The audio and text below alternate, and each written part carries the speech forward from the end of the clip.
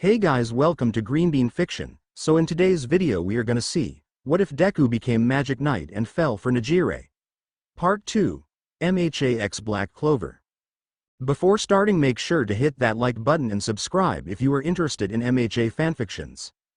This story is Izuku of the Clover Kingdom by Vegito 678. Now without wasting any more time, let's dive in. After that day, the Wizard King had concluded that the attack was the work of a terrorist targeting the Clover Kingdom. In a public speech, he made clear his determination to continue to fight. Of course, the people greeted this declaration with wholehearted support. The invasion was only possible because some of the guardian mages who maintained the city's magic barrier had disappeared.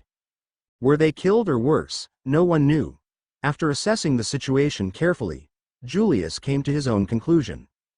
Julius. As much as I don't want to believe it, there must be a traitor among the royal capital's mages. Inside the interrogation room, they figured out that the prisoners had protective magic cast on their memories, making it so they couldn't get any information out of them. So Julius, after thinking about it, decided that they would wait until the King of Lions awakens. Unknown place. Raids. Damn you. Damn you. Damn you. I'm in pain and it's all your fault. You did this to me. You miserable useless brat Asta. I'm going to enjoy destroying you. I'll assemble a wraith army and tear you limb from limb. Sally. Wait, are you talking about the anti-magic kid Asta? No, you can't kill him. I've got research to do and I need him alive if I'm going to get the best results. What's more, I healed that scratch of yours, so there's no way you're feeling any pain right now. Raids. No. It's true, I still hurt, and as for that kid, I saw him first, so you stay away. Hands off, you hear me? Sally. I'm not listening. Walks away. Me and Asta are going to have so much fun together.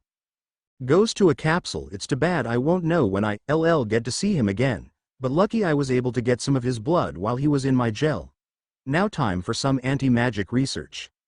In the same place, the man who appeared before Julius showed that he ended up taking a blow from him, which left his arm in disarray and unable to heal it. Now we move back to the king of the dragons, Izuku Dragneel. After that day he wasn't the same.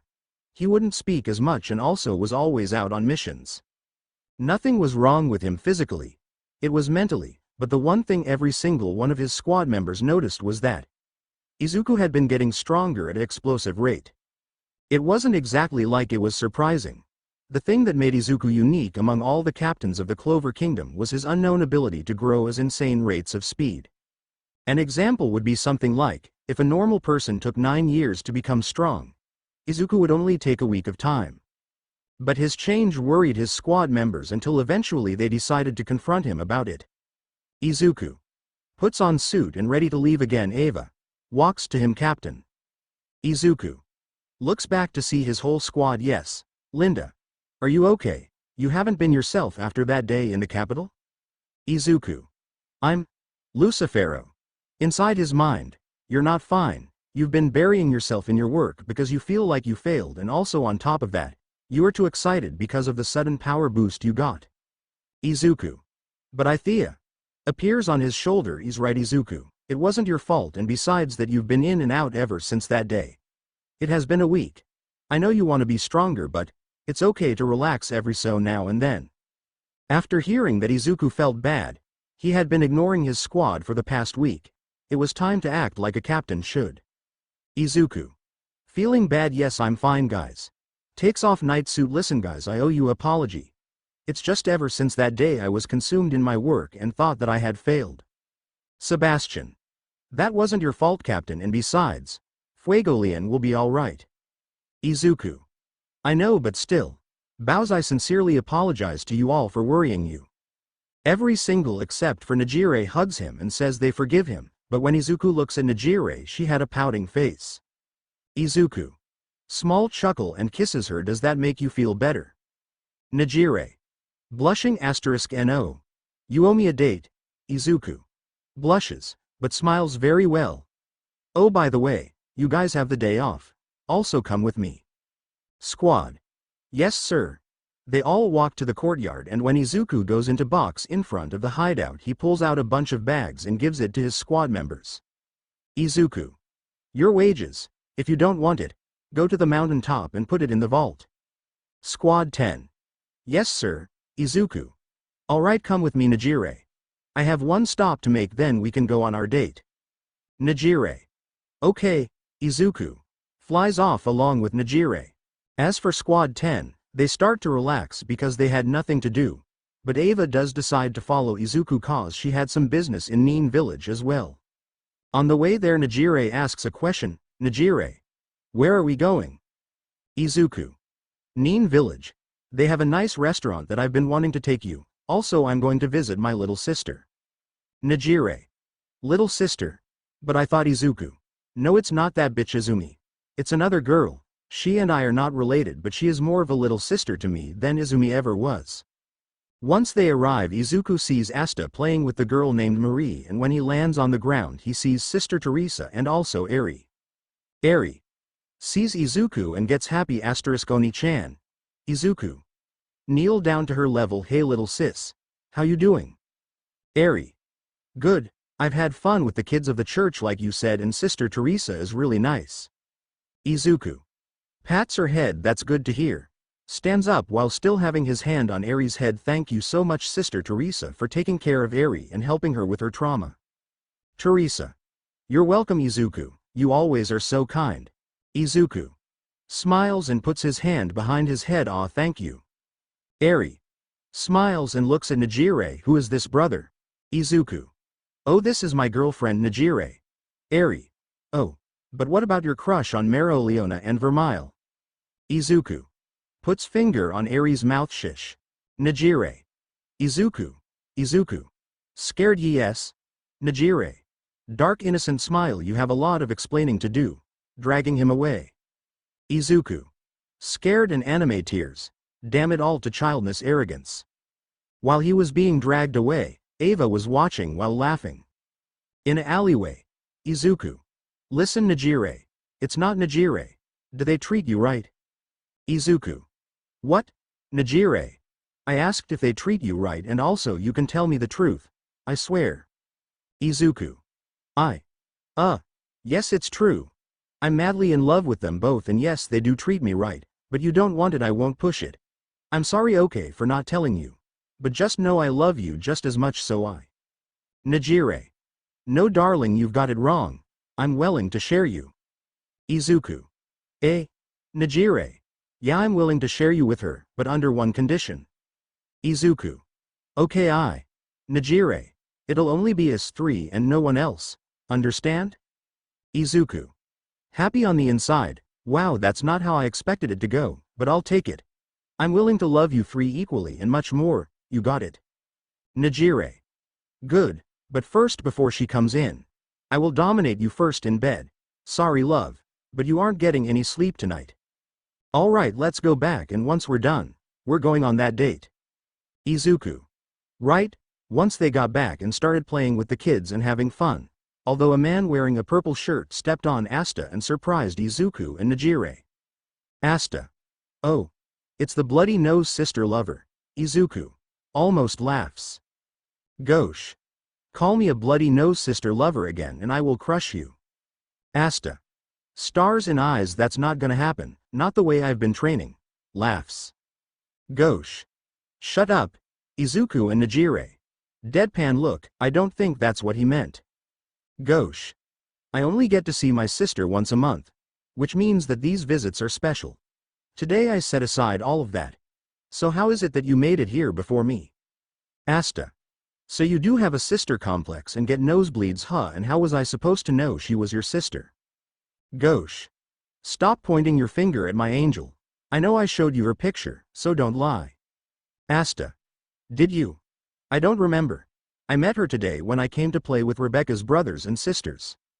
Her siblings were a little afraid of Gosh, but Izuku was able to handle it. Izuku. Hey watch. When Izuku kneels down to their level, he moves his hand in a wave motion and soon enough he creates a candy apple for Rebecca's brothers and sisters. All of them. Ah, thank you Mr. Asta. Wow Captain Izuku, I didn't know you were good with kids. Izuku. It's my day off, so I'm not a captain, and also yes, I'm extremely good with kids. And women as well, but you're too young to understand Asta. Eri. Pulls on Izuku's pants. Brother, can I have one too? Izuku. Of course. Does the same thing and pulls out another. Gives it to Eri. Here sis. Eri. Grabs it and starts to eat it. Thank you brother. Marie. Stop it big brother. Please, Asta is gonna be my husband someday. Izuku. Nejire. Surprised. Well, at least she's young, so she doesn't know what that means. As for Gauche, Izuku could literally see him turn to stone and break apart. Gauche. Kill, kill, kill, kill, kill, mirror magic. Reflect ray. Teresa. Oh my. It's awfully noisy out here, it's time to go. We need to get back to the church now. Marie. Happy sister. Izuku. Oh hey, sister Teresa, you're back. Teresa. I see, so you're here. Gauche. Gauche. That's right hag. Teresa. That's sister to you. Mind your manners. Gauche. Closes grimoire. Marie and I are going on a date. You can head back to the church on your own. Teresa. No Gauche. She's coming, the sooner you accept that the better for us all. When are you going to realize that you're no good for a girl like Marie? She deserves to around somebody better than you. With your bad attitude and nasty tongue. Gauche. What was that you old crone? Teresa. There see, Gauche. Just dropped dead. They start walking towards each other. Teresa. A nice thing to say to an old woman who nearing the end of her life, thoughtless fool. Gauche. Says the demon witch. Who'll live for another 100 years or 2 or 3. Teresa. Only a thug would resort to that sort of name calling. Gauche. Shut up, you worthless bag, Izuku. What am I watching right now? Asta. Standing in front of Sister Teresa. Hold on a sec. You can't just talk to an elderly woman of the cloth like that, it's just wrong. Gauche. Nobody asked you to get involved, now back off. Teresa. Just go home. Come along Marie, Eri. Marie. Holding Teresa's hand. Bye Gauche, bye Asta. I had fun. Eri. Doing the same. Bye brother. When Marie and Eri leaves, Gauche basically straight up dies on the spot. Izuku. Huh. I don't even. Takes Nejire's hand. I'm going now. Asta. Later Izuku. Leaves and drags Gauche along with him. With Izuku. He ended up buying a room to sleep in for a while cause he didn't feel like going back to the hideout nor Knight's headquarters. But before he went on his date, he wanted to take a shower to wash off a little, and once he was done, Izuku got dressed, although Nejire also wanted to do something, so she went into the bathroom as well afterwards. I think you can already tell where this is going. Izuku. Sitting on the bed waiting for Nejire. I wonder what I should be doing for the date. I'm thinking about taking her to see the Blue Lily Garden afterwards. Maybe something else, I don't know, but we'll see. Soon enough before Izuku could think more about it though, Nejire comes out the bathroom wearing nothing, but Izuku didn't notice until a few seconds later, when she got behind him. Izuku. Hears the door open and her footsteps. Oh I see you're ready. Turns around. Let's. Izuku then sees Nejire completely naked in front of him. It takes a while for it to register in his mind, but once it does, he blushes heavily, but for some reason he couldn't look away. Izuku. Blushing while looking at her breast. Nejire. Blushing like what you see. Izuku. Unconsciously responds yes. When Izuku hears his unconscious response, he turns into a tomato with how red his face became. Izuku. Still blushing. No sorry I didn't. Nejire. Kisses him. Shut up. Izuku was going to stop, but after a few seconds of Nejire kissing him, he just let go. Izuku. Holds her waist and pulls her closer. When Izuku pulled her in closer, she was happy, and as a result they started to get more intimate by French kissing, which lasted for about 10 minutes. Izuku and Nejire. Stops, leaving a string of sliver saliva. Nejire. Puts a finger on his lower lip. Zuzu, you are my boyfriend. One day to be husband. So don't feel like you aren't allowed to do these things. Gets closer. Izuku could basically feel her breast pressing against his chest. It turned him on to the max. Nejire. Seductive whisper. I want you to have me for the night. And that was all he needed. Nejire. Smiles and holds Izuku's hand. We should do this more often, Zuzu. Izuku. Agreed. After saying that, Izuku gets up and picks up Nejire since her legs were too weak to walk, and they take a quick shower before heading off to bed. Although neither of them bothered to get changed and just went to bed naked. Izuku. Holding her waist and pulls her close to him. Nejire. Head buried in his chest. Izuku. Caressing her hair and kisses her forehead. I love you so much. Nejire. Looks at him and kisses him again. I love you more. They both fall asleep in pure bliss, but Izuku's day wasn't over. However, even though it wasn't over, he was in a considerably good mood. So whatever came next would not have much effect. Back to where we were. When Izuku and Nejire had got done with their little fun, it had been nearly night, and afterwards when they were finished, both had fallen asleep, but once it was the dead of night, Izuku had woken up due to feeling something was amiss and also the sound of people yelling scared outside. Izuku gets up out of bed and checks the window to see people and asks to him. Nejire. Tired voice. Baby. Are you okay? Izuku looks back at Nejire and smiles. When Izuku walks to her, he kisses her for a few seconds. Izuku. Quiet voice. Yeah, it's okay. Stay in bed, I'll check it out. Nejire. Alright, be safe, please. Izuku. Puts on some clothes. You got it. Izuku walks outside. Asta. Oh hey Izuku, I didn't know you were still here. Dodges a purple beam. Ah. Runs away. Noel. Can someone please tell me what's wrong with this village? Snowing at this time of year. Absurd. Noel. Hey Noel, what are you doing in Neen? Izuku. Picks up a handful of snow and looks at it with narrowed eyes. This snow, it has magic in it. Rebecca.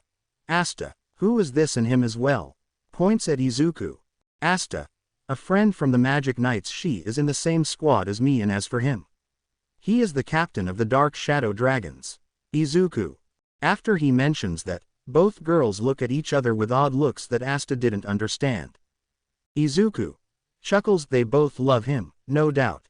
Although Asta is a bit dense. Noel. Hey, listen. A little while ago I saw a bunch of children heading towards the mountains.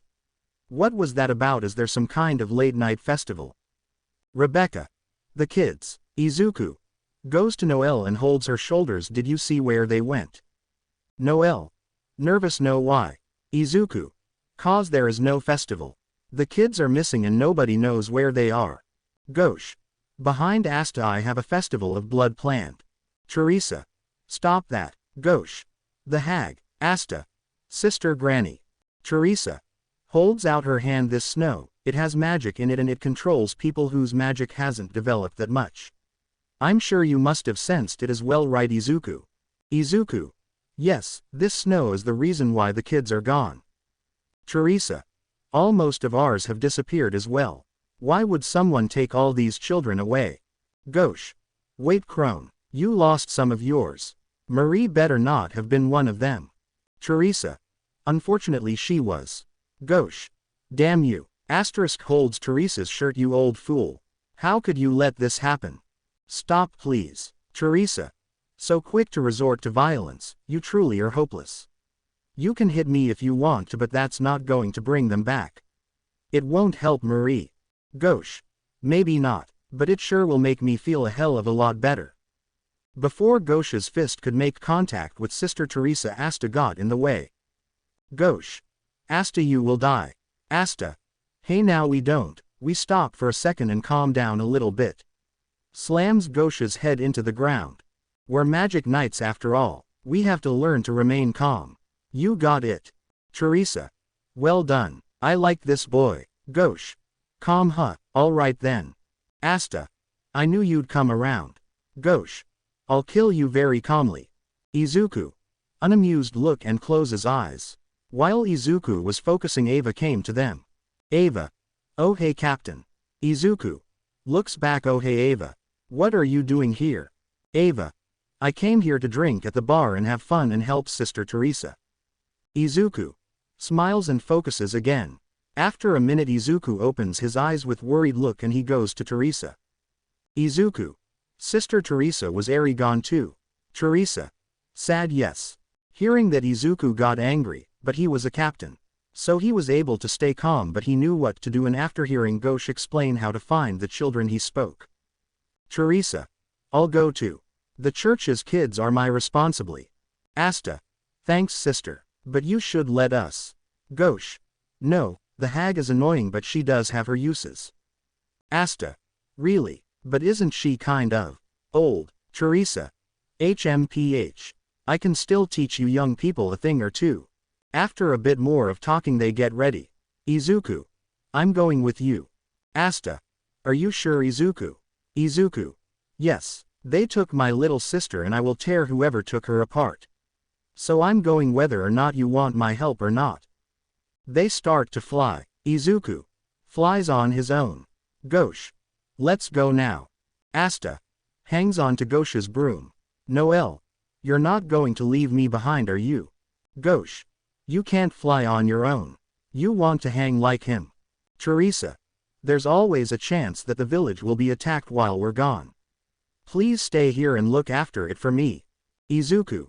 You stay here as well, Ava. Ava. Salutes, yes sir. They go off to find the kids. While they were doing that, a white-haired man inside the cave was talking to all the kids. Even though they couldn't hear them due to magic controlling their minds. Although among all the kids Eri and Marie were the only ones to wake up. Marie and Eri. Where am I? This isn't the church. How did I get here? Why does everyone look so strange? Who is that man? Did he cast a spell on everyone? Then why? Marie. Oh right, the mirror my brother gave me. Eri. The light blessing my brother gave me protected me from magic. Marie and Eri. That's why I'm awake. Nej. Walks to Eri and Marie. Oh dear. My spells wore off these two. Why is that? Too bad really. If I can't use my magic to make you both good girls, then we can't be friends. You want to be my friend, right? Marie. No, not like that. You shouldn't use spells to make people your friends. If you do, then you're not a real friend at all. Eri. Yeah, friends are supposed to be made through strong bonds. Nej.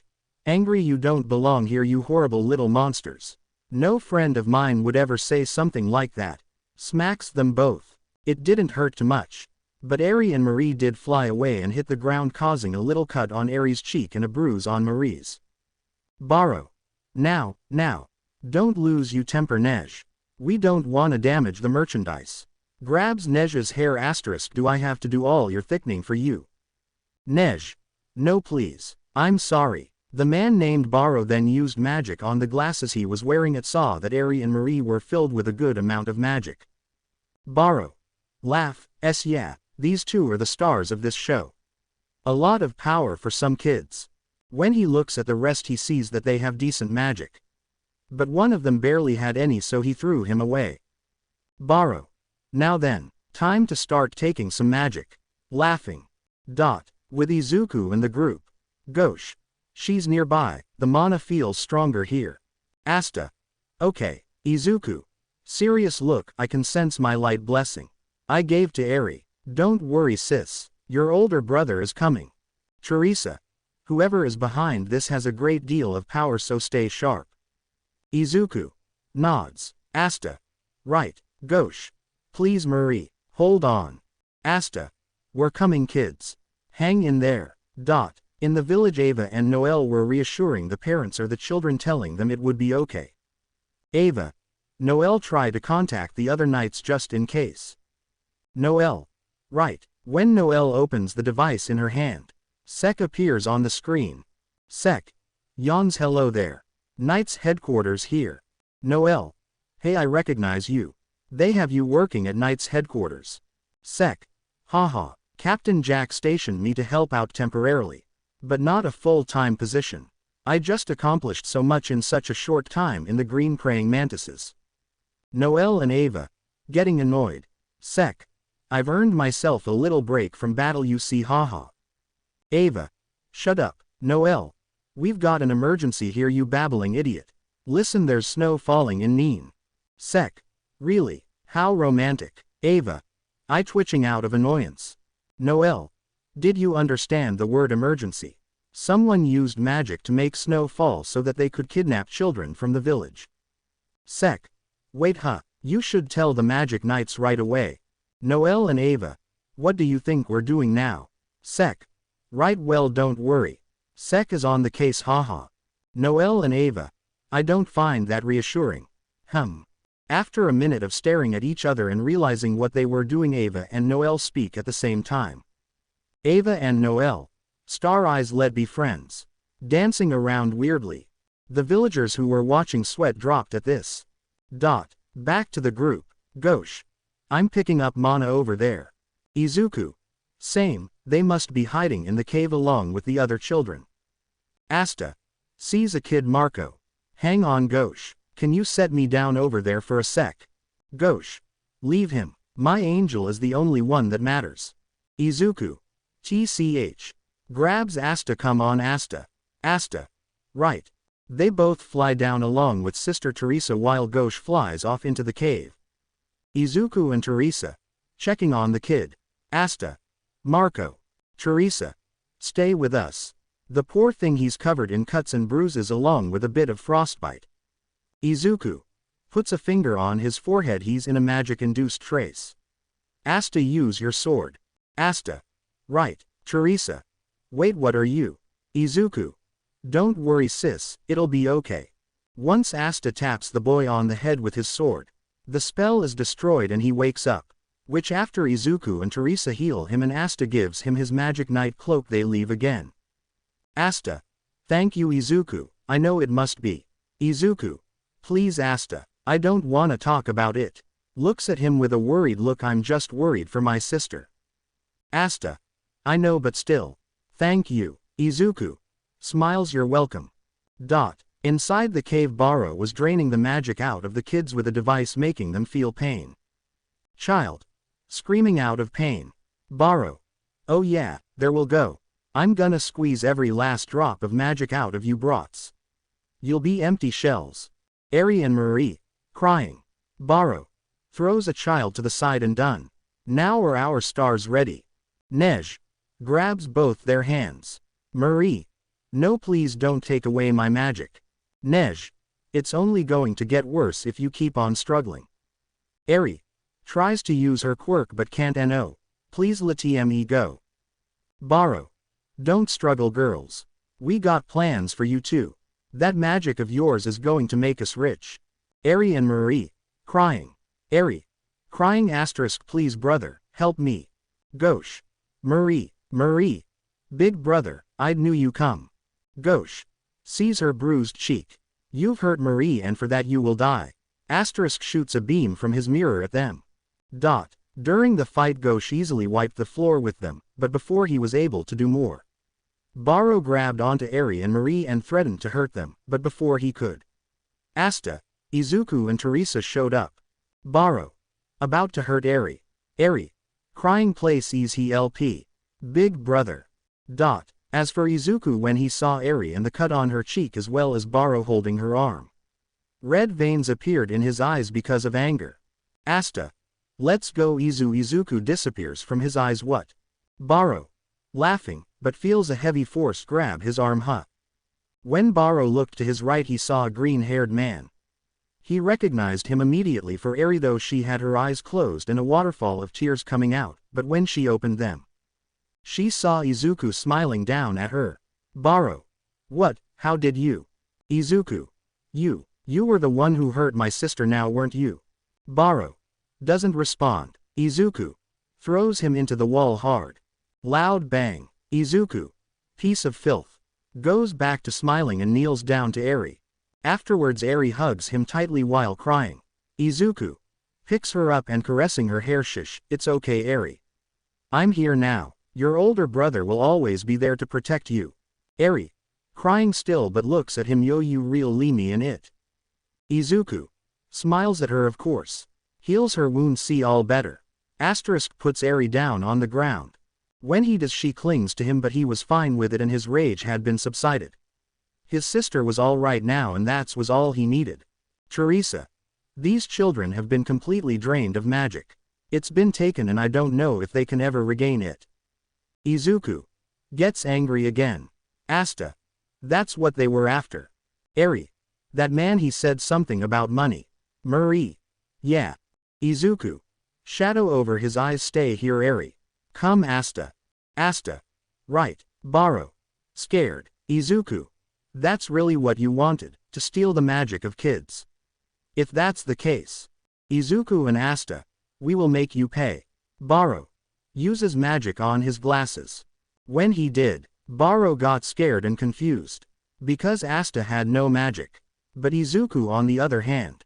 His magic was so freaking powerful it broke his glasses after a few seconds. At the Black Bull's hideout, Sek came to ask for their aid and ended up getting scared because of their weird members.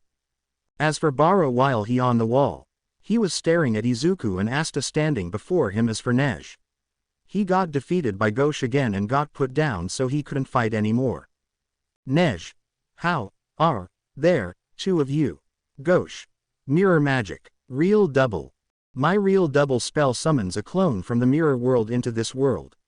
I cast it quickly before you attacked. Teresa. The smaller of the two has great magic power enough to make snow fall over an entire village, but Ghosh's power is just as great and he's always been good at fighting with magic. He truly is strong, if only he weren't such a ill-mannered thug. Baro. Don't just lay there, like a useless lump. Nej. Get up and fight. Damn it, I can't move. There's got to be something I can do. Izuku. Kicks his foot into his shoulder. No, there isn't. You're finished. Asta. Grabs his shirt. How could you do something so screwed up? You stole their magic. Can you imagine if somebody had taken yours? Baro. Starts to laugh. Except they didn't know, did they? If a bunch of brats lose their magic, that's their problem, not mine. Asta. Snaps. *YU. Punches the wall. Baro. Scared. Asta. The pain you're in is nothing compared to what you deserve. You will find a way to fix this. Teresa. That's enough. Don't waste your energy on him. He's not worth effort. Uses magic to restrain him. What's important right now is taking care of the children. Izuku. Right. Asta. Break the spell on them. Asta. Got it, but first, tell us how to make their magic return. Baro. Yes, I'll tell you whatever you want to know. If you'll just. Izuku. Quit stalling. Baro. Shuts up. Teresa. You're filthy. Asta. Use your sword. Asta. Got it. Baro. Mug magic. Mug man. Asta then breaks the spell on all the kids and Izuku and Teresa use magic to heal them. Izuku. Looks at his hand. Ever since that day I awakened. Using spells barely takes any mana now, and when it does it returns as fast as it leaves. Although I still have to be careful. I still don't know how to use my newfound power to its max capabilities. Ghosh. Steps on Nej's head. You're the one who hit her. Marie told me. That crime can only be paid for with your life. Teresa. That's enough, Ghosh. Marie. I'm fine, really. Can you just forgive him? Ghosh. Not a chance. If someone poses a threat to my beloved sister, I will show no mercy. Teresa. We need to worry about getting their magic back. Not petty vengeance. Looks at Baro. Tell me, why did the two of you do this? These children are hope of our kingdom. The three-leaf sprouts upon which our future depends. Nej. Cries. I didn't want this. I just wanted to make some new friends. It hurts. Please, Baro. Tell me what I should do. Baro. Well, for a start, you can quit whining like a little brat. Damn it, it's not fair. Why did this have to happen to me? It's all her fault. I thought we were going to make a fortune, but it was a trick the whole time. Looks at the warning device. Come on, show your stupid face. Sally. Wow, Baro. Finally. Pretty slow for someone who can use spatial magic. We hit a roadblock. Think I can get a little help here. Sally. I am so sick of your whining, but it looks like you brought me a present, so I'll let it pass. Jumps down. Asta. Asta. The eye of the midnight sun. Izuku. Smirks. My day just keeps getting better and better. Magic aura flares up. I've been wanting a rematch for the longest time now. Cracks knuckles. Sally. I didn't expect to see you again so soon. Yami. What? Something's going down in Nin and you didn't think you should mention it sooner, idiot. Sek. But I did try to tell you. Yami. No excuses. Sek. So afterwards Yami decides to go to Nin after a minute. At Nin village, The people were remaining calm after a minute while Noelle and Ava were sitting down at a table in Rebecca's home. Noelle. So what's your story? How did you join the Magic Knights, Ava? Ava. Oh, it's not really a nice story to hear, so are you sure? Noelle. Yes, you're my friend. So I wanna help you if you need to get it off your chest. Back in the cave, Sally. What's this? I came when the transmission tool alerted me, but you haven't gathered much magic. Borrow. TCH. Yeah, well, it's all their fault. Sally. Small laugh EH. It doesn't really matter anymore. Teresa. Kneeling to them, stay here, children. No one move. Izuku. You go to Eri. Eri. Hugging his leg, are you sure, big brother? Izuku. Pats her head, I'll be fine, don't worry. Eri. Okay. Runs to the kids. Teresa. Is it them, Asta? The terrorist group who attacked the capital? Asta. Yeah, it's them, the same people. Gauche. You're the one. My Marie was in danger because of you. You're dead. Shots a mirror beam. Sally. Gel magic. Go sticky salamander. When beam enters the salamander, it gets reflected. Sally. I'm trying to have a touching reunion here and you're ruining it. Maybe I should keep all of you. Dissection party. Teresa. What sort of sinister magic is that? Izuku. Damn it. Looks back at the kids, I don't wanna risk using my gravity magic while the kids are here, so I'll just stick to light. Lucky. I've learned and upgraded my spells quite a bit during the last week. Asta. Be careful, it's really strong. I heard she blocked the captain of the Sliver Eagle's attack. Izuku. Well, that's because Nozzle's magic isn't built for things like this. His magic really won't get that much stronger even with a mana zone, or at least not to my knowledge. But the unique thing about me is that both my magics go together perfectly. Sally then enters the salamander and charges at them. Asta.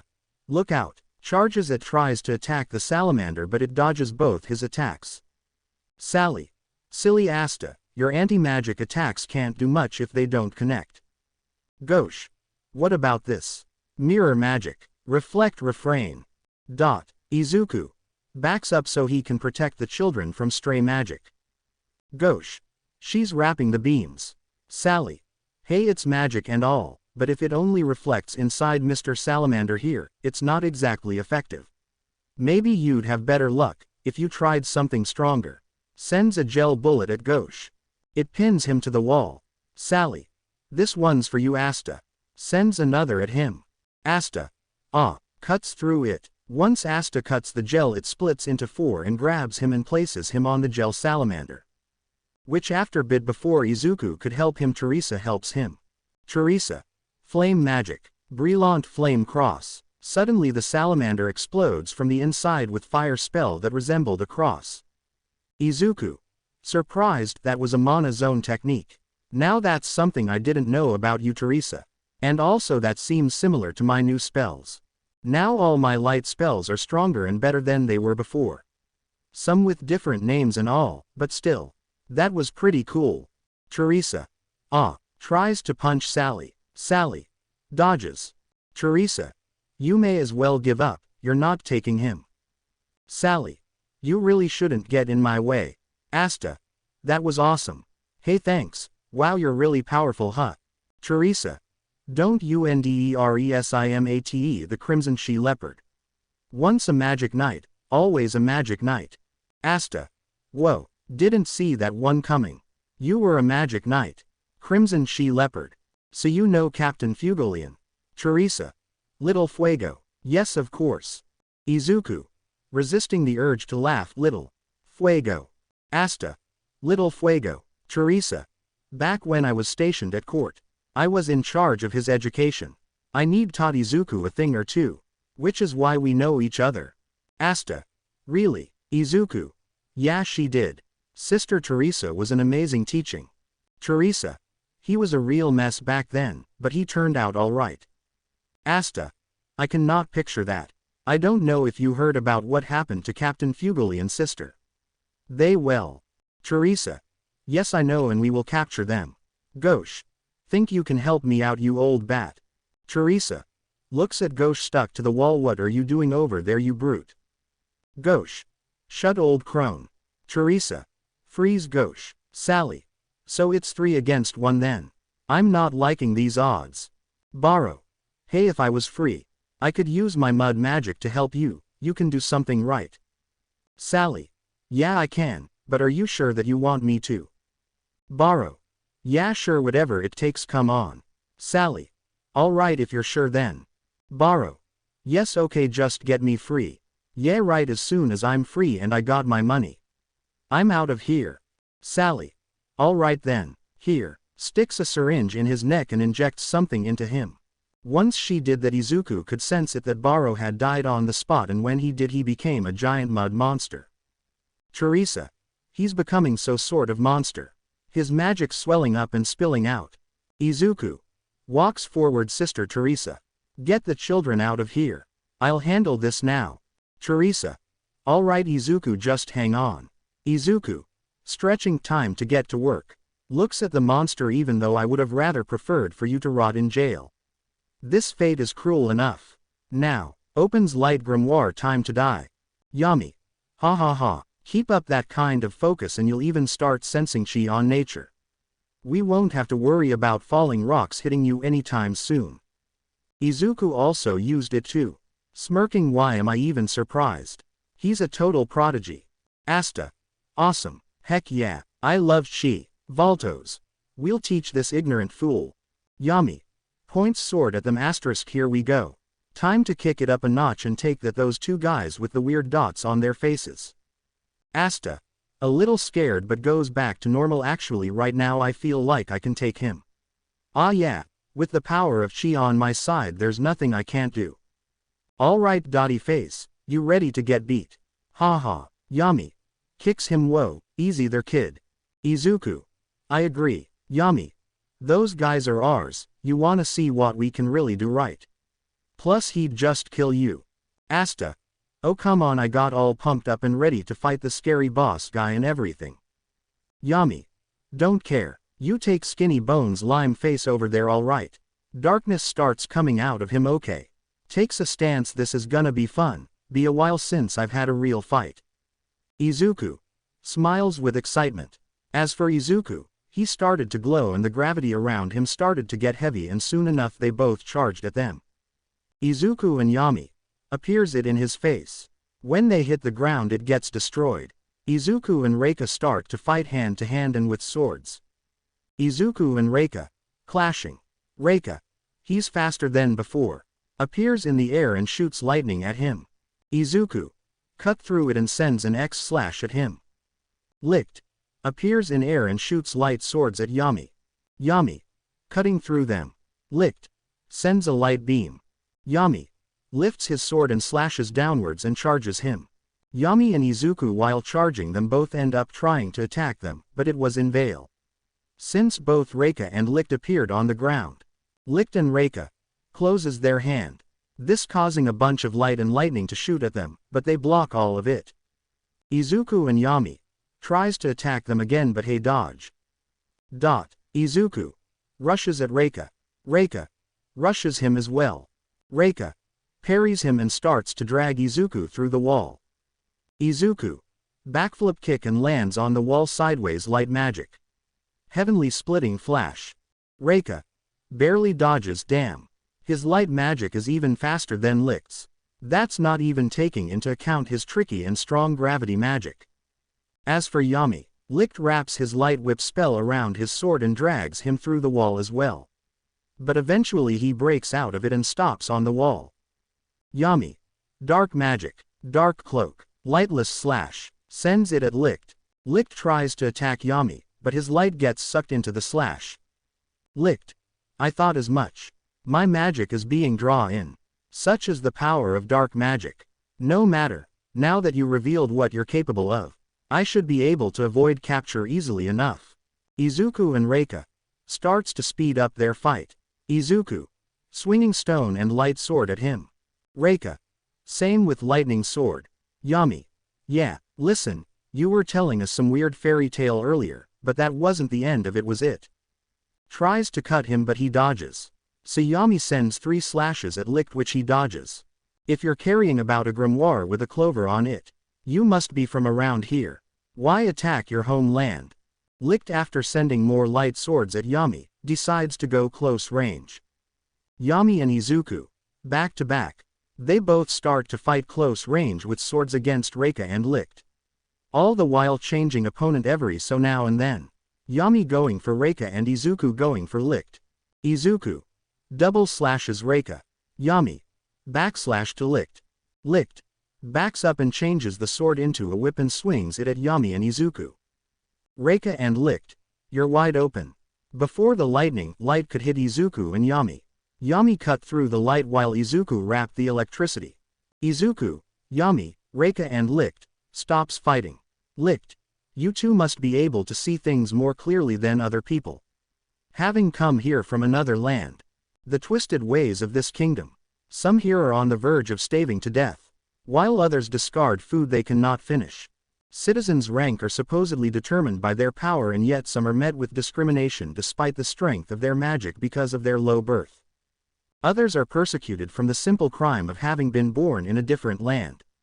These disparities that taint the kingdom are the reason we exist. We were born in order to see them rectified. Although, why was Izuku born in a different land? Maybe because he was a traveler by the time I knew him. Yami. Yeah, you got me a little confused now. Seems you people are just basically doing the same thing, going around hurting people who don't deserve it, and well, that's kinda dumb. Izuku. Chuckling on the inside, right. Licht.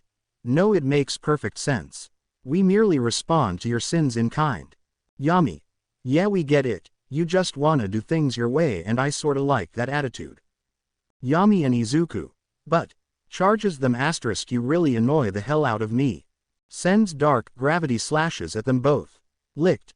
Sends a light whip and Yami. Reika.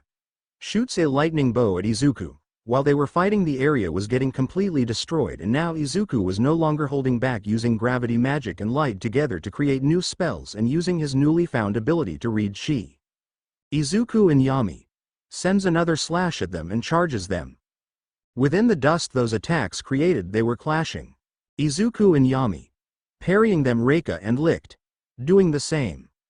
Suddenly, when Reika and Licht dodged both Izuku and Yami's attacks, the four of them ended up preparing a big attack. When they clash weapons, it causes a massive dust explosion, but they didn't let it slow them down in the slightest. Asta. Watching the fight and dust explosions, this fight is unreal. So that's what it looks like when the captains don't hold back. Izuku. Slams sword down and chases Reika. Asta. I trained so hard, but without magic. Can I ever surpass them? Captain Izuku and Yami. You know. The Wizard King starts to feel bad. Licht. Teleports away Yami. Lands on the ground and jumps back up to fight Licht. Voltos. They're strong enough to go toe-to-toe with Reika and Master Licht. Prepares a spell. Master, Reika. Incredible. Please allow me to assist. For Izuku and Yami, as they were chasing Licht and Reika, while they were chasing Reika and Licht around, a spatial portal appears at their side, which they cut and jump to Asta. Yam and Izuku. Lands near Asta. Asta. Yami also crushed me? Yami. Why are you standing around like some kind of chicken? I put you in charge of skinny pants. I wouldn't give you more than you can handle. Looks at him. Do you something. Fight him your way, kid. Izuku. Smiles. You got this, Asta. We'll take care of the heavier fighters. Asta. Right. Izuku and Yami go back to fighting Reika and Licht. Asta. Yes. Whatever it takes, I will become the Wizard King. I can't waste time being bummed out. Eventually I'm gonna be the Wizard King, but first. Rushes at Voltos and picks up his swords. I'm gonna be the guy who beats you. Voltos. That's where you're wrong, boy. Let's see how you handle this spell. Spatial magic. Myriad black. You may have anticipated a single attack, but do you think you can block all of these? Asterisk. A bunch of portals appears around Asta. But he manages to destroy the spells coming his way, although one got past his guard. Voltos.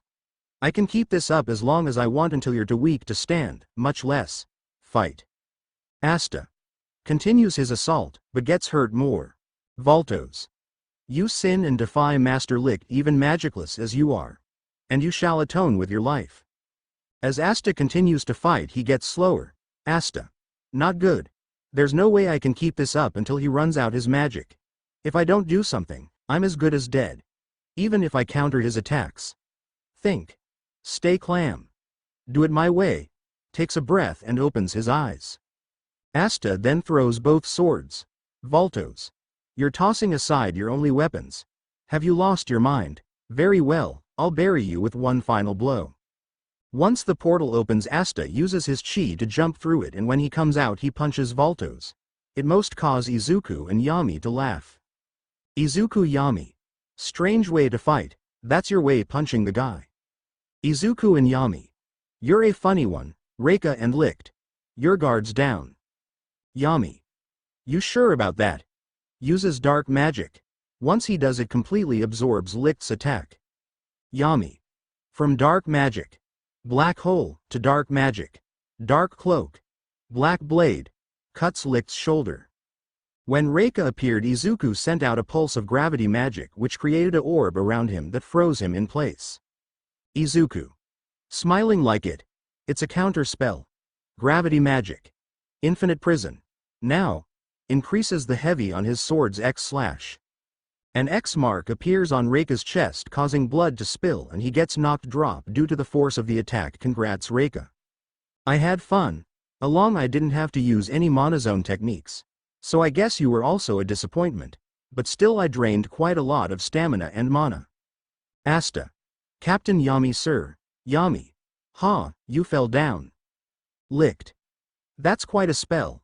Its range to limited to about 5 meters, but even so.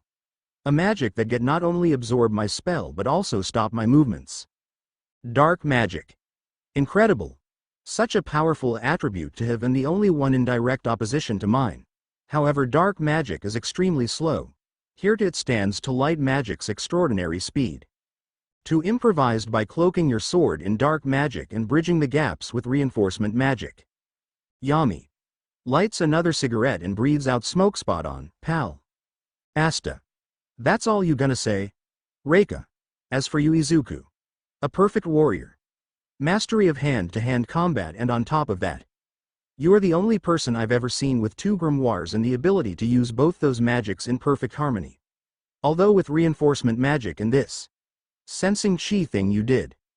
You truly are a prodigy, Izuku. Yeah. I can do more. I could expand a passive monozone to help me sense you, react and move faster. Yami. What are you waiting for? You can use recovery magic, can't you? Get recovering already.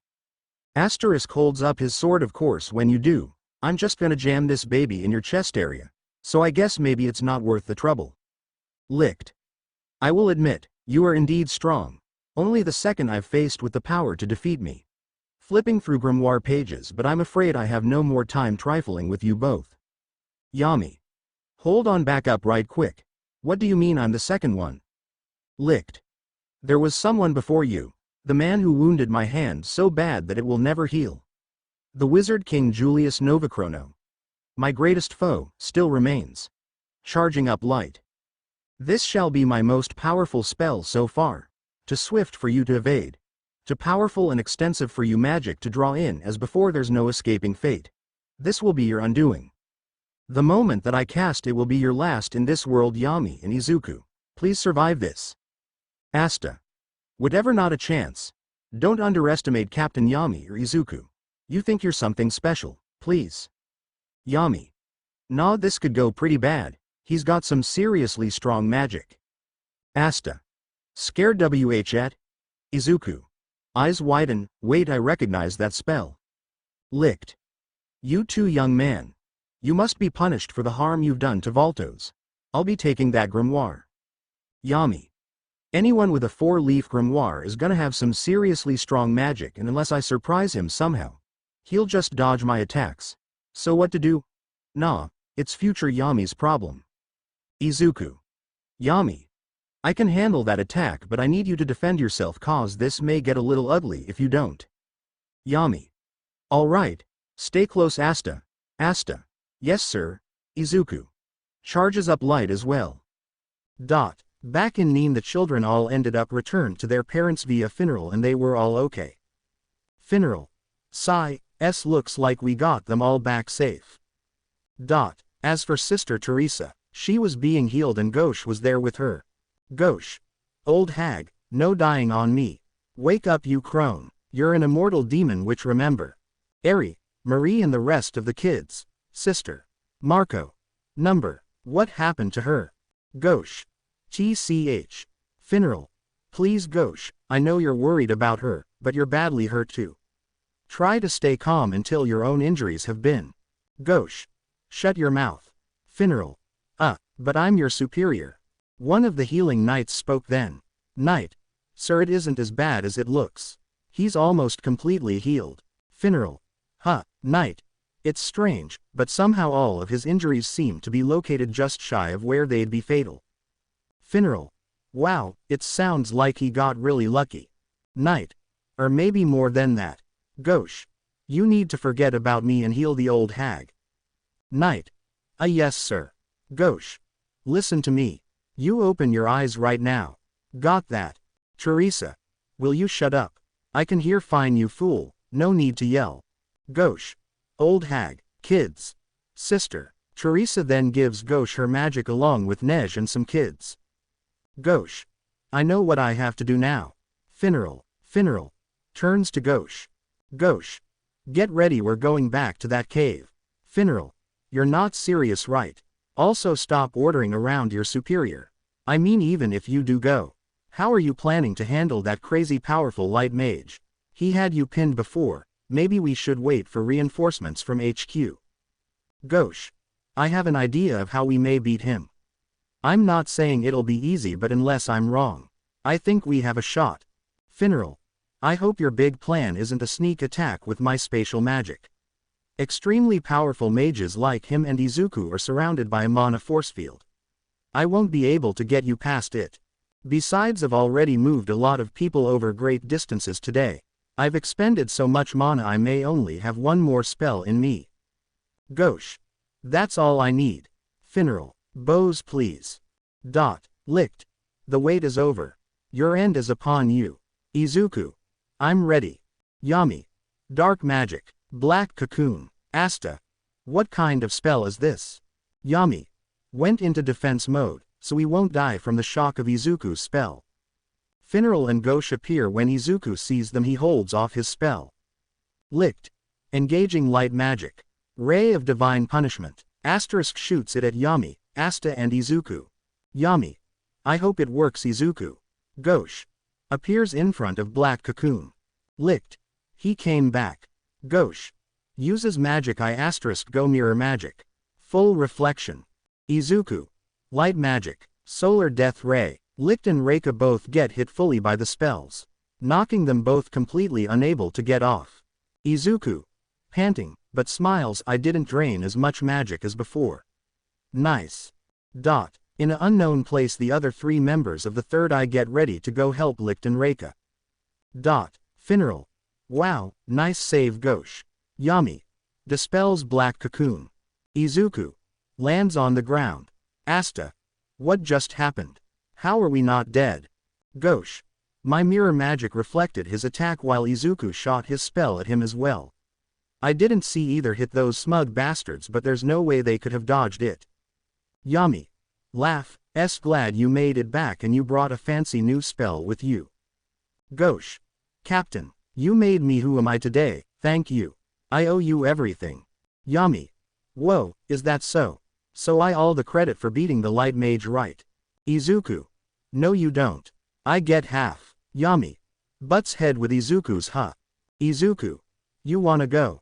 After a few seconds of staring at each other they laugh it off. Yami. Backs up. Alright, you get half. Izuku. Thanks. They all walk towards Licked and Reika. Yami. So much for that super powerful spell of your lime face. Guess your magic has more than one nature enemy. Nice try though. Reika. Not saying a word. Licked. Looks at Gauche and Izuku. I'm sorry. I should never have hurt you. Remembers the past. Gauche and Izuku. Me. What are you talking about? Yami. Whoa, didn't know you guys were friends or I wouldn't have beat him up. Izuku. What? Of course we're not friends with this monster. Licked. One day you'll understand. Yami. I don't think I'll ever understand you and little minions, but we'll be taking you back to Knight's headquarters. You can tell us all about the Eye of the Midnight Sun when we get there. At last the king of overly serious people has been avenged. May he rest in peace now. Izuku. Prays as well with a slight laugh. Asta. But he's not dead yet, sir. Yami and Izuku. Do we have to worry about every little detail? Geez. Izuku. Okay, time for some binding. Grimoire starts glowing chains of atonement. Yami. Go dark restrains. Light chains wrap around Reika and darkness wraps around Licht.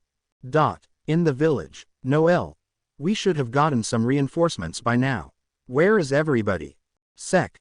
Haha. Well, Miss Black Bull, I'm happy to report that I informed your captain about the situation ages ago. Noel. You went to the hideout. Ava. Then I guess I understand why my captain hasn't returned yet. Before they can speak more, they hear the children outside, and when they go to, they see them all there and also go visit Sister Teresa, who is still being healed. Back in the cave, after the fight and after restraining the 3 of the Midnight Sun members, the Black Bulls were waiting for Finral's magic to recover while Izuku was waiting for the Magic Knights to come and restrain the members. But while he was standing there in the cave, he felt weird. Izuku could tell that he was surrounded by natural mana and with unconscious thought. He sat down in a lotus position and started absorbing the natural mana around him. Izuku. I'm getting stronger, but why I do feel like I'm getting connected to nature at the moment. Oh well. Closes eyes and continues his meditation. Lucifero. His mana is getting calmer and stronger. Why? Yami. Yawns, can we get out of here already? Finral. No, you'll have to wait a longer. Like I said, it's gonna take a while for my magic power to regenerate. Ghosh and Yami. TCH, Finral. Again with the TCH, Yami. TCH. You like that? TCH, TCH. Don't let it get to you. Finral. But it does, Ghosh. Well then, get me back to Marie. Finral. Unlike someone, I didn't get any extra magic. Ghosh. Though if we wait longer, a reunion will be that much more joyous. Nosebleed, yes. Haha. Well, that's certainly been true in the past. Asta. What's been true in the past? Ghosh. I'm not talking to you about anything that pertains to Marie. Asta. What? Why not? Ghosh. Anyone who approaches Marie is my enemy. Asta. Seriously. Yami. Stomach growls. I'm freaking staving here. Can you at least use a portal to get us breakfast? Finral. I'm not a delivery service. Yami. TCH. Suddenly they noticed 2 things. One was the massive amount of magic power that was coming their way, but it wasn't nearly as shocking as the fact that none of them could sense Izuku's mana anymore. Yami. Looks to see him meditating. Did he merge with the natural mana around him? Izuku. Opens eyes and stands up. Wounds heal completely in a few seconds. Yami. Without a spell, a portal opens and 3 people come out of it. Finral. Who are they? Yami. More enemies. Asta. Spatial magic. Looks at Volto's asterisk, but he's still out cold. Yawns. Oh man. Looks like something didn't go as planned. There was a hell of a battle and Licht, Volti and Reika clearly weren't the winners. Cleaning up this mess will be a real pain, but Yawns, you gotta help your friends, right? In the blink of an eye, teleported in front of Yami and touched his grimoire. Huh? That's a unique design. Well, not that it matters. Yami. This guy moves fast too. Dark magic, dark cloak, lightless slash. Dodges out the way, but he gets a small cut on the shoulder. Ow, geez. Now that's literally a pain. Lands on the ground. Well, whatever I can. I heal it up easily enough. Light magic. Healing light. Heals wound. Asta. The same spell. This guy can heal too. Licked. Thank you for coming. I'm sorry my strength alone wasn't enough to defeat them. You're hurt. Is it bad? Licked. I'm fine, better now that you're here. Stands up. Yes, it'll be alright. Now flame recovery magic. Phoenix robe. Licked starts getting slowly healed by the flame. Licked. I know you'll succeed where I failed. Thank you, my friends. Gauche. Hold on, I thought this guy was their leader? Licked. Huh? Yawns, see licked. Trying to do everything on your own is way too much work. You insects. Do you know what we do to people who harm our friends? I'll show you. When I'm finished, your limbs will be torn off of your body like wings plucked off of a butterfly. I detest anybody who hurts licked. I hate them. Also, how much longer do you plan to lay there, defeated Reika? Reika. Already fully healed. Oh, shut up. Stands up. I was tired, but I guess why have to fight again? Asta. Right, so who are these people exactly? Licked. I'll introduce you. These four are the strongest members of the Midnight Sun. Asta. They're the strongest. Licked.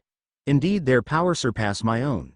Especially when it comes to battle. They are the third eye, Gauche, and they're more powerful than you? Yami. So third eye, huh? Funeral. That's impossible. Stronger than a light mage. He's got to be bluffing about that, right? Izuku. Does that mean, looking at Reika, he let me beat him? Yawns, we wouldn't bother bluffing since a pain, you know. Licked. Your kingdom takes the clover as its symbol as befits its name. Let's consider it, shall we? Each of the clover leaves represents one ideal, none of which your kingdom truly embraces. They are integrity, hope, love, good luck. Such words, these four bear titles with opposite meanings.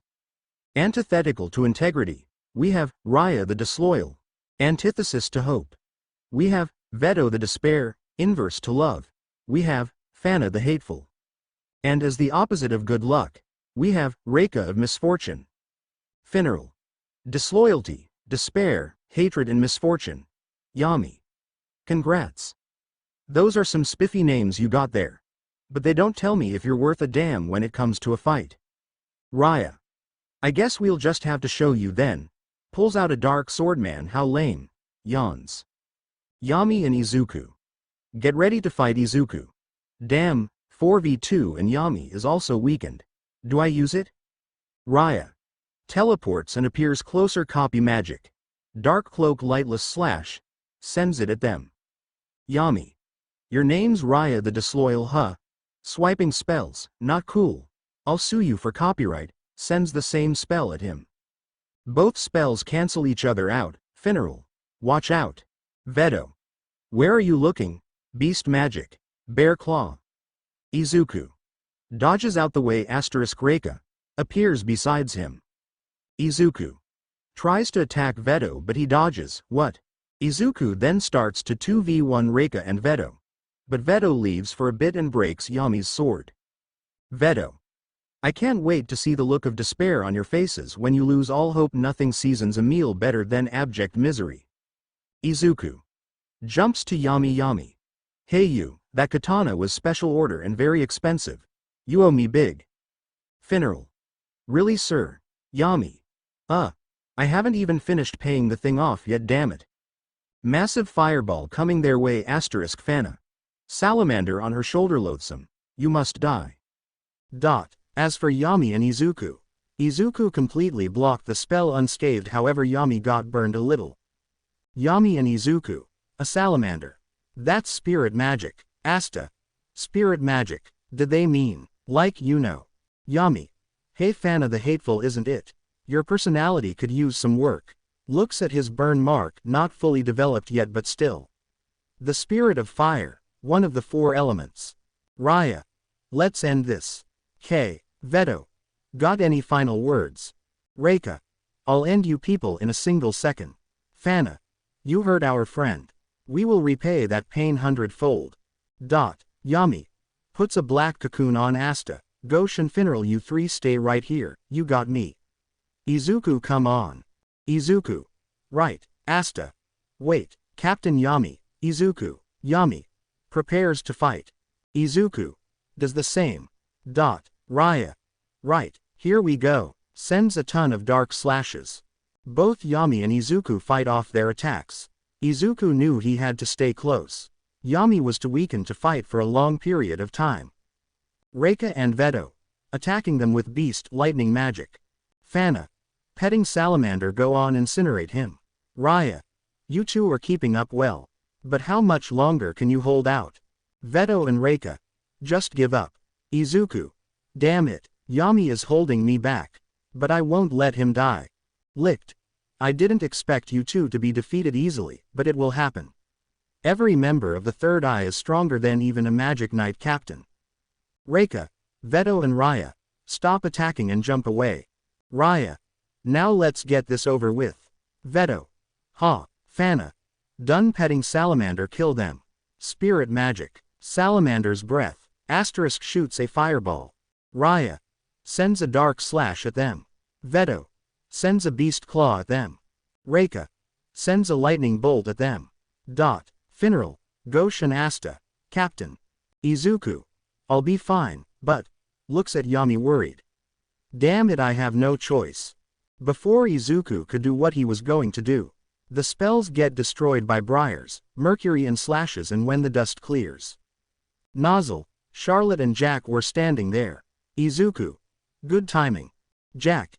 You're having way too much fun on your own here, Yami. You should let the rest of us in on it. So every one of you is stronger than a Magic Knight captain, huh? We'll see. Licks his blade. Yami. Lays down on the ground. Man, just when I was about to have some kind of awakening too. What are you doing here, my high and mighty fellow captains? Nozzle. I would expect somebody in your situation to speak with greater care. You better watch your back, foreigner, cause I will see you executed one of these days, I swear it. Yami. Geez, look at your hair. How am I supposed to take you seriously? Charlotte. Can you stand? Lends a hand to Izuku. Izuku. Yeah sis. Stands up and goes besides the other three. Charlotte. Pitiful. You couldn't handle a few measly mages without us. Yami. Come on, cut me some slack, huh? Asta. Amazing. Funeral. 3 more of them. Ghosh. Who are they? Funeral and Asta. Looks at him shocked. Funeral. You're kidding. They're Magic Knight captains. Ghosh. Meh. Funeral. Aren't you even a little interested? Ghosh. They aren't Marie, so. Funeral. You've really got to work on this little sister thing. Captain of the Green Praying Mantises. Jack the Ripper. Wielder of severing magic.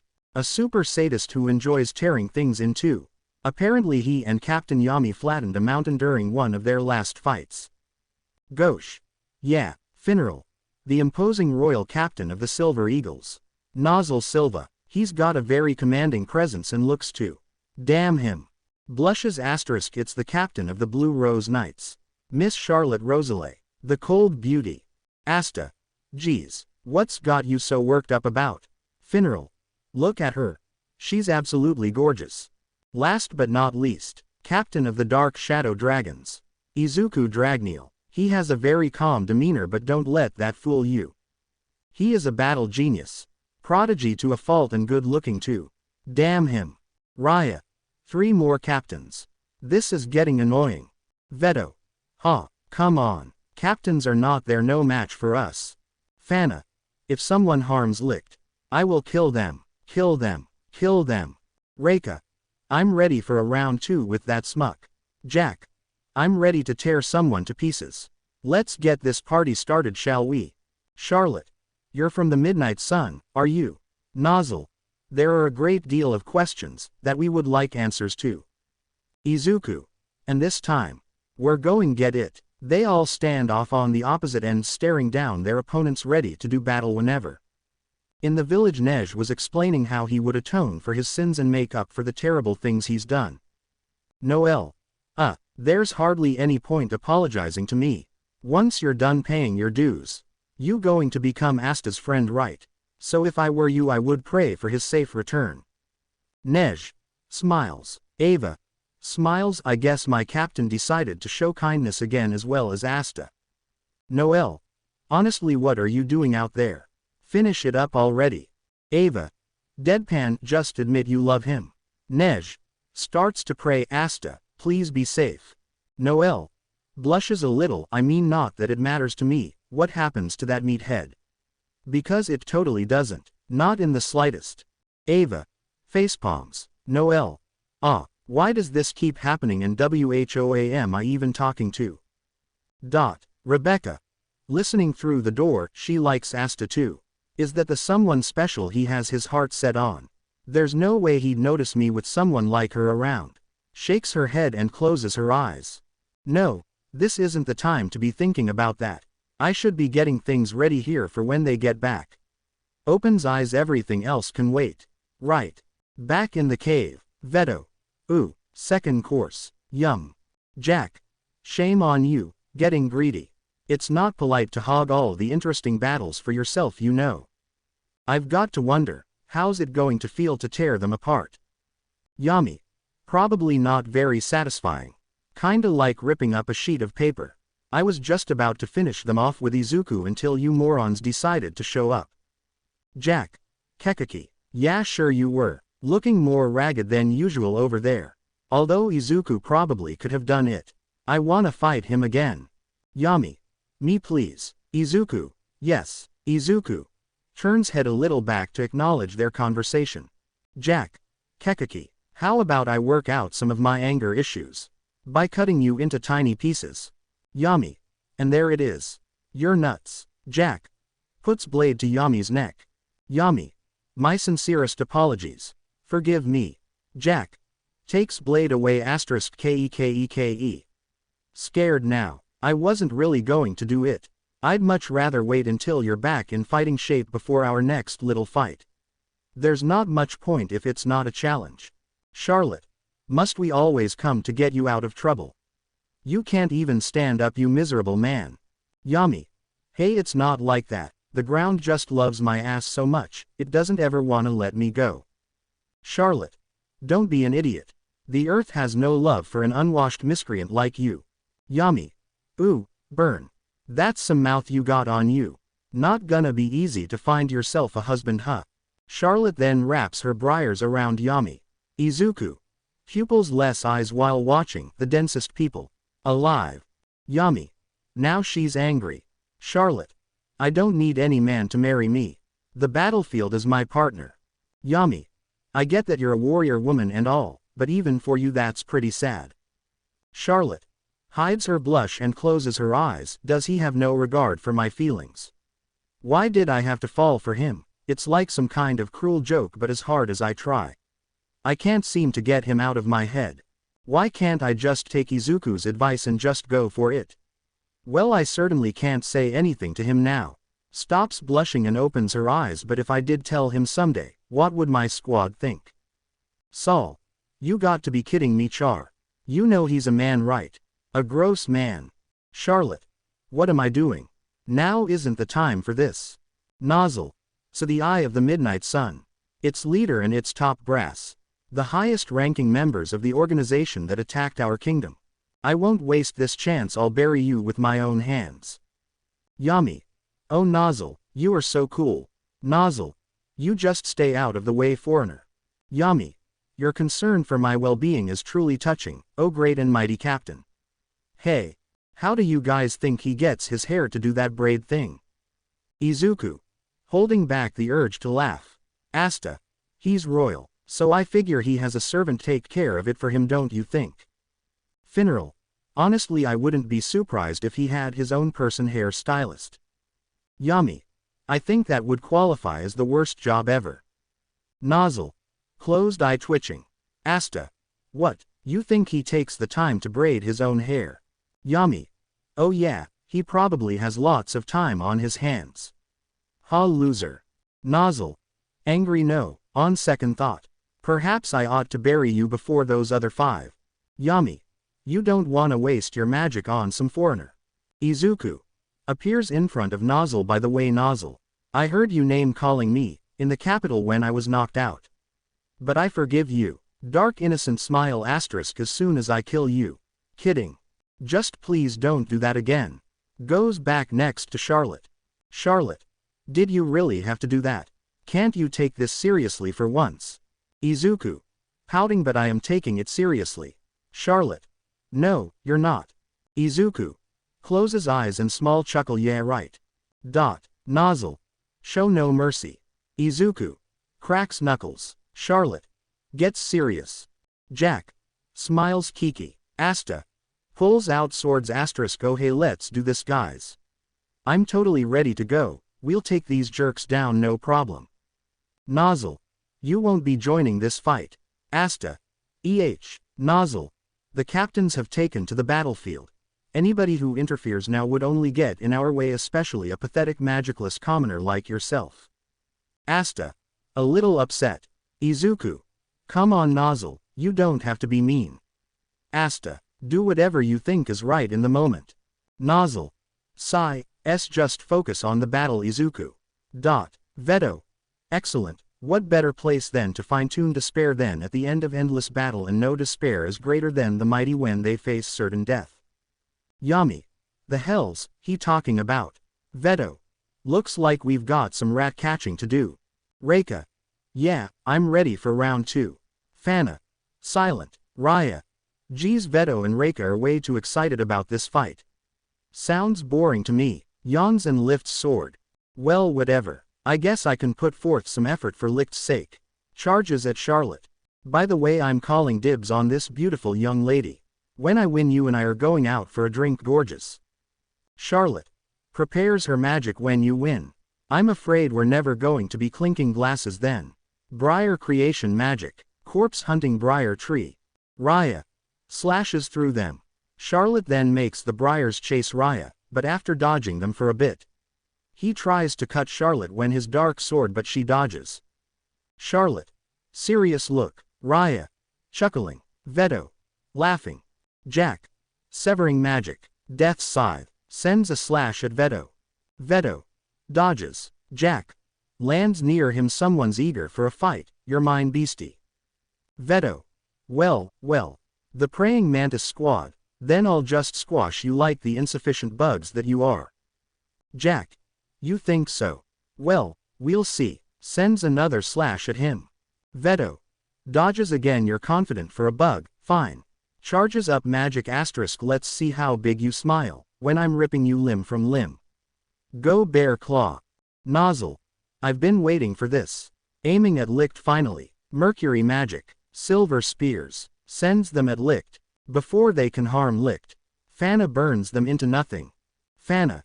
Yet another foolish person attempting Licht, for that. You'll die. Reika. Charges up lightning and disappears. Izuku.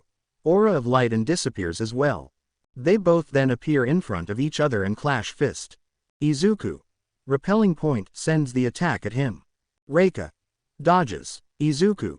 Smiles. Seems like you're faster than before. Reika. Shut up. Tries to punch him. Izuku. Blocks it. Reika and Izuku then disappear again and create white and blue sparks for how fast they were moving. Jack and Veto. Clashes. Jack. Kiki. Looks like the salamander girl's flames are melting your mercury. Wanna swipe opponent's silver boy? Nozzle. I don't think so. Those flames are hardly enough to best me. You have no idea what I had to do to get where I. Sends more spears at her. Fana. Using salamander's breath. Jack. Double slash. Veto. Dodges. Jack and Veto. Rushes each other and starts to do a flurry of strong punches, slashes. Charlotte. Swings briars. Raya. Dodges and cuts them. Izuku. Decrease gravity on himself to fight faster. Reika. Keeping up with him. Fana. Using more fire. Nozzle. Blocks and sends another wave of spears asterisk. For the others watching like Yami, Asta, Ghosh and Finral. It looked a giant cloud of dust they couldn't see through. Strong wind pressure. Finral. All this magic flying around, it looks like some kind of natural disaster. Ghosh. I can't see through all this dust. Asta. Amazed. Yami. Geez, you're really fighting hard out there. Better be careful, Jack. You talk a good game, but you cut it kinda close on that one, don't you think? Looks like Charlotte's doing pretty good with those briars of hers, and Nozzle's bangs haven't budged at all. Izuku seems to be holding his ground quite nicely, using his spells to speed and boost himself up. Asta. You can see. Yami. Remember, I can sense them. Asta. Yeah, Yami. Turns to Finral. Finral, you ready? Finral. For what, sir? Yami. You've been resting up for a while now. You oughta have enough mana for a spatial spell. Finral. You mean we're leaving? Sure, I'm ready.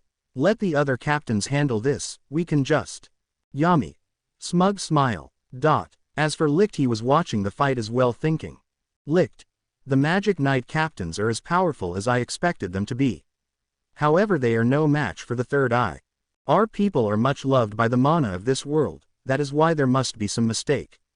How can an ordinary human, one who's magicless, clearly shunned by the mana, possess that grimoire? I must receive it from his unworthy hands at once.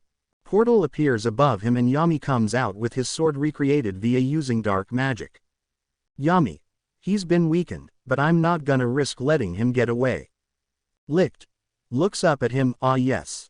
Charges up light, I expected this from you. Finral. He's countering. Not good. Look out, sir. Raya. Lands on the ground, oh dear. Continues to fight, you misjudged our boss, I see. Charlotte. Worried. Izuku. Smiles, he'll be okay. Because he's going for him as well. Veto. Punches Jack's blades. Fana. Finish him, Licht. Yami. You're going after the boss too, aren't you? Alright, bring it. Out the smoke comes Asta near Licht. Everyone except Izuku. How'd he get over there? Nozzle. It shouldn't have been possible in all this confusion. Yami. That's the kinda thing you can do when you learn to read chi. Licht. No one noticed. No one. None of us could sense this boy cause he has no magic. Asta. Grr. We gonna get you this time. Yami. Thanks for trusting that I gonna one last shot at you while I had the chance. As for me, I put my trust in our magicless freak here. Asta. My magic is never giving up. Asta then connects his sword to Licht's side, smashing him upwards, and Yami using his dark sword smashes him downwards. Yami. Ah. Asta. Lands on the ground, haha. Gotta. So what did you think of my magic-free smash attack? Yami. Lands on Asta and sits on his back, you trying to take all the credit, kid. Asta. Sorry, Captain. Yami. Grabs Asta's head and smiles, not bad, you really pushed past your limits that time. Asta.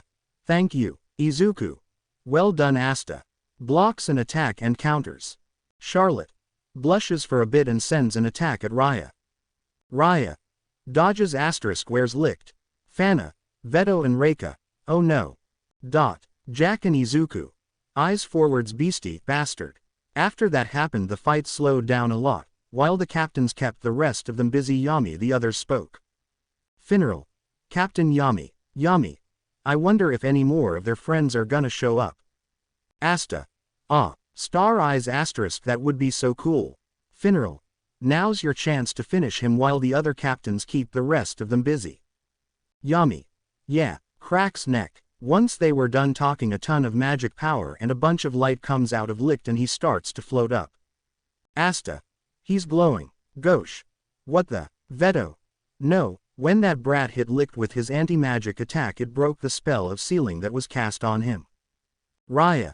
That's not good. That power had been saved for a day set aside still to come. Licht. Opens his eyes and looks at Asta. This cannot be. Why do you have that grimoire? Eyes widen. Why do you wield them? The Demon Slayer sword and the Demon Dweller sword. Those swords belong to the Master. Nozzle. The Master. According to our intel, the Master is the leader of the Eye of the Midnight Sun. Does this mean he isn't the Master? Asta. You keep this crap. Well, I'm sick of it. It doesn't matter who this Master guy is, okay? Holds up grimoire. This grimoire and these swords are mine. I don't care if they're all beat up. Now quit with the accusations. Licht. They're not yours. Give them back. That grimoire could never belong to you. Light starts to glow brighter. The Master's grimoire could never be yours, filthy human. Light glows brighter. Asta. Oh boy. Gosh. What now, Captain? Yami. Things aren't looking so good. The mana Licht was gathering was only going stronger. Reika. Goes to Licht. Jack. Kiki. Well, this should be fun. Death's Scythe. Does nothing to the light. Jack. No way. It absorbed my severing magic like it was nothing. Charlotte. That's an enormous mass of pure magic power. If he releases it, we're all dead. It'll destroy everything in the surrounding area. But what do we do? Even we cannot stop this. Finral. How much mana is he channeling? Freaking out, he's been holding back. He could have obliterated us anytime he wanted to. Ah. I should have never come on this stupid mission. Actually scratch that, I should never joined this squad to begin with. Yami. Stop running your mouth, nobody wants to hear it. Excited, besides this could be our chance, just think of all the limits we could push past. We'll be up against some real power. Asta. Ready's Demon Slayer. Ah. Let's go. Finral. No way. Seriously, have you people gone crazy here? Gauche. Grabs him. Hey, shut up and pull it together. Finral. Finral. Anime tears. I'm street ill yo soup rear. Gauche. My magic's not fully recovered yet. Can I reflection his strike with what I have? Raya. That's too bad. I'll need a rain check on that drink. Veto. Heading towards licked, his body is not going to hold out much longer. We need to hurry. Reika. Come on guys. Reika. Quartet. Veto and Fana. Sealing. Raya. Magic. They start to seal his magic away. As everyone was worried about the explosion and surviving. Izuku the only one who wasn't worried, not because he could handle it. But it's just when he stared at Licht and sensed his magic and looked at the light he was creating. For some reason he started to get memories that he didn't recognize. Foggy flashbacks. As Izuku was standing there in his mind, he saw a woman with green plant-like hair and she was playing with a smaller vision of himself. However, this woman was faceless. Giggles. I love you, my little. Of hope. End of flashback. Izuku. Reaches out hand towards Licht slowly without thinking. Mom. Izuku had no idea how long he had been standing there for. But eventually he was broken out of his train of thought by a hand on his shoulder. Charlotte. Izuku. Are you alright? Izuku. Yeah, I'm fine. I just. Looks back to see the midnight was gone. I don't know. Charlotte. Well, you were standing there for about 10 minutes straight and I tried to get your attention but you seemed to be lost in your thoughts. Izuku. Yeah, I saw a faint memory of something. Charlotte. Was it of your past? Izuku. No, it was something different. It felt like a vision of the past. My real past. Charlotte. Your real past. Izuku. Smiles. It's nothing to worry about right now. Izuku and the rest of the Magic Knight captains along with Yami and his squad left the cave and headed for the village, and when Izuku reached it, he saw Nejire in the street waiting for him. Izuku. Hey love. Nejire. Hello darling. Hugs him. Izuku. Hugs her back. Did you miss me? Nejire. Blushes and looks away. Baka. Izuku. Chuckles. Don't be like that after all. Gets closer to her ear. We did have fun last night. Nejire. Shut up. Rubs fingers together. Also, I was wondered before we go back, we can go one more round?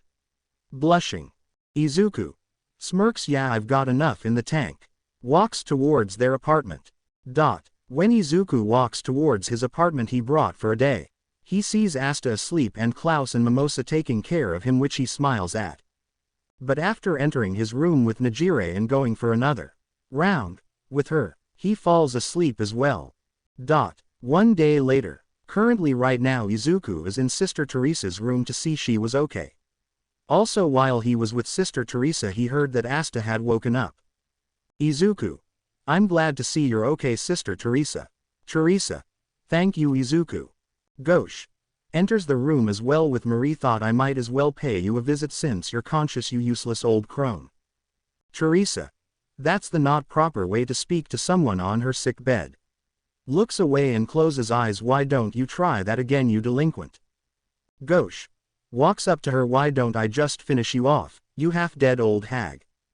Teresa. Opens eyes and looks at him. Go ahead, you'll be right back in prison in the second you do. You depraved ex-convict. Marie. Hey, no fighting, big brother. Gauche. Of course, Angel. Whatever you say. Well, I suppose I bring myself to thank you for taking care of Marie, you withered old bat. Teresa. HMPH.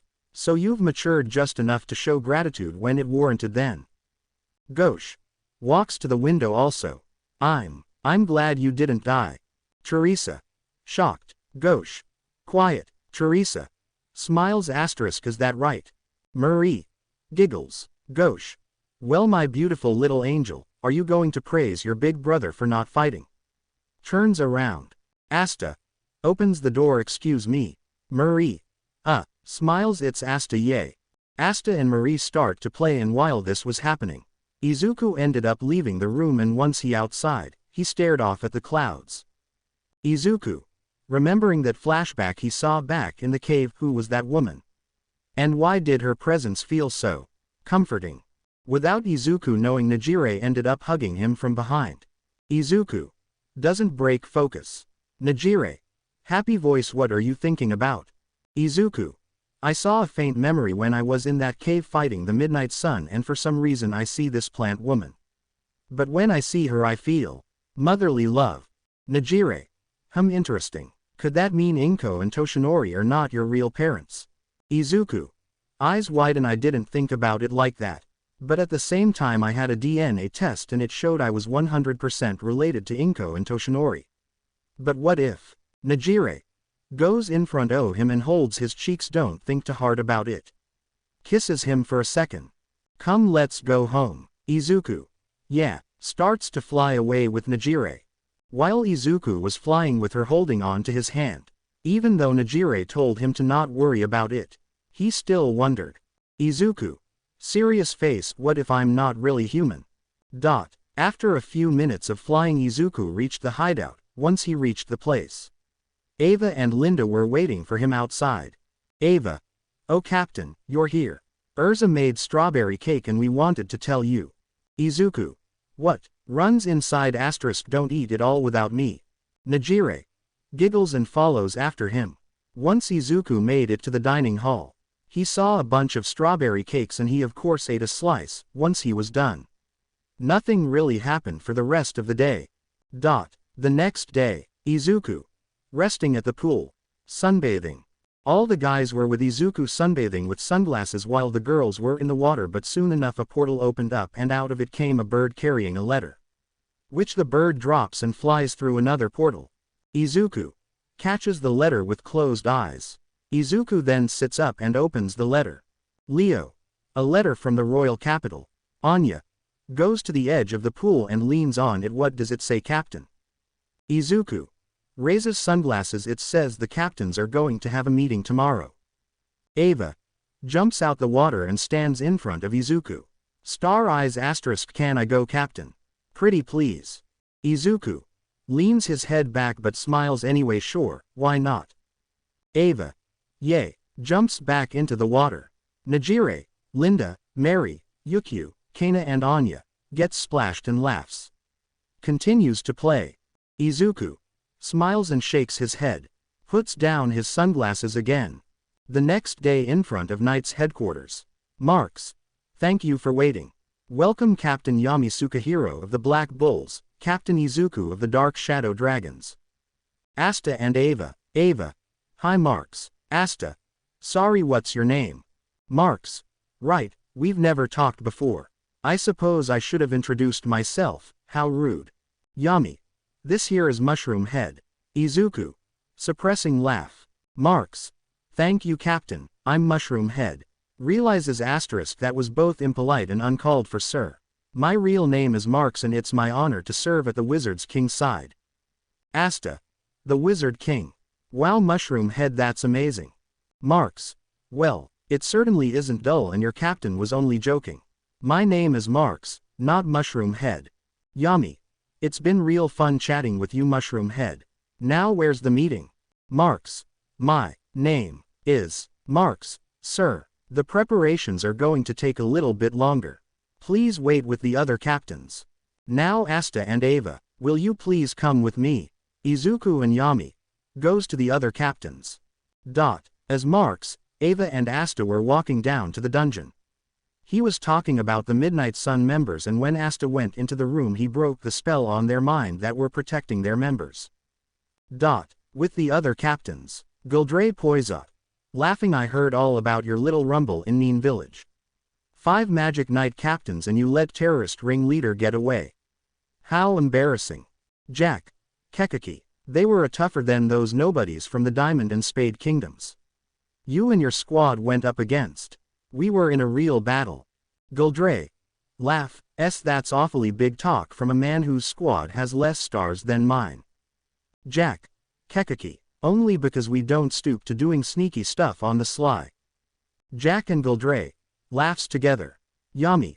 Laughs as well while patting his new katana. I don't know about this new katana. It just doesn't shine the same, and when a 10-year payment plan they have me on. I'm going to in debt for a while. Anyway, you need to calm down. Skinny bones lime face. Carbutin actually got a point. Guldre. Upset and gets closer to Yami. It's Guldre. Jack. Like I'm interested in the opinion of somebody who doesn't have any stars at all. Dorothy. Sleeping. Yami. What? We have plenty of stars. Black ones. Jack. You really wanna brag about having negative stars? Nozzle. Will you two be silent? Foreigners and low-born fools should hold their tongues. Yami. What's that? You wanna join our crew, sir? Stuffy pants. Charlotte. This is absurd. We'll never accomplish anything, not with all these men blathering on. Why do I have to next to Yami? Calm down, Charlotte. Don't panic. Just be yourself. Izuku. Puts arm around her. Don't be like that, sis. We'll all hear by the Wizard King's order. Removes his arm. Rill. Light chuckle. We still a substitute captain for the Crimson Lion Kings. However, will have big shoes to fill. If Fugolian were here, he would have had everything settled 5 minutes after he walked through the door. When Rill was done speaking, he noticed everyone got quiet and serious. Rill. Shocked. Why's everyone so gloomy? Some youthful charm should lighten the mood. Check it out, you guys. Impersonates Fugolian. I'm Captain Fugolian Vermilion. Izuku. Slight chuckle. Nozzle and Jack. Scary looks. Nozzle. What exactly do you think you're doing? Jack. You may have become a captain at a young age. But you still need to show some respect. Rill. Yami. Laughs while patting Rill's head. You're a funny one, kid. William. Arrives late. I've kept you all waiting. I apologize for my tardiness. Charlotte. What were you doing? Vengeance. William. Oh, something needed my attention. Asterisk sits down. Izuku. Narrows eyes in suspicion. Guldre. You were busy, and who would expect it to be otherwise? The charismatic captain with the second most stars to his name. Certainly must have a lot to do. Amused look. So tell what's is you secret, you two. Izuku and William. Look at Guldre. Guldre. How did the Shadow Dragons and the Golden Dawn turn out to be the mightiest out of all of the Magic Knight squads, and in record time at that? I hear every single member of your squads are developing talents greater than what would have been expected of them. Do you perhaps have magic that allows to see into someone's future? William.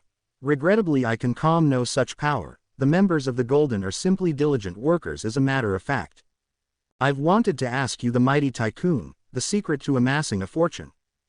Guldre. Laugh. That's trade secret, I'm afraid. Izuku. Same here. Also, my squad just tries their best and treat me with kindness, and I return it to them just as much. Giving me full trust of my squad. Yami. There's something I've noticed for a while now. Guldre. Looks at Yami. Yami. You've got one hell of a creepy laugh. Guldre. And you thought today's meeting would be a good to tell me. Yami. Also, it's scary how you look like a boneless ham. Izuku. Laughs for a bit. Nozzle. Tell me, Vengeance. What were you doing on the day of the Distinguished Service Ceremony? When a captain has knights who are taking part in the ceremony, that captain should also be in attendance. Perhaps there was something that needed your attention. Well, Yami. I was playing the gentleman's game of chance. Got cleaned out too. You get it. Nozzle. Nobody asked. The room got quiet again. Rill. The mood's slipping again. I know. Plays with hair. Nozzle. And as for you, if you intend to impersonate me, then be prepared. There will be consequences. Rill. I can't do it. Turns out those braided bangs are really tough to pull off. Nozzle. Annoyed. Yami. Laughs and patting his head. You're seriously killing me, kid. Looks at Nozzle. Asterisk stop giving Goldie Guts such a hard time. Oh, and hey. Looks at William. You don't happen to use light magic, do you? Unlike Izuku. Izuku. Looks at William as well. William. No, I don't. Izuku. Charlotte. Yami and Nozzle end up staring at William with suspicion. It keeps getting worse. Hey, check this out. Lifts hair high. I'm Yami. Yami. Angry asterisk okay, now you keep your darn mouth shut chuckles.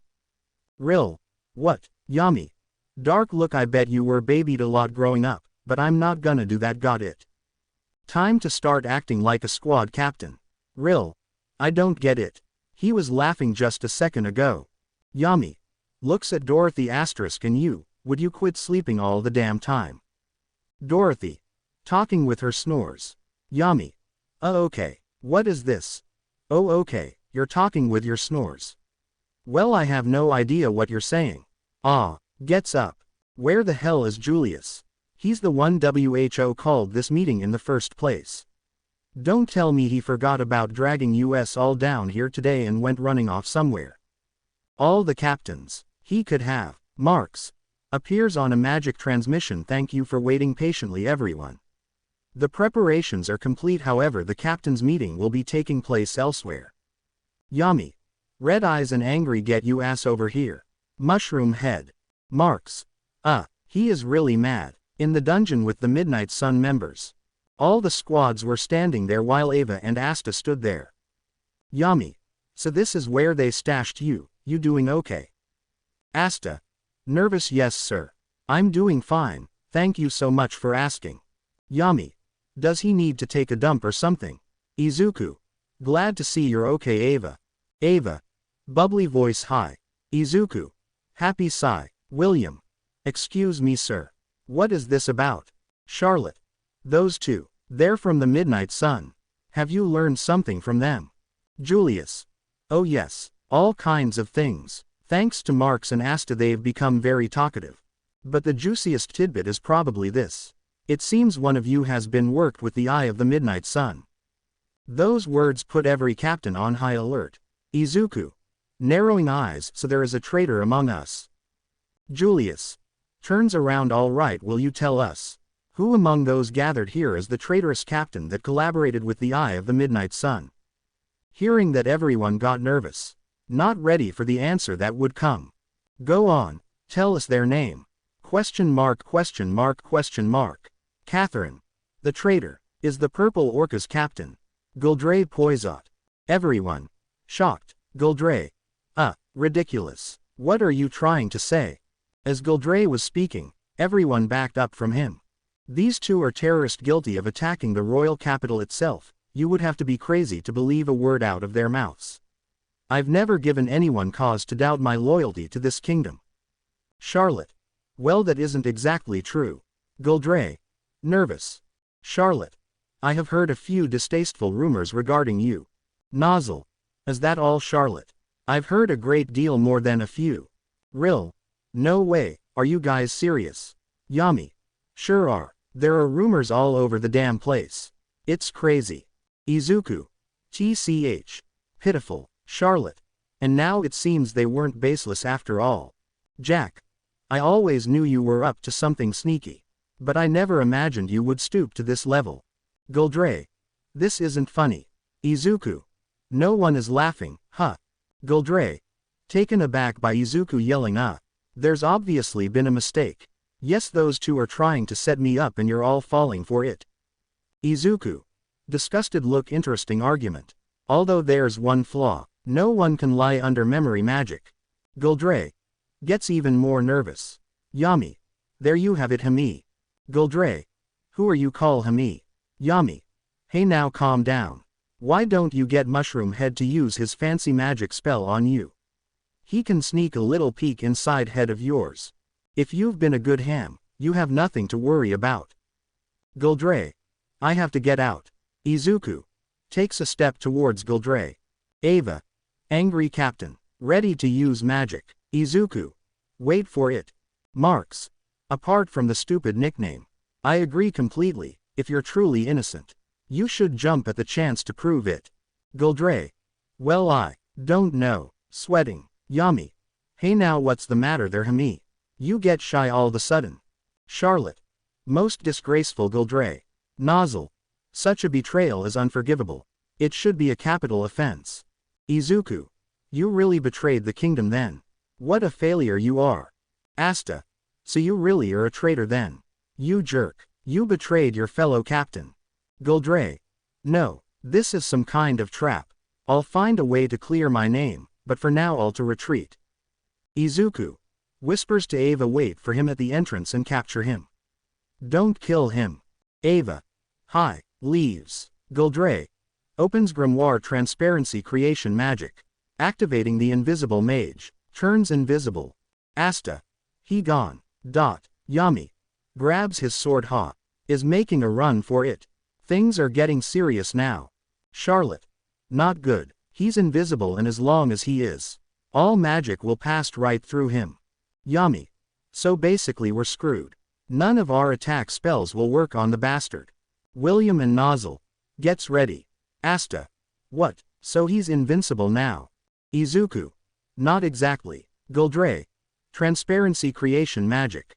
Invisible troops. Send some invisible soldiers at them that ought to keep them distracted for a bit. Izuku. Sensing his chi if you leave through that door. I can't guarantee your safety. One of my 3 most dangerous squad members is waiting for you. Door opens and closes. Nozzle. Charlotte and Jack ended up destroying the soldiers. Jack. Kekaki. I don't suppose anyone knows how to chase someone you can't see. William. Yami. Breathes out smoke. Don't worry, we got this. Izuku. Agreed, also wait a bit and he will not get away. Guldre. Running away. Did they think I would stand there and let them capture me with my magic? I'm untouchable. This is the power that made me a Magic Knight captain in the first place. Then there's my incomparable business acumen, which made me an influential tycoon. Between the two I've become a great mage, rich in both money and might. Laughs. My story isn't going to end here. Thanks to my magical talent and financial genius I'm unstoppable. Asta. Running towards him. *A. Hits him. *Gotcha. Guldre blocks it, but it dispels his magic. Guldre. What? Where did you come from? That's impossible. You saw me through my magic. Little brat, how did you attack me? Yami. Well, Hami may be able to hide his magic, but hiding his chi is another story. Since an anti-magic sword isn't magic, it can hit him just fine. Well, I guess we know what his natural enemy is. A magicless boy, who knows how to read chi. Izuku. Small chuckle. Charlotte and Nozzle. Why are laughing? Izuku. This is serious. Izuku. Because I know she will capture him and scare the shit out of him. Yami. Who? Izuku. Looks at him. Ava. She doesn't look it due to her bubbly attitude. But she's scary when she fights for real. I'm considering making her the new vice captain one day. The painting magic user. The colorless queen. Asta. Charges him. *A. Guldre. You can't win. I'm a Magic Knight captain. You are some magicless commoner. Summons invisible soldiers. One of them slashes Asta, but he blocks it, and when he lands on the ground, it tries again, but he killed them. Guldre. Yes, that's excellent. The writhing on the floor like a desperate fish suits you quite well. About to run but stops when Asta says that. Asta. No way. Kills the rest of the soldiers. *. You're a magic captain, you're supposed to be better than this. Now come back and face me. Guldre. Alright then, if you wanna die that badly I'll help you. Opens grimoire again, but do say I didn't give you fair warning. Before he could do anything, Asta and Guldre hear whistling, and when they look back at the entrance they see Ava standing there with a scary smile on her face. Ava. Scary voice. Hello and goodbye. Guldre staring at her was frozen in fear, and while Ava was standing there with her hands behind her back, a paint-like substance starts to come out her back, and when it did, the air and space around Guldre started to get crushed into the ground while covered by a white and black orb, and once it had disappeared Guldre's body was completely merged with the ground while covered in a black and white paint, making the ground colorless.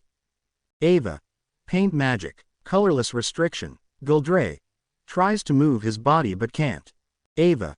Whoa, you make a wonderful work of art. Asta. No way, what kind of magic is that? Explosion. Izuku. As expected, Ava walks to her. Ava. Standing still. Izuku. Pats her head. You did good. Ava. Back to normal and happy. Thank you, Captain. All the Magic Knight squad couldn't say anything. They were surprised by the power of her magic and the fact that she was able to actually defeat Gildre and capture him. Julius. Well, that solves that. Now so far all you've done is make excuses. Let's hear the truth. Izuku, if you may. Izuku. Of course. Uses gravity to lift the piece of ground holding Gildre and takes it back to the dungeon. Back in the dungeon. Julius. Now Gildre, have the answers you've given us all been truthful? Gildre. They have. Asta. Shocked. Yami. You know I have to hand to you Hami. That's a pretty impressive list. Let's see here. Beating up your own squad members. Misappropriating magic tools and smuggling dangerous magic drugs. You were way dirty before the whole traitor thing. Hell with all that dirt, you're more a black bull than anyone on my squad. Well, in your case I guess blackened ham would be more accurate. Jack. K. Do you ever stop running your mouth, Yami? Charlotte. No wonder he didn't want us reading his mind with Marx's spell. You didn't mention his worst crime. Abducting a guardian mage, that direct cooperation with the Eye of the Midnight Sun. At least now we know all they were able to invade the royal capital. Nozzle. The fool was so blinded by the offer of rare magic tools. He made a deal with terrorist. Izuku. So he's greedy and immoral. Does that really surprise anybody? Marx. The Eye of the Midnight Sun likely killed the abducted guardian mage shortly after the attack on the capital. Julius. His actions are unprecedented and unforgivable. He was a magic knight charged with protecting our people, yet he sold them out instead. If word of this got out, the populace might panic. So we won't be making this matter public. I want you to take a good look at your squads. Make sure none of them have ties to the enemy. This cannot happen again. Everyone. Yes, sir. Julius. Izuku and Yami. Stay, follow me please. Izuku and Yami. Okay. In a certain place in the capital. Raya. Well, retransforms IP. On quite the performance.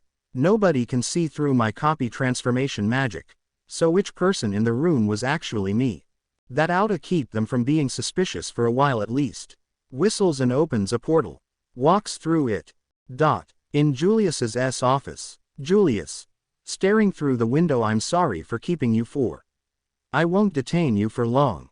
It's a terrible feeling, to be betrayed by somebody who once fought alongside you.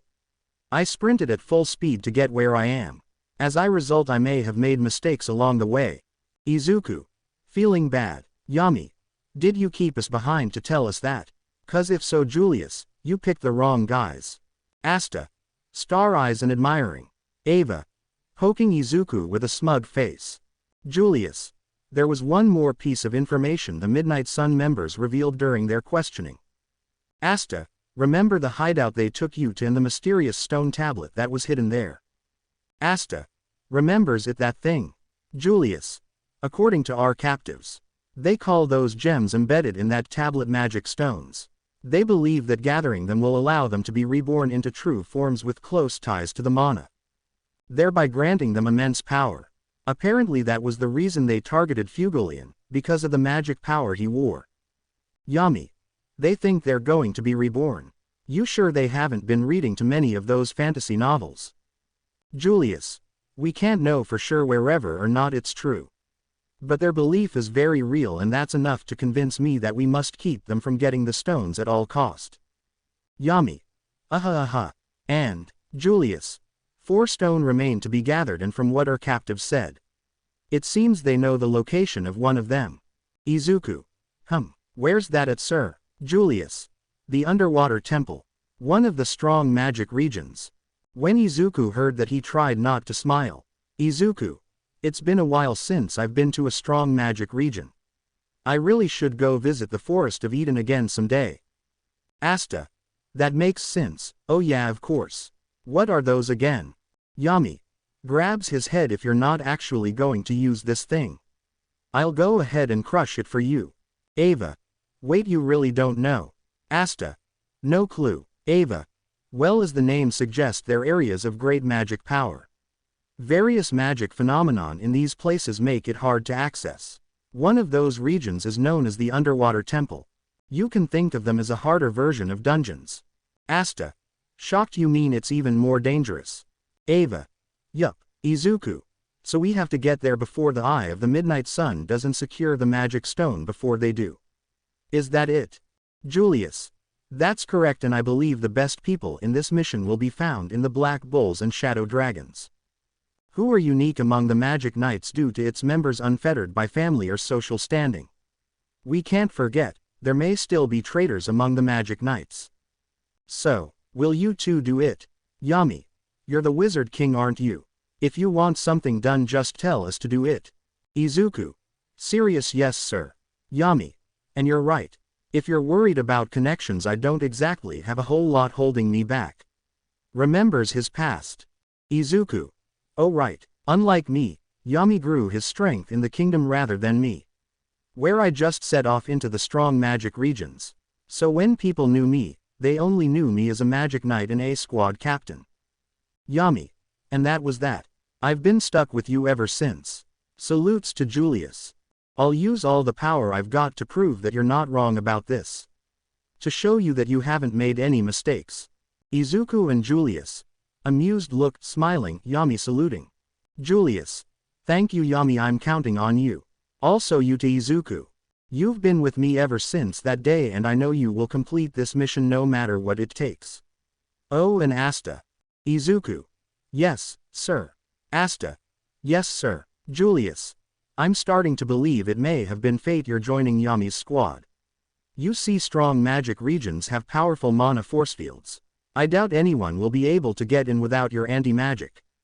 And your experience battling with the Eye of the Midnight Sun will serve you quite well. I'm sure. I'm counting on you too. Asta. Slams hand on his chest and starts feeling pain. Ah. Rolls on the ground. Izuku and Ava. Laughing at his display. Izuku. Starts to leave. I'll see you around, Julius. After he leaves the Knight's headquarters, Izuku heads back to the hideout, and when he does, his squad was already in the courtyard just chilling and doing other things. Izuku.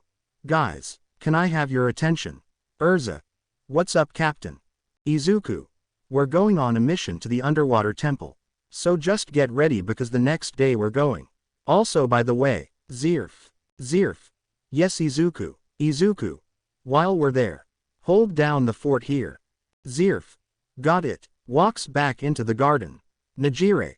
Can I come, Izuku? Izuku. Of course. Everyone is coming except for Zirf. Kana. But are you sure, Izuku? I mean I. Izuku. Don't doubt yourself, Kana or Yukyu. I know you've been getting stronger. Kana and Yukyu. What? How did he? Salute, thank you, Izuku. Izuku. You're welcome. All of you get some rest. We will be heading towards the beach tomorrow on our mission. Anya. In that case. Stretches, good night then. Squad 10. Good night, Captain. In the middle of the night while everyone was asleep, Izuku was inside the hot spring relaxing in the water while drinking alcohol. He was there because he just couldn't sleep. Izuku. Takes a drink. I can't help but have a bad feeling about tomorrow. While he was stuck with the idea of something terrible happening, his mind couldn't help but return to the idea of him not being human. Izuku. But if I'm not human then? Looks at his hand, what am I? Once he thinks that Izuku gets out the water, he goes in the basement where he keeps all his recovery equipment. He goes to his DNA test system he created. Although he knew what he had to do, he was still a little nervous. What would this test reveal about him, and would it be bad or good? He didn't know, but he needed answers. Izuku. Sticks a syringe in his arm and draws blood. I'm glad I stole some of these things from UA. After drawing a full bag, he connected it to the machine, and once he did, he set the computer to test blood type and what it would be named under category of something in the world. Like animal or person or something else. Processing. Done. Izuku. Looks at the screen. Name. Izuku. Title. Captain of the Dark Shadow Dragons, Bright Devil, King of Reinforcement Magic. Status. Healthy. Blood category type. 10% human, 45%, 45%. Izuku was frozen in place looking at the screen. He was right about everything he saw in his visions. Izuku. So I'm not a human. A little shaken, but what am I then? The next day, when Squad 10 woke up, they all got ready to leave for the beach. However, no one saw Izuku anywhere, Before all of the squad could say anything, Zirf revealed why. Zirf. Don't worry, Izuku just went to the beach before you to check on something. Nejire. Oh, alright, well, let's head out. Squad 10. Right. All of them fly off, and while flying, Anya. Why do you guys think the captain left early? He usually doesn't like leaving first. Hida. No idea, it's strange. Sebastian. Maybe it is. But he is our captain, so he usually has his reasons for doing whatever he is doing. Leo. Right, although he can be weird. But I respect him. Ava. Laugh, weird. I'd say more like whenever he is not fighting.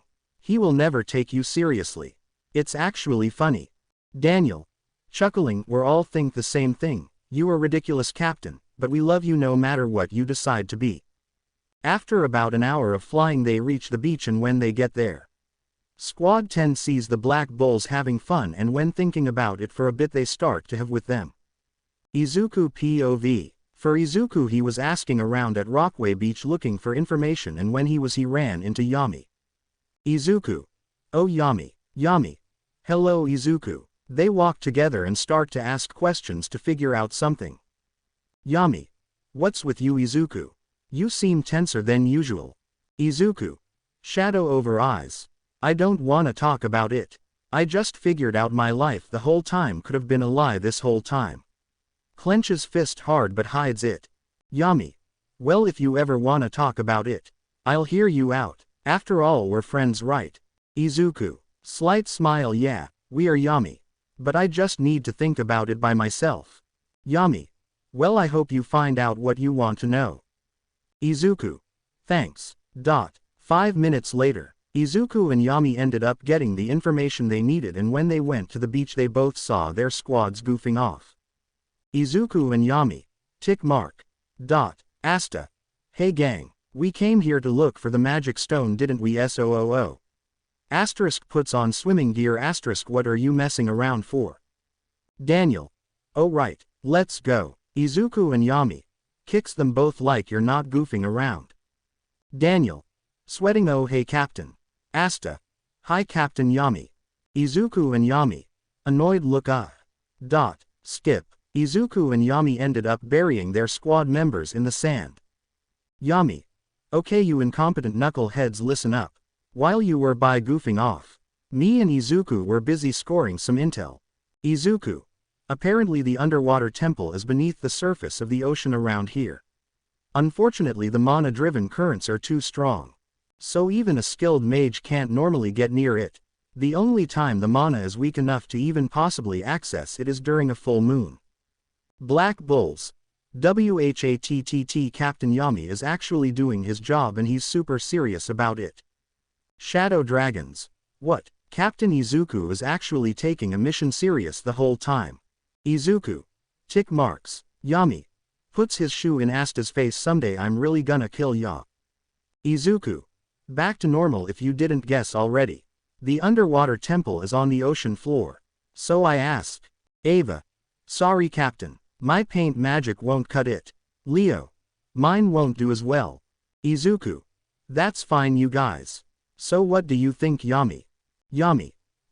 Noel. Your water magic will do. We're gonna hitch a ride on it. Noel. But sir, I'd need exception control over my magic to manage something like that. No, I can't do it. Find someone else. If you were all relying on me and I messed up. Izuku. We'd die. You blow this and that's it for us. We'd just swallowed by the current and drown. Yami. This is top secret mission the Wizard King entrusted to the Black Bulls and the Dark Shadow Dragons alone. There is no someone else, it's just you, Noel. The full moon is a week away. You've got until then to learn how to control your magic. Push past your limits. Noel. Nervous. Ava. Don't worry Noel-chan. I'll help you. I know a couple methods to how to control magic. Noel. Thanks Ava. Time skip. A week later, after that little meeting, Noel ended up learning how to control her magic. As for the rest of them, the Black Bulls and the DSDs, Dark Shadow Dragons in short, just relaxed for time. While this was happening, Izuku was training for some time as well, but soon he was confronted by Nejire, who looked at him with worry and concern. Nejire. What is wrong with you, Zuzu? Izuku. Doesn't respond. Nejire. You've been acting weird for this past week and have been distant with me. What's happening? I'm leaving until you tell me. Izuku. Sad-faced right. It doesn't matter what I am. She loves me with me. She deserves to know. I'll get my answers one day. I'm sorry, Nejire, you're right. I have been distant. It's just I figured out something about myself that makes me scared and angry at the same time. Here. Passes her a paper. Nejire. Looks at the paper. It had the same information on it, but the part that shocked Nejire was the part about his blood. It showed question marks. Nejire. Low voice, what is this? Izuku. Looks at the ocean. I'm not entirely human. I know you told me to not think about it. But I couldn't help it, and soon after doing something, I got that, and now that I'm truly thinking about it. Izuku turned to Nejire, his green hair glowing a slight bluish color, and same with his eyes. Izuku. One day, all of the human blood within me may disappear. I honestly still don't believe it myself. Like, was I meant to have human blood, or is it that I'm an anomaly? And that paper proves one thing. The feeling I would get when I'm near Inko and the rest of my relatives. I always felt like me and them have nothing in common. Like I didn't belong there, and that chart proves it right. Nejire didn't say anything. She could understand where he was coming from, even though she wasn't going through the same thing. His old life may have been a lie the whole time and he never knew, or maybe it was something else entirely. Nejire goes to Izuku and hugs him. Idiot. It doesn't matter what you are, human or not. Looks at him and puts a hand on his cheek. You're still my Zuzu. Izuku. Eyes widen for a bit before smiling. Thank you, Nejire. Nejire. You're welcome, and don't worry. Maybe one day, all the answers will become clear to you. Izuku. I hope so. Nejire. Kisses him. They start to kiss for a few seconds before stopping and noticing a massive water ball in the distance. Izuku and Nejire. Stops. Izuku. I guess it's time. She's right. Stop worrying about what you'll become on the outside. What's inside is what matters. After a bit, all of DSDs and Black Bulls got ready, and while standing at the edge of the water, while some of them were doing weird things. Yami. Alright, I'll take that as a yes. Asta. Looks at Noelle. Okay, looks like you're up. Noelle. Nervous. Asta. What's wrong? You're not nervous, are you? Noelle. No way. It's not like there's anything to be nervous about. I pulled it off fine yesterday. Vanessa. Holding alcohol. Haha. Easy, sweetie. Have a sip. You're stiff as a board. Magna. How about you not offer alcohol to the person we're trusting with our lives? Izuku. Looking at the water and a little excited. Asterisk. I've never been to the underwater temple. I always thought it was boring. So this should be a easy mission. Yami. When you're never a lot of pressure.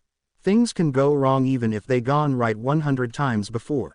Just remember, you gotta try and relax. And if you do screw this up, I'm gonna kill ya. Noelle. Scared. Asta. Scared. Asterisk. Oh yeah. No pressure at all. Noelle. Honestly, what is with them? It almost feels silly to be nervous now. I mean, really. Sees everyone smiling at her. If my spell fails, we could all die. But no one seems that worried about it. Smiles. Okay. Here goes. Water creation magic. Sea Dragon's Cradle. Successfully casts the spell. Noelle. I did it. I cast the spell. Asta. Yeah, we knew you could do it. But everyone was getting crushed by Gray. Asta. We're a little squished here. Magna. You're big enough without the floating thing. Anya and Ava. Can't move. Izuku.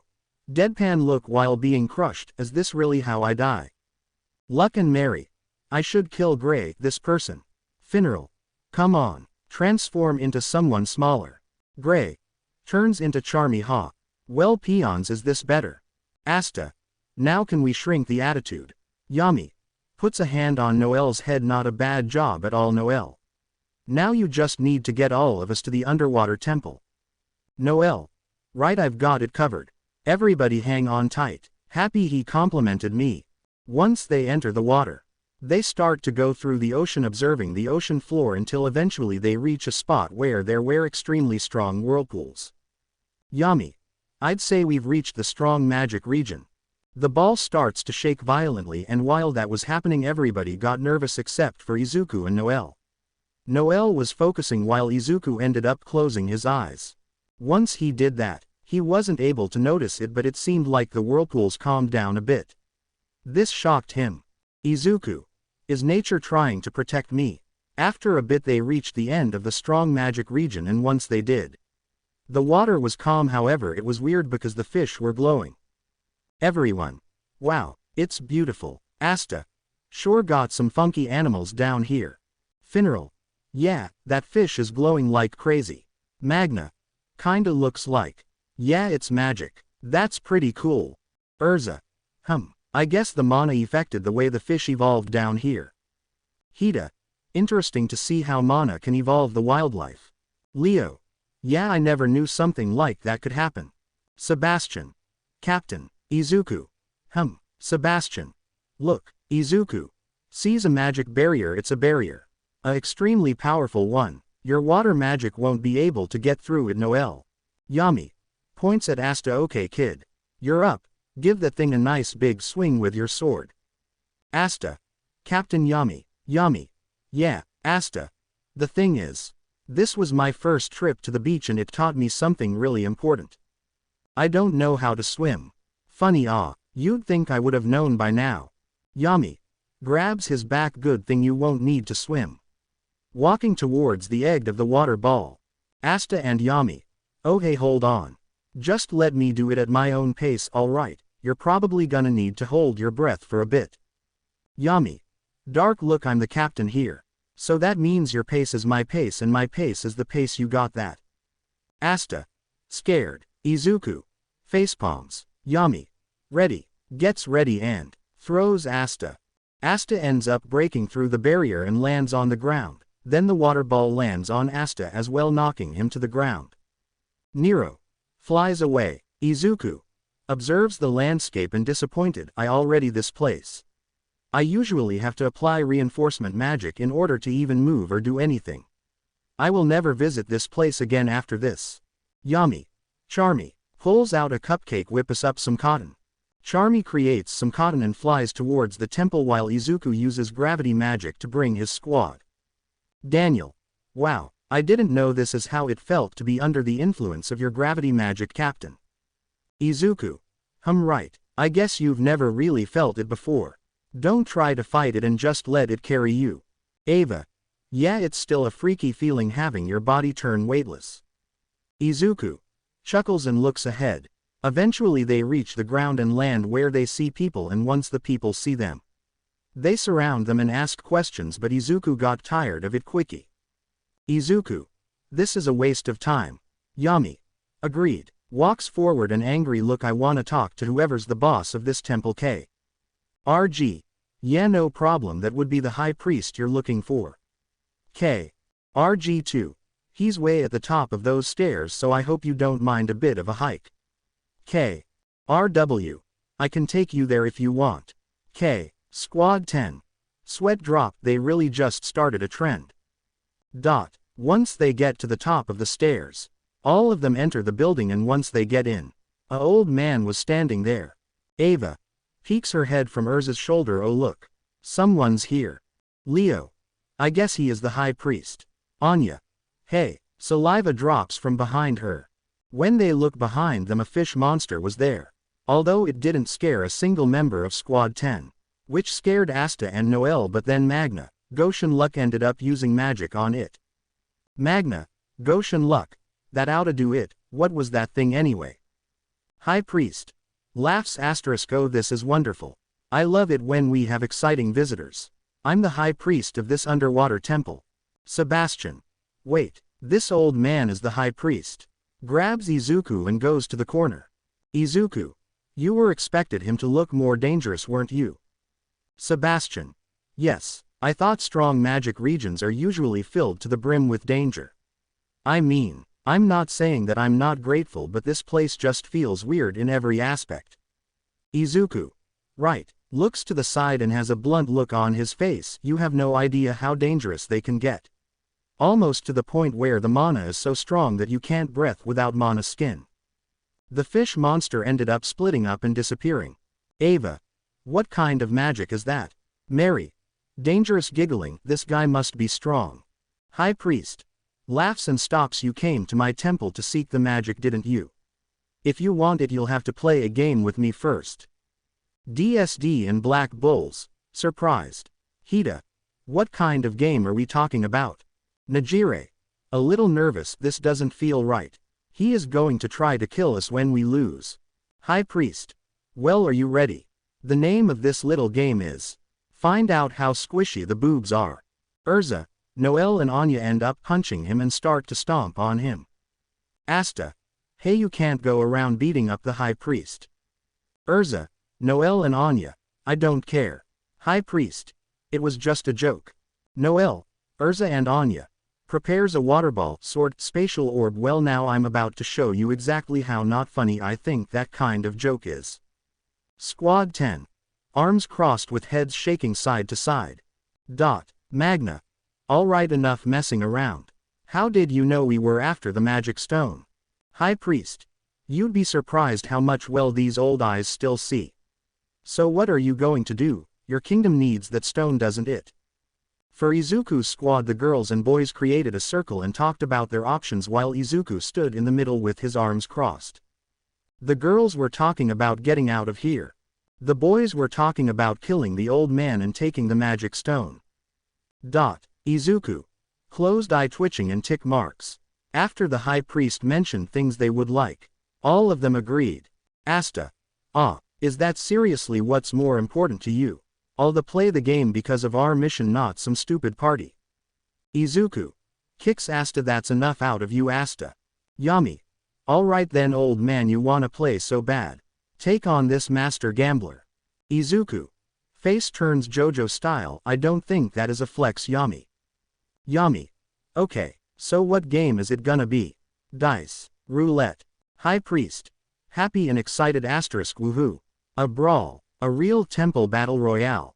Yeah, Squad 10 including Izuku. Weirded out, this can't be real. High Priest. Temple mages.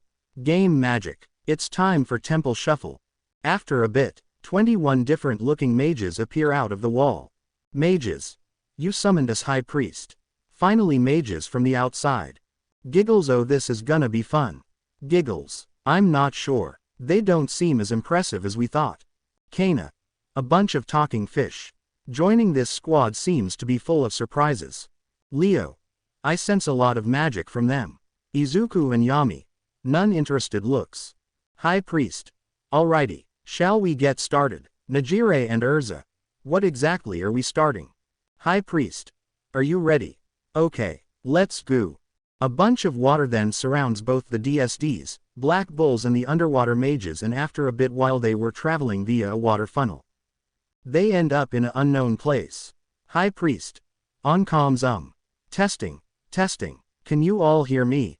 As you may have noticed, you've been separated and placed in various spots throughout the temple.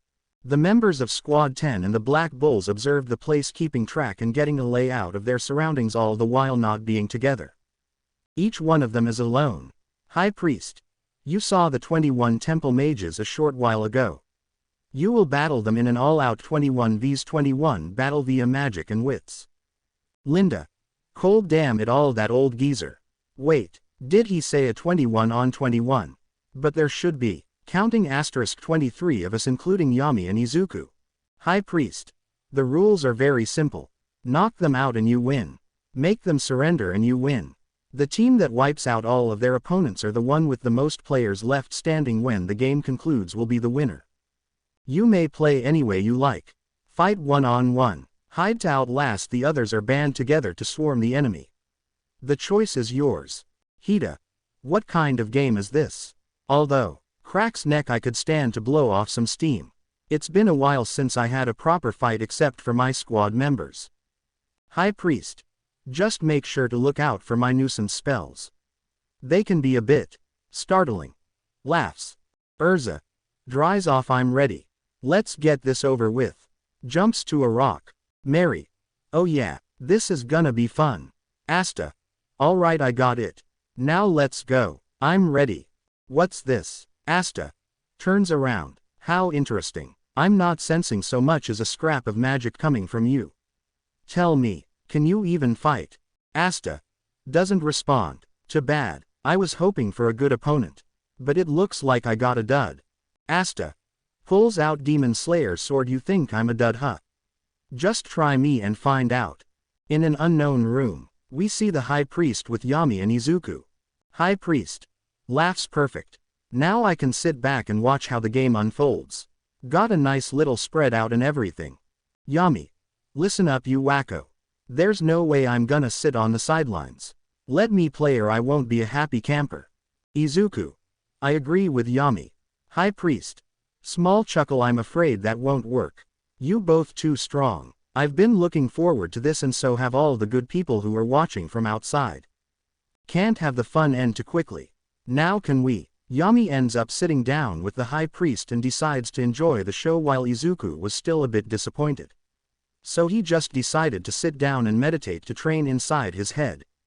Inside Izuku's head, Izuku opens eyes. When Izuku opened his eyes, he saw a wasteland covered in swords, spears and bows, but looking up he sees Lucifero sitting on a throne with a smirk.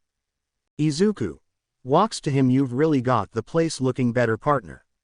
Picks up a sword and touches the tip sharp. Lucifero, cut the crap. Izuku, why did you come here? Izuku smiles and closes eyes. What the issue with wanting to see my partner in crime? Lucifero, tick marks asterisk. Shut up. Izuku turns serious. But seriously, I came to apologize to you, Lucifero. Recently I've only been focusing on my light magic and later on I realized that I can allow Thea's magic to leak into my own to increase my potential and magical strength. If I can do it with Thea, I should be able to do it with you as well. So, takes a stance. What do you say we fight for a few rounds? Lucifero, evil smirk. Very well. But just because I like you doesn't mean I'm gonna to go easy on you. Izuku appears besides him. You talk too much. Lucifero, oh really? Then let's get to it. Lucifero and Izuku clashes fist. On the outside Izuku was meditating without a sound, but his eyes did twitch a bit. High Priest, what is he doing? Yami, don't worry about it. Izuku is weird. In the temple every member of Squad 10 got their opponents along with a couple of the Black Bulls. High Priest, haha, my toes are practically tingling. By the way, what rank are those mages of yours? Yami, they're all still at the junior level. And as for Izuku, his squad is a mix of ranks. I'm surprised you know about ranks living down here. High Priest laughs. All my temple mages are more powerful than intermediate magic knights or they're out there fighting a bunch of juniors. Your poor schmucks don't stand a chance in this battle. As for Izuku, his squad will fall easier with their low numbers. Yami, wow, I guess we're in trouble. Back in the temple, every one of the members of Squad 10 defeated their opponents, along with Magna, Ghosh, Luck and Asta, decreasing the number of temple mages by 16. Yami, unless those poor schmucks are actually stronger than their ranks suggest. High Priest, they're losing. That's impossible. Hida, hands disappear from his back. It's gonna take more than that to defeat me. Walks away. Nejire, pouting man, I really wanted to impress my Izu. Mary, disappointed. Come on. They have stronger guys here, right? Daniel, body stops smoking now that's done. Turns back. I can't wait to get to dry land. Leo, shakes off some concrete and walks away. Sebastian, body stops glitching. I hope this place is funnier than what was expected. Back in the room, Yami, yeah, beat the crap out of those fish. High Priest, idiots, letting them get the drop on you. Yami, smacking the High Priest's shoulder. Hey, how about we bet on which team's gonna win this game of yours? I'm putting 10,000 Yule on the Bulls and DSDs. High Priest, please, this is just the beginning. The mages who are left won't go down so easily. In fact, my three great mages rival senior ranked magic knights in terms of power. As the game continued, no one was able to find each other and Finral was only running away until the High Priest used nuisance magic in order to get Finral moving. While that happened, both the Black Bulls and DSDs figured out that Izuku and Yami were watching, or more like Yami, since Izuku was mostly meditating. Urza Giggles, I don't blame you, Captain. This place turned out to be boring, so meditating is the right move. As for the Black Bulls, Charmy ends up losing via a mage with song magic, and as for Asta, he finds and fights someone with dance magic named Kyoto and Kahono. Then Noel and Kahono run into each other and fight as well. The Black Bulls were the ones who mostly were catching the temple mages, as soon the number dropped to 4. As for the DSDs, they were mostly walking around, some trying to find each other, some trying to fight, and some trying to get out of the place to do something more entertaining. High Priest, you said your knights were junior rank mages. There's certainly nothing junior about the chest on those women. Izuku closed eyes and speaks, better get that magic stone ready, old man. There's a real nasty group called the Eye of the Midnight Sun, that's after it too. Yami, we promise you're better off handing it to us. High Priest, you're only saying that because my mages are making a comeback. Izuku then stands up and opens his eyes. He looks at the screen worried because he saw a magic whale and lightning break through the wall into the game. Veto. Well, it looks like you folks are having quite a get-together. Reika, how about you guys let us in the mix? Izuku, worried, damn it. Of course they just had to show up. A little flashback. While Sek was on the beach and asleep, he woke up and saw a blue-haired man and a beast-looking man taking out a bunch of mages once they were done. The beast men used magic to encase all the people in a magic whale, and once he did, they dove into the water. Sek, scared, they may not have been expecting an attack, but that's still a lot of top-ranked mages. It shouldn't have been possible for 2 guys to take them all out in a matter of minutes. These are people we trust to protect the kingdom. How could this happen? One thing's sure, those were no humans. Those things were a beast and a god. Back in the underwater temple, Magna and Luck were standing in front of Veto while that was happening. Daniel and Leo ended up appearing as well. Which once they saw the situation, they stood against Reika. Magna, what's this guy's deal crashing our battle, and why's he so hairy? Luck, yeah, no fair. Shark head totally belonged to me. Maybe it's okay though. This guy's got more magic power than Captain Yami. Geo starts to get up. Geo, you made it through the ocean currents and forced your way into the underwater temple. Your magic must be formidable indeed. Veto, oh, I see you can still move. Reika, no matter, just another rat for us to destroy. Geo, well, that hurt. You and your buddies don't look like magic knights. I know why they're here, but what do you people want with the underwater temple? Veto, the same thing that they do. Reika, we're after the magic stone too.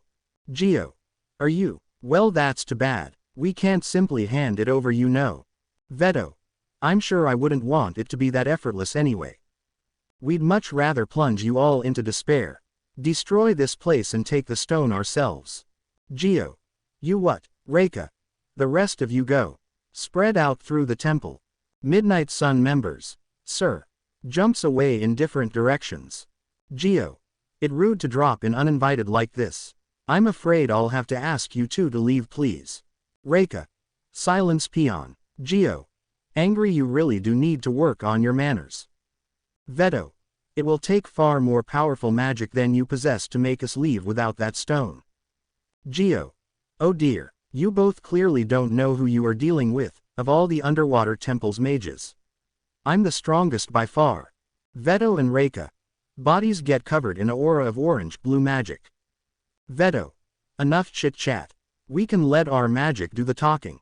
Reika, I agree. Geo, very well. Mine has plenty to say.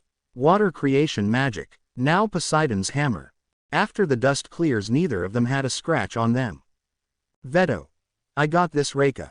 But not a bad try for a temple mouse. You've earned a prize. Geo, a prize. Veto, that's right, a swift death. In nature, the mighty beast get to devour their prey, while the pathetic vermin like you only get destruction and despair. My beast magic. Bear claw. Asterisk. Veto punches Geo away, knocking him out. Then him and Reika charge at Magna, Luck, Daniel and Leo and punch them away with lightning magic, beast magic. Reika, do you understand the situation? Do you see the overwhelming difference in our power? You are insects. We shall allow you to retain even a tiny bit of fortune and hope. On the outside the people were scared and in the room the high priest was shaken. High priest. Number. That shouldn't have been possible. Geo. He's the strongest that we have. He was beaten so easily. I've never seen such power and I've seen much in my time. Izuku. All right old man. Playtime's over. Get us out there to our people and do it fast. High priest. This must be serious if you both are shaken like this. Who are those people? One of them looks like a beast then a man and the other's mana feels something alike to a god. Yami. Those two are high-ranking members of the group we told you about the Eye of the Midnight Sun. High priest. Eye of the Midnight Sun. Izuku. There's no time to explain. Just get us out of here. High priest. I'm sorry captains. I'm afraid that won't be possible, we are stuck in here. You can't leave until the game is finished and I can't break the spell either. That's the way it is. You'll just have to wait and see. Yami. Is that so? Goes to the wall and grabs his sword. High priest. What are you? Yami. Guess I'll let us out of here. Dark magic. Lightless slash. Yami cuts a triangle hole in the wall but they see a black mist covering the area. High priest. Hey, what happened to my temple? Izuku and Yami. Damn. What is this? On the outside, an Eye of the Midnight Sun member was casting a spell. Spatial magic. Different dimension sphere. Once somebody has been ensnared by my spatial magic they have no hope of escaping unless I decide to release them from its hold. While Izuku and Yami were thinking, Veto spoke. Veto. Dark swordsman from a foreign land and the prodigy captain. Yes that's right we can tell you're here from the mana. Watch from the sidelines a little longer. You two are going to our main dish. Looks at the screen you'll be steeped in delicious despair from having seen the deaths of all your friends. High priest. We must do something to stop this beast or else the temple is done for. Yami and Izuku. Alright geezer. High priest. What is it? Izuku. We can't get in there, but can we still talk to them? High priest. Yes we can. Prepares it but how will that help them? In the temple. Yami. On comms alright you morons listen up. Izuku. On comms hey guys listen. It's important. Mary. Waving and happy hey captain, I actually beat one of them. Izuku. On comms * 2 of the Midnight Sun members have crashed the party. They're just as strong as a Magic Knight captain.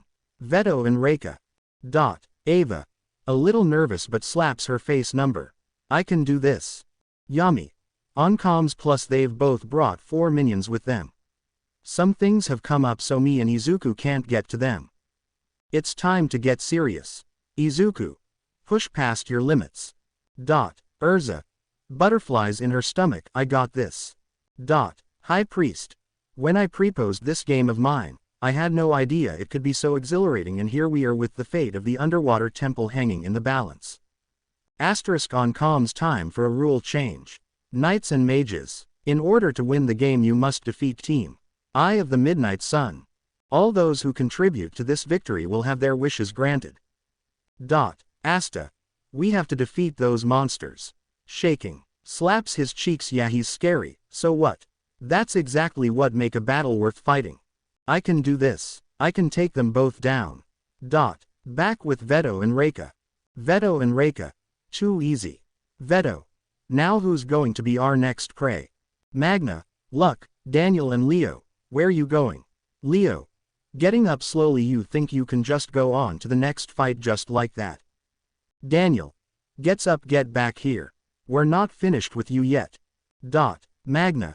Captain Yami gave us our marching orders and if our captain says to take you down that's what we're gonna do. Luck. You got that. Daniel and Leo. Prepares some magic * we're not done yet. We won't lose to a creep like you. Veto and Reika. Excellent. Reika. I shall enjoy destroying you that much more. Veto. The longer the hunt continues the greater the anticipation of the kill. While Daniel and Leo had some smoke and concrete they were waiting for something to happen. Leo. Looking at Reika, I'm glad we can still stand, but how can we fight a monster like that? If he lands one more hit on us we're done. Daniel. Smiling hey you. Use that same attack from before. Leo. Confused look what does Daniel mean? We barely dealt with it last time. Veto. Well, we've got some feisty ones. Delicious. Then I'll continues feeding you despair rushes at luck until you choke. Reika. I'll enjoy destroying you. This time. You will die. Rushes at Daniel. While Reika was rushing at Daniel, he was focusing because of what he saw, and soon once the lightning bolt reached him, he dodged the kick from Reika and shot a cinder blast at stomach which hit him. Reika gets knocked away but recovers. Daniel and Reika staring at each other. Daniel. All of us have been trained personally by Izuku, so we know how to fight to the best of our ability, and I noticed your movements are too linear. As long as I time it right. Reika. Angry. You seem very full of yourself for just predicting one of my attacks. Appears next to Daniel. Daniel dodges. Reika and Daniel start to fight. However, Daniel was just a bit faster than Reika in the moment. Daniel charging at him with a cinder blast. Reika turns around and tries to punch him. Daniel barely dodges. While they were fighting, it looked like a bunch of smoke clouds along with lightning sparks. Reika and Daniel chasing him, running away. Leo watching as they clash. Daniel shooting smokes shots at him. Reika blocks it and appears in front of him, throwing a right punch. Daniel barely dodges again. Cinder rocket hits Reika point blank and tries to kick him. Reika catches his leg and throws him away, landing on the ground and shooting lightning bolts at Daniel. Daniel running to avoid them, and smoke dashes to the ceiling. When Daniel was on the roof, he prepared a powerful punch of smoke which he charged towards Reika. Reika prepared to punch him. Once they clashed, it created a smoke and lightning explosion. Leo smiling as well. Oh Daniel, ever since you came to this squad, you've been the closest to me ever since we met, and if you think I'm gonna let you surpass me, you've got another thing coming. My rival and my best friend. You better not even think about leaving behind, you bastard. Daniel. Concrete magic. Stone shards. Asterisk shoots concrete shards at Reika. Daniel. Hey, nice one Leo. Let me help. Asterisk shoots smoke shots.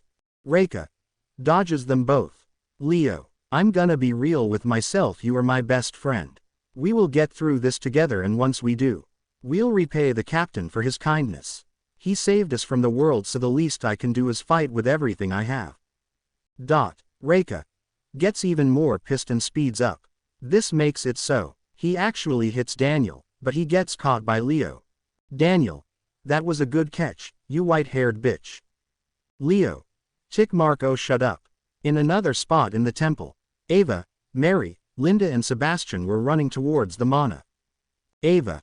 Hold on Leo. Daniel. We're coming. Mary. This person is extremely powerful, but we'll win. We have to. Sebastian. We for captain. Right guys. The four of them. For the captain. As for the fight, Magna, Luck, Daniel and Leo were getting crushed by the two of them. Daniel and Leo. Extremely hurt. Veto. Now do you understand the difference between us? Reika. Why won't you just quit? Your only option is to succumb to despair and misfortune. Leo. Would both shut up. This last thing we're feeling right now is despair and misfortune. Daniel. That's right. We can't give up that easily. Magna and Luck. Thinking about asterisk if we gave up that easily, then we wouldn't deserve to be his superiors anymore. Daniel and Leo. Thinking about Izuku asterisk if we gave up like that, then we would essentially be betraying him, and we wouldn't have the right to own the title as the strongest squad. They charge at both Veto and Reika again. Reika shoots a lightning bolt. Daniel dodges and shoots a smoke shot. Leo. Concrete magic. Rumbling earth. Reika loses balance, but regains it. Lightning magic. Sparking chaser. 3 small lightning bolts shoot at Leo, but Daniel cancels the attack. Reika charges at Daniel and Leo. They both dodged his attack, and when they did, that took that chance. Daniel and Leo. There it is. That opening. They both charge at Reika, although with Magna and Luck charging at Veto. Inside the room, Izuku. A little sad. It wasn't that I didn't recognize your efforts, Daniel and Leo. You guys are my family, so I believe in you. Get him. Yami. Alright, you've got this. Magna and Luck. Combo spell. Flame. Lightning exploding cannon. Daniel and Leo. Combo spell.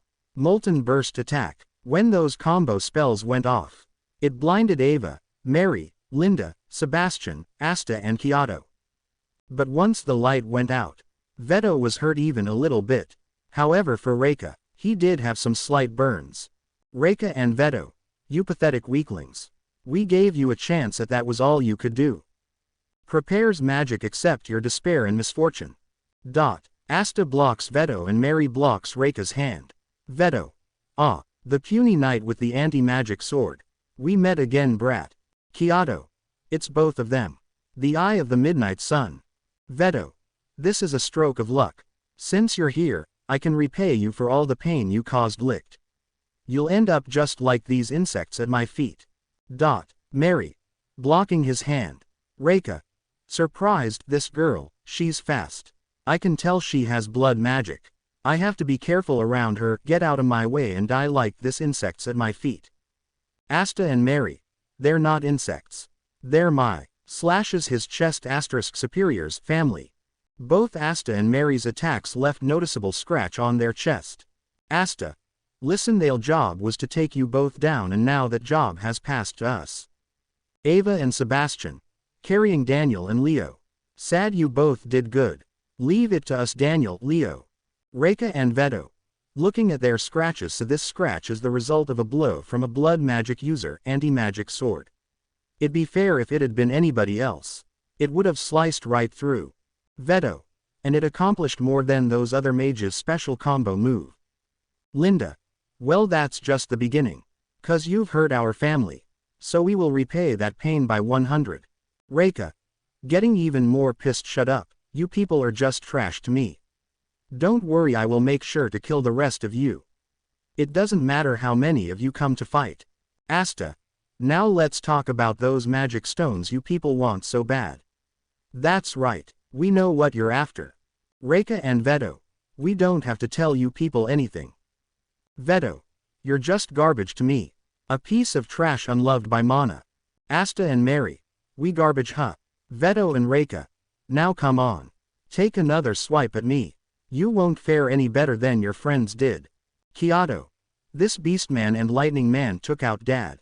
Their magic reserves are like nothing I've ever seen before. They're both constantly surrounded by waves of magic, their bodies constantly guarded by them. Reika and Veto. Angry, blood-lusted looks. We'll have plenty of time to look for the magic stone after we massacre every last person here. That goes for the people outside too. We can only hope that such pitiful specimens will be sufficiently amusing to destroy. After hearing that, Sebastian, Ava, Linda and Mary prepare to fight Reika, while Asta and Kyoto prepare to fight Veto. When Asta and Kyoto rushed at Veto, they tried to cut him, but he mostly dodged her attacks and soon countered with his own open palm, which knocked them both back. As for Reika, Ava and Mary rushed at him while Sebastian and Linda provided long-ranged assistance. They continued to fight until Reika kicked both Ava and Mary back. Kyoto. Such power and he barely touched us. Asta. He is reading our chi. He's so fast, reading his is almost pointless. Ava and Mary. Getting serious. Time for round 2. Sebastian and Linda. Preparing magic. Reika and Veto. How tedious. Sluggish attacks from magicless trash, underwater scum and brainless mages. But what should we expect? You're pathetic. Asta. Now you're asking for it, you overgrown furball. Asta and Kyoto. We've do whatever we have to be bring you down. Charges Veto. Ava, Mary, Sebastian and Linda. Oh yeah. Motions to come get some then. Reika. Charges the 4 of them. In the room, Izuku. Tries to break the barrier but can't, damn it. Looks at 5-leaf grimoire. Lucifero was told me, my gravity magic is capable of affecting more than what meets the eye. I'd seen it by bending space years ago in the entrance exam for me. But I only did it by accident. Damn it all. Here's a slash. On the screen, Urza had just gotten done defeating a Midnight Sun member. Urza. Angry, my friends are in trouble and you are in my way. If you continue to come after me, I will kill you. Runs away. While Urza was running towards the spot where the fight was going down, she ran into the rest of her squad. Hida, Anya, hey Urza. Urza, hey you too. 3 people started to come down the hallway, and once they came into view, it was Nejire, Yuku and Kana. Kana, hey guys, we've been looking all over for you. Yuku, a little scared, do you feel that mana? Anya, yes, smirks, wait a minute, you're getting quite good at this magic knight thing Yuku-chan. Yuku, smiles, thank you. Runs a bit ahead, come on guys, let's go. We have to get to our family. Izuku gave us orders, so let's get to it. The rest. Right. While running through the temple, Urza was thinking to herself and was happy a bit. Urza, you were right. Looking at Nejire, Ryukyu and Kana, these 3 are a good addition to our ever-growing family. Don't worry Captain, we will win. Back in the fight, Veto ended up getting cut on the shoulder by Asta and Kyoto, whereas Reika got cut 4 times due to Sebastian and Linda changing to the strategy to close range. But after dodging their attacks, both Veto and Reika hit them back, causing Ava, Sebastian, Linda and Kyoto got hurt heavily, putting them out the fight for a bit. Veto, looking at Asta, laughs a bit. Looking at you disgust me. Fighting with objects you aren't even worthy to touch, and do you know why? 1. You're weak to long-distance attacks such as throws, especially when it comes to non-magical objects. Throws a giant rock at him. Asta dodges Veto. Appears in his face too. Flurry of punches. You're physically strong but still outmatched by one whose strength has been magically enhanced. Knocks him away. Reika, just give up. You don't have a chance of defeating me by yourself. Knocks her away. Mary and Asta, shut up. Get to the point already. Reika and Veto. And 3, breaks both their left elbows and grabs their arm. You are naively reckless. You don't know when to give up. You both think if you hang on long enough you're bound to find some way of turning the fight in your favor. So you persist in your reckless attacks against foes you can't defeat and leave yourselves open to mortal wounds. Reika, speaking to Squad 10 *, it makes sick to think you people have a chance of defeating me. I don't give a damn about you being the strongest squad. You are trash. Veto, speaking to Asta, it makes me sick to see the Demon Slayer sword and the Demon Dweller sword in the hands of undeserving filth like you. Asta and Mary, talk all you want, it won't change anything, tch. Veto and Reika, crushing their arms. Mary and Asta. Ah. Asta bites Veto's arm. After saying something none of them could hear, a sound of a voice came and knocked them both off of Reika and Veto. Noel. And I thought animals were supposed to have good hearing. Veto. GRH, Noel and Kahono. What he said was, no one ever protected anybody, be giving up. Reika and Veto, getting even more angry. No matter how many of you come, it will always be the same outcome. In the room, Izuku. That's not true for you, Reika. I know you don't have recovery magic. All those wounds my squad members gave you will eventually catch up. Yami. Noel.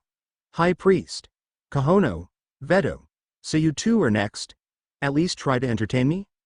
After looking around, Noel and Kahono see all the people taken out by Reika and Veto. Asta and Mary gets up and tries to attack. I'm not done. Reika and Veto, go away. Insects, knocks them away. Noel. Asta. Kahono, takes a breath. Song magic. Rhythm custom * catches Asta. Ava, catches Mary. Mary, are you okay? Mary, yeah, I'm fine. Ava, thank goodness. Paint magic. Green healing. Starts to heal Mary's elbow and the rest of her squad members. Noel, sees Kyoto. Who's he? Kahono, takes a breath * hey. Big brother, why the heck are you sleeping? We got a promise to keep. Remember, we're never going to get famous if we let this beast man and lightning god kill us. Did you forget about our singing, dancing brother sister ACT? Kyoto, no, of course I didn't. Noel, wait, big brother? Kahono, yes, that good for nothing dumb over there is my older brother, Kyoto. Kyoto, who are you calling good for nothing? Feels pain on neck. If I didn't deflect the force of that punch with my dance magic, I'd be missing a head right now. Looks at Veto and Reika. They'll be impossible to beat, but Kohono. My brother and I have a dream we're gonna go ashore someday. Kyoto. Yeah, that's right, we can't give up now. We can't let our dream die, let's go. Kohono. Yeah?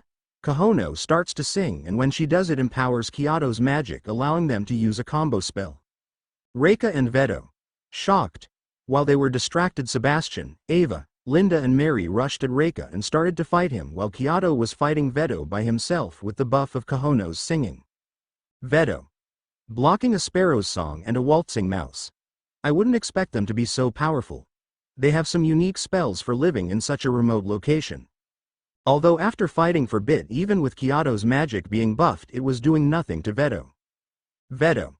Not a stretch on him, done with you little speech now? Kyoto. Shocked Kohono.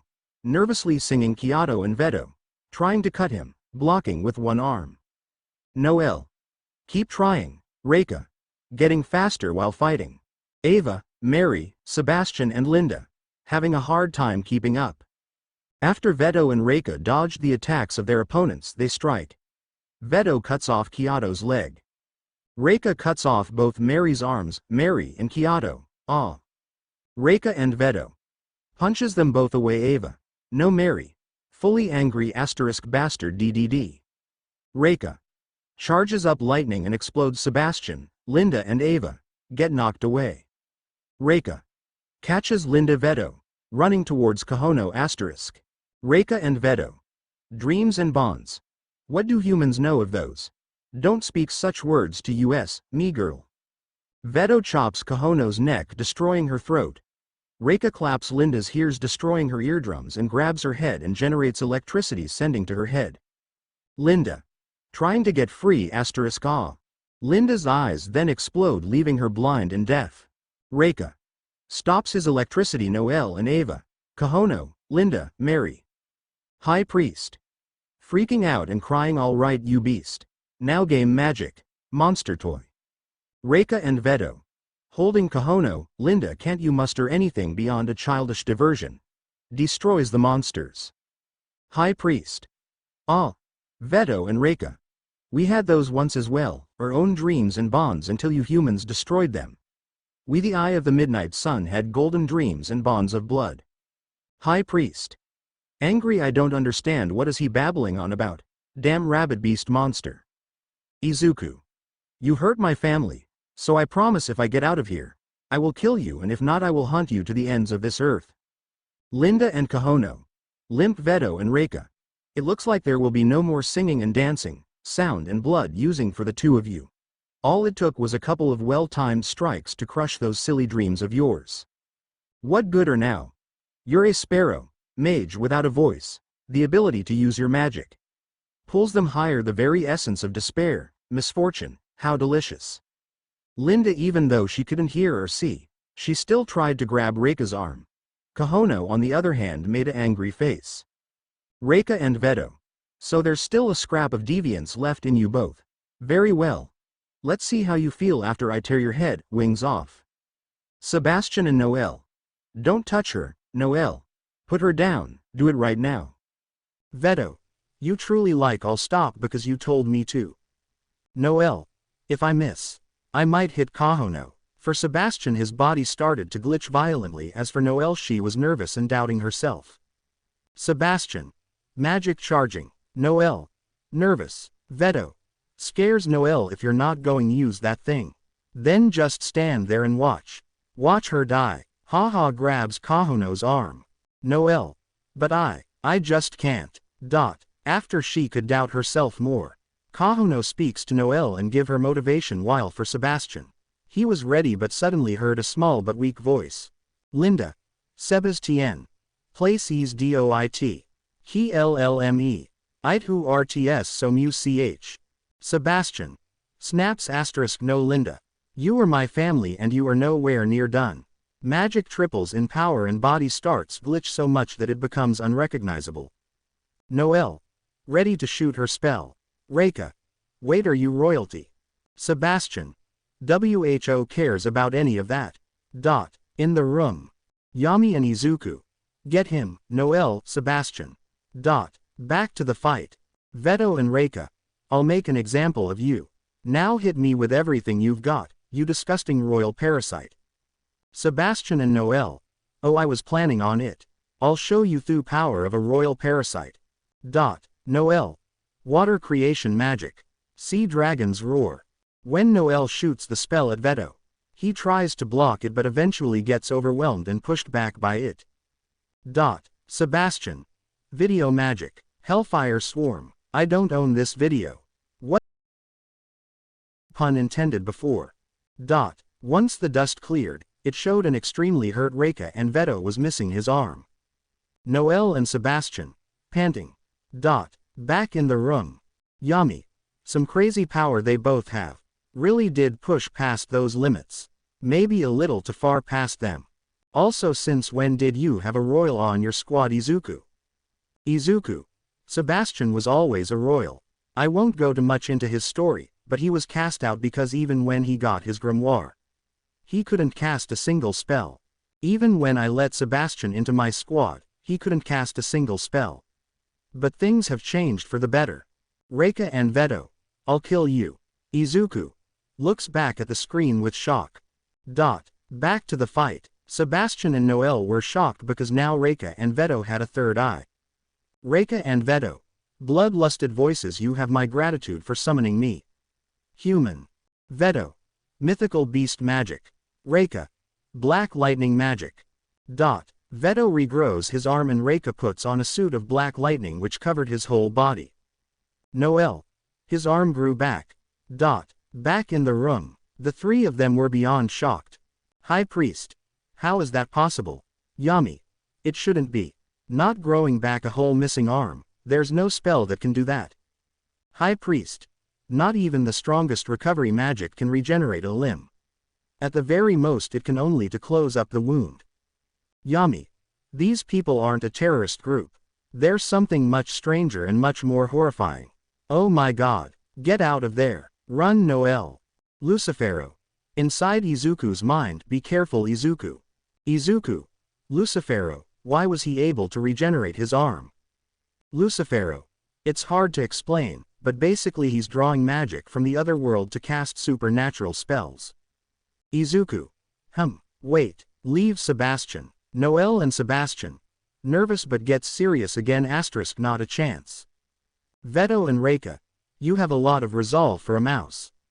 Prepares magic and that's what will kill you. Now be gone. Mythical beast magic, black lightning magic. They shoot a purple beam from a magic beast and massive black lightning bolt. Noel. Sea dragons. Notices she's out of power. Sebastian. Out of power as well. Izuku and Yami were shocked and were worried, but once the dust settled, Anya and Asta were standing in front of the two, showing they blocked the spell. Asta and Anya cut through it with anti-magic and spatial magic. Yami. Grabs his sword and happy that's our boy. Izuku. Happy that's it, dark shadow dragons. Do not give up. Asta. Not yet, it's not. It's not over. You both haven't won. We haven't given up and we're not going to. Anya. Yeah. Prepares to fight. Reika and Veto. You're right, it isn't over yet. The real misfortune, despair, starts now. Aura flaring and laughing. After watching the display of power, everyone outside was getting even more scared. Yami goes to the barrier. High Priest. Wait, what are you doing? There's no way out, we're trapped. Yami. I can't just leave them to die. Does a lightless slash and it does nothing. Midnight Sun member or MNSM. You should give up. You'll never escape. I told you, don't you recall? No poor soul ensnared by my different dimension sphere spell spatial magic has ever managed to break free. Ha ha ha. Yami. Dark look, listen up. You better let us out of here quick or you are dead, got me. Well, you hear that? Answer, damn it. MNSM. Or what? Mocking voice, please don't, I'm scared. Ha ha. Yami. Punches the wall. What are you laughing at? You think it's funny that I'll beat you to a pulp? Bastard, it's too late for an apology now, I'd spit on your grave. Spitting weirdly. High Priest. Is he brave or just completely insane? Izuku. Worried, damn it. I'm no use to my squad in here like this. I have to train. If I can do the same thing with Lucifero that I do with Dia, then maybe I can break out of this sphere. Starts to meditate again and train with Lucifero asterisk. Inside the temple, Vanessa ended up defeating the last of the Midnight Sun members. All that was left is the man holding Yami and Izuku captive, Veto and Reika. Back to Veto and Reika. Veto. Back for more anti-magic brat. Reika. I see there's more of you who want to be killed. Veto. I see you can stand but it will do you no good. What use is a body in tatters in the face of my true form? Reika and Veto. Speaking at the same time we'll relish your destruction, the mana whispers. It eagers us to plunge you insects in the depths of pure pain and utter misfortune despair. Noel. How can you even stand up when you're so gravely injured? Asta. It was Kahono. She used the last of her strength to heal me a little. I could barely hear her. But it was enough. Anya. Well, I didn't come alone to take you out. Nejire, Yukyu, Kana, Hida, Urza, come out the corner as well. Reika. Go ahead. Group up all you like, it won't do you any good. Noel. I'm grateful. Asta. We have to take him down, then we'll find a way Kahono's throat and Kyoto's leg too. Hida. Eyes hidden with shadows, I think I have an idea. Shakes head, no, never mind. No time to think about that. Noel. What? Asta. He grew his arm back, didn't he? Someone else has to know that kind of magic surely. Turns to her. Hey, that reminds me. That insane spell you pulled off before, it totally psyched me up. Pats her head. I always knew you could do it. You're just as amazing as I thought you were. Turns back to Veto asterisk. Guess it's my turn now. In the corner Finral was watching. Finral. Nope, nope. Just what exactly do you plan to do here? Have you not noticed you're battling an actual monster? Remembers what Licht said and what he said. Licht. I'll introduce you. These four are the strongest members of the Midnight Sun. Asta. They're the strongest. Licht. Indeed, their power surpasses my own. Especially when it comes to battle. They are the third eye. Finral. Stronger than a light magic. He's got to be bluffing about that, right? Back to reality. Finral. Swallows a lump in his throat, but he wasn't bluffing at all. These guys have more magic power out of him than Licht, the leader of the Midnight Sun. I doubt our whole group and Izuku's group would stand a chance now, even working together. They've taken everyone down one by one. Swatted them all like they were flies. About to run away, that's it. I'm getting out before it's too late. Looks back at Magna and Luck and shakes his head. I can't save them, might as well save myself. If I don't escape we'll be wiped out for sure. Walking away. Veto and Reika. You're nothing, just a pitiful urchin. What could you possibly hope to achieve? Asta and Urza. Shut up. Asta. Don't get even cockier because you both grew an ugly third eye. Finral. No. They're not being. They are just honest. These guys have unbelievable levels of magic power.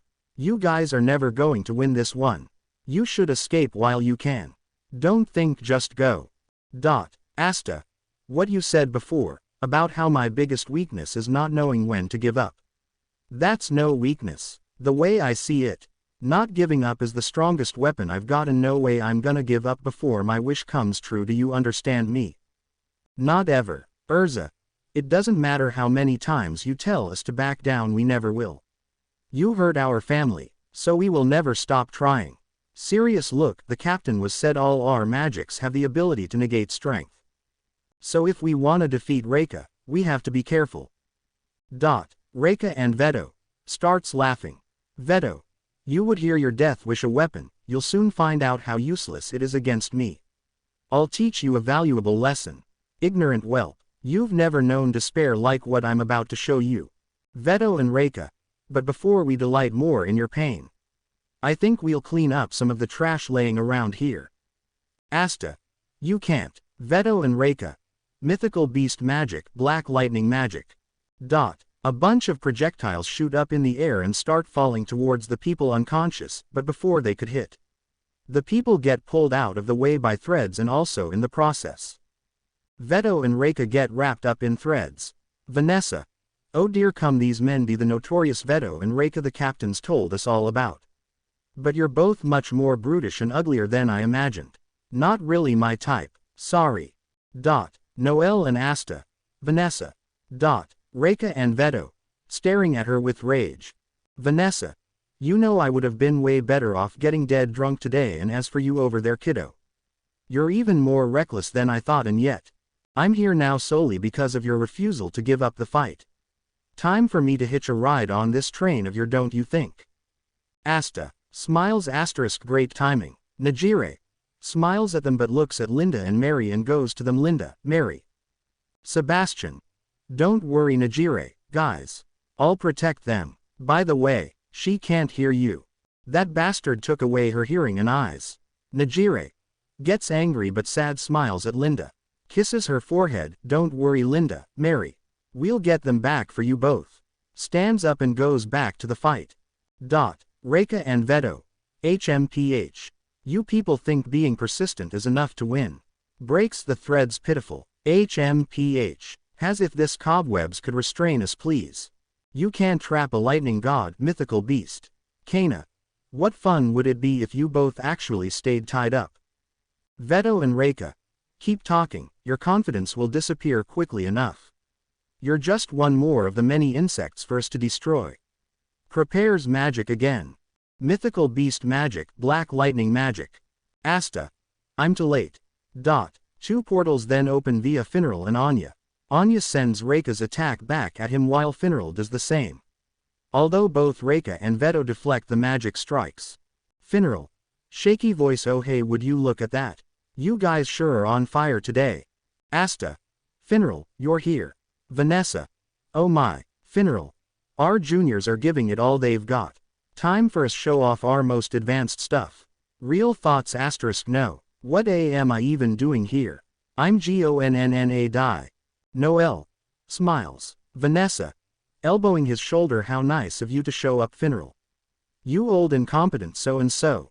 Finral. Hey, who are you calling incompetent? Of course I'd show up. What do you think I am? A coward. Real thoughts and shaking in fear. Don't give up. Don't give up. Don't give up. Don't give up. Reika and Veto. Chuckles, these little mice. No, they're not even worth that. More like a swarm of pitiful ants. They can't even hope to inflict the tiniest scratch upon the likes of us. Vanessa. Right, Noelle, do you still have enough magic to protect everyone? Noelle. Yeah, runs to them. Vanessa. Then I'll leave you to it. Looks at Veto and Reika, my goodness. That's a stunning amount of magic. Daunting. Finral. Nervous laughter. Asta. You're right about that. Finral. You can't see it though, can you? Asta. Well no, I can't actually see it, but I can definitely feel his chi. Urza, Anya, Hida, Nejire, Yukyu, Kana, looking at Reika. Anya. I don't care if you have more magic than Captain Izuku. Hida. We will win. Ava. Gets up weakly, fine, let's do this guys. Urza. You aren't going to join us, Ava. Ava. Weak and hard to stand, no. IWILL Joe in you. Nejire. Walks to Ava and punches her stomach. Ava. About to go unconscious, WHY Nejire. Nejire. I'm sorry Ava. If you were to get in this fight, you would only get more hurt. Rest now. Ava. Unconscious. Nejire. Puts her down gently, I love you Ava. You're my family, so please, relax and rest. Stands up, alright, let's do this. Veto and Reika. Mythical beast magic, black lightning magic. The fight then starts with Urza and Asta rushing in to fight Veto and Reika. Vanessa and Finral assisting Asta. Nejire, Yukyu, Kana, Hida and Anya assisting Urza. Urza. Summons blue armor and an sword. Urza and Reika start to fight, but while they were fighting, Reika tried to shoot a black lightning bolt, but it immediately got sent back at him, but this time he didn't block it due to the surprise of it. Reika. Kicks her away. Urza. Blocks it and jumps away. Reika. Chases her. Before he could get Urza, a portal appeared behind him and another Urza came out, then they both slashed at him, creating a slash mark on his chest and back. Urza. Jumps back to everyone, good job guys. Anya, can you join me? Anya. Purple sphere appear on her fist, absolutely. At the same time while that happened, Asta ended up cutting Veto on the cheek, but Veto tried to hit him with a bear claw, but Asta dodged it with Vanessa and Finral's aid. Veto and Reika. Magic circle appears and stands up. Veto looks at his cut, as I suspected. I can't heal this. Did he cut off the very flow of my self-healing magic? Looks at the three of them. That's the only weapon in here that stands a chance of defeating me. His anti-magic sword. Even with it, that runt would be no match on his own.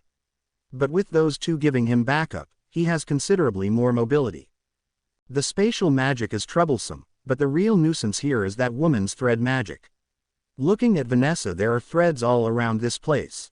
They could come into play from any time, from any corner. The threads themselves lack the strength to attack or bind me on their own. But they're too fine for the eye to see or for their magic power to be felt. Which means I can't predict the brat's moves. Reika. These ones are different. I noticed that their magic are special due to the fact that they can still hurt me even though I'm thousands of times stronger. But as for the mages, they're all a nuisance. One is requip magic with a touch of sword magic, creating armors and weapons that counter my abilities perfectly. As for the other, one has ice, one has fire, one has poison, which I'll definitely need to avoid. Lastly is that dangerous spatial magic. Lastly is that man there. I sensed from him that his magic is what allowed that second copy of the swordswoman to appear, but besides that I have no idea what he can do. This'll be a tricky battle. Starts smiling. Reika and Veto. Smiling and laughing. How fascinating. Taken separately, you humans are so much trash. But when you work together, it seems you can actually fight. And I find that disgusting. Lightning cracking, orange aura asterisk. You may think there's strength in numbers, but that's just an illusion. You have no hope. Reika and Veto charge at them again, and Asta, Urza and Anya charge at them while the others give them back up. Asta, Urza and Anya start to pepper them with small cuts. As for the rest of the black bulls, they were eating with Charmy while waiting for their magic to recover. Noelle and Sebastian. Watching the fight. On the outside, the people were celebrating at the Magic Knights fighting, and the High Priest was also praising them. Yami.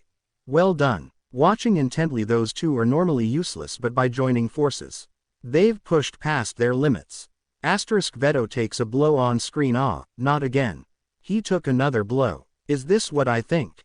The black bulls continue to fight Veto and Reika while they do. Something was off with Veto. As for Reika, he was finally, after so long, he was slowly struggling to beat them. Vanessa. Finral, how do your magic reserves looks? Finral. With some many spells. I'm draining them pretty quick. I'm still managing though. Guess it worked out that I spent the whole time here, running away instead of fighting. Vanessa. So I was right, we aren't the ones who are slowing down. Finral. Vanessa. Not good. He's starting to time his moves to our attacks. Asta. Tries to cut him. Veto. Dodges and notices, there it is. Before Asta could get to the portal, Veto's bear claw was in his face. Vanessa got him out the way, but not without getting a cut on his lower left abdomen and then falling into the portal. Anya and Urza. Fighting in sync and prepares a punch. Reika. Prepares two lightning bolts in his hands. When they both clash, both sides get knocked back.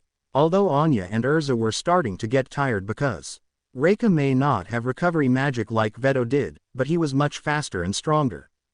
Anya and Urza. Small panting. Asta. Holding his side. Noelle. Asta. Please, this is nothing. One blow just so happened to graze me, that's all. Now come on, let's go. Yami. On comms, hold up kid. Asta. Captain Yami. On comms, fighting in close like that, you should know better than anyone. That blow didn't just happen to land in the room. Yami. He wants to learn your timing, your battle quirks, your weaknesses. To do that, he's been holding back his attacks and going on the defensive instead. If you fly in there hasty and unprepared, well, back to the fight. Yami. On comms, next time you're dead for sure. Vanessa. Finral and Asta. Worried. Noelle. No, is that true? Veto. Laughs a bit. That's a dark swordsman's for you. With battle instincts like that, you're going to make an excellent main dish.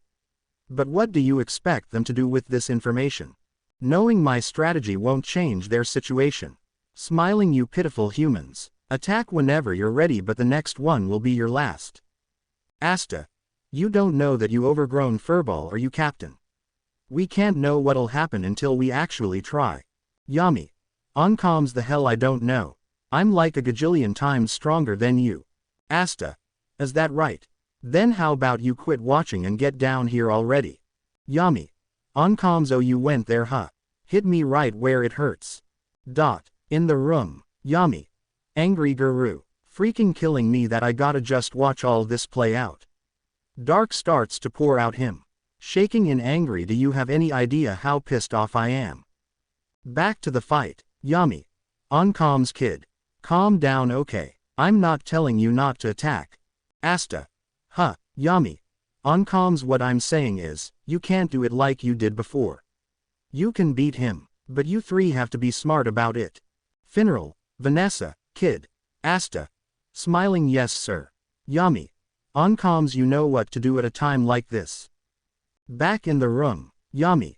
Let me hear you say it. Back to the fight. Asta. Right here, right now. Vanessa. Finral and Asta. We'll push further past our limits. Urza. Anya. Both our captains share the same catchphrase. But it's not a bad idea. Nejire. Yukyu. Kana. Hida. You got that right. Charges up magic.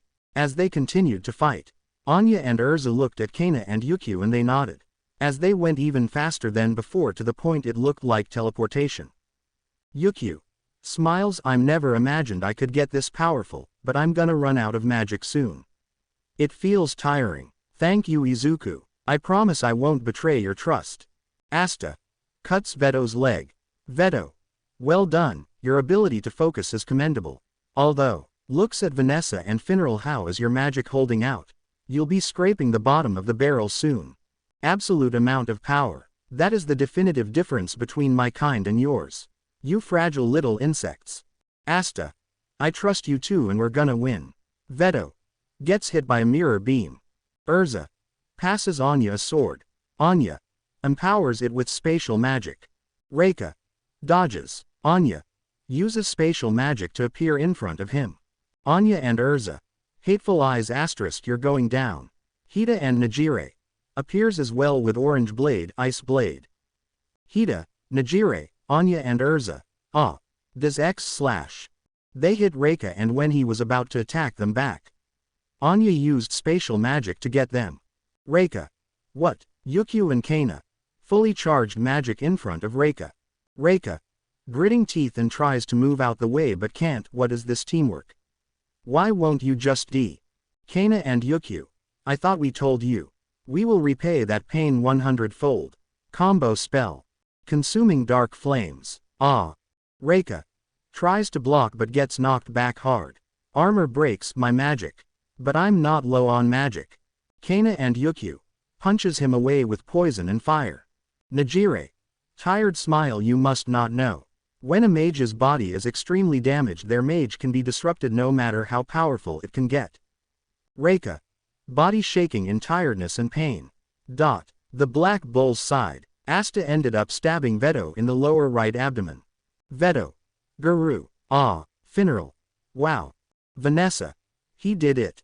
Gauche. Charmy and Gray. Yeah, huh. Noel. Happy it's over. Black Bulls. We won. Veto. Oh, are you sure? Manifest magic on his arms. This magic starts to break Asta's arms causing him to start screaming in pain. Did you truly that your pitiful human power would any effect on me?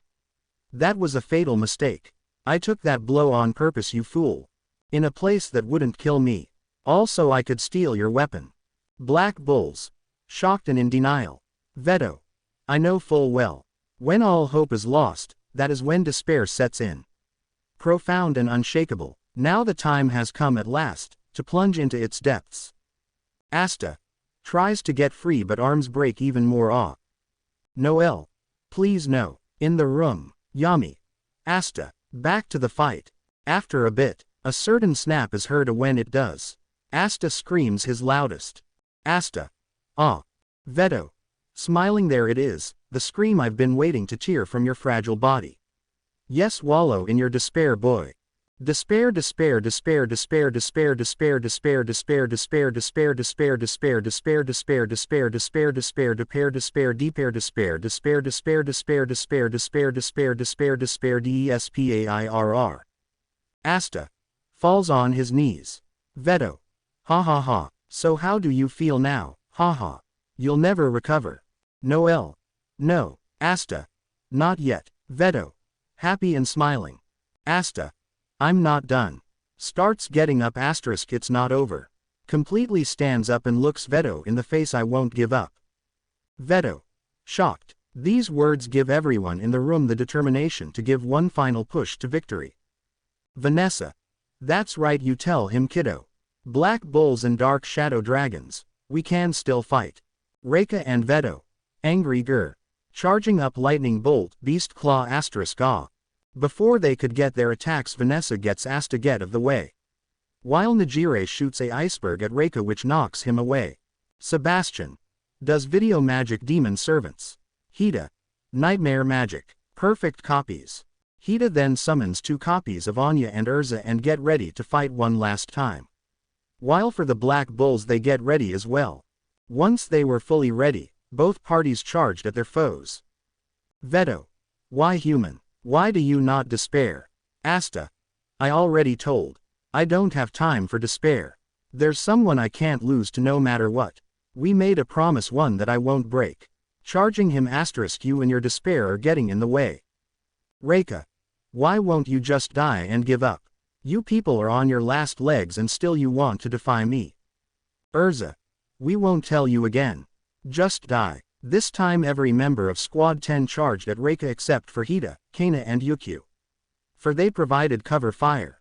Veto. That's enough talking, pathetic human parasite. It doesn't matter what you do. I can read your every.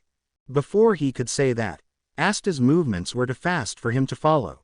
Looks down at the Demon Dweller's sword. The Demon Dweller's sword still inside me must be weakening the magic that enhanced my physical abilities. I had intended to take his weapon. But has he stole mine for me instead? Grabs the sword and pulls it out although it was painful. I won't lose to you humans.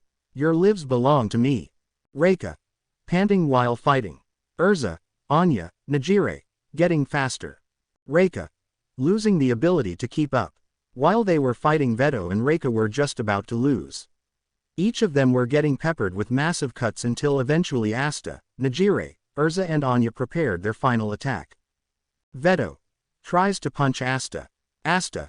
Flips over his punch. Reika. Guard gets broken. Urza, Nejire and Anya. Prepares final attack. Asta, Nejire, Anya and Urza. Hey, despair, misfortune. Reika and Veto. Ah. Asta, Nejire, Anya and Urza. This is where you lose, die. With all their might the 4 warriors slammed their magic and weapons on the 2, knocking them out cold and defeating Reika of misfortune and Veto the despair.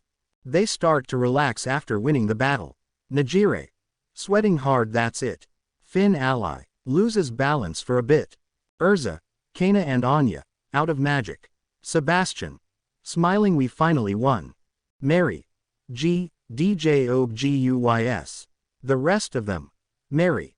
Every one of Squad used their clothes to patch up Mary and Linda's wounds so they wouldn't lose any more blood. But when Anya and the rest hugged Linda, she cried even though she couldn't hear herself at all. Veto and Reika. Unconscious and remembering the past. Hope, such a fragile thing and so sweet. That's what Licht was. The personification of hope. And who stole that hope? You filthy humans. Suddenly Veto and Reika's magic came back, and when it did and they started to glow with a red orb and went into the air. Reika and Veto. Smiling and white eyes, I'm taking you with my all of you. In fact, I'm going to blow this entire temple away. Back in the room. High Priest. No, what's going on? Yami. Destroys the table *, damn it. There's no way they're gonna be able to stop that monster now. That does it. I'm busting out of here. When Yami says that, a new spell appears in his grimoire called. As for the Squad members, they were trying to see it through. Trying to figure out a way to stop them both. Black bulls and dark shadow dragons except for the people injured, alright. Now come and get us. 2 people land behind them. Yojiku and Yami.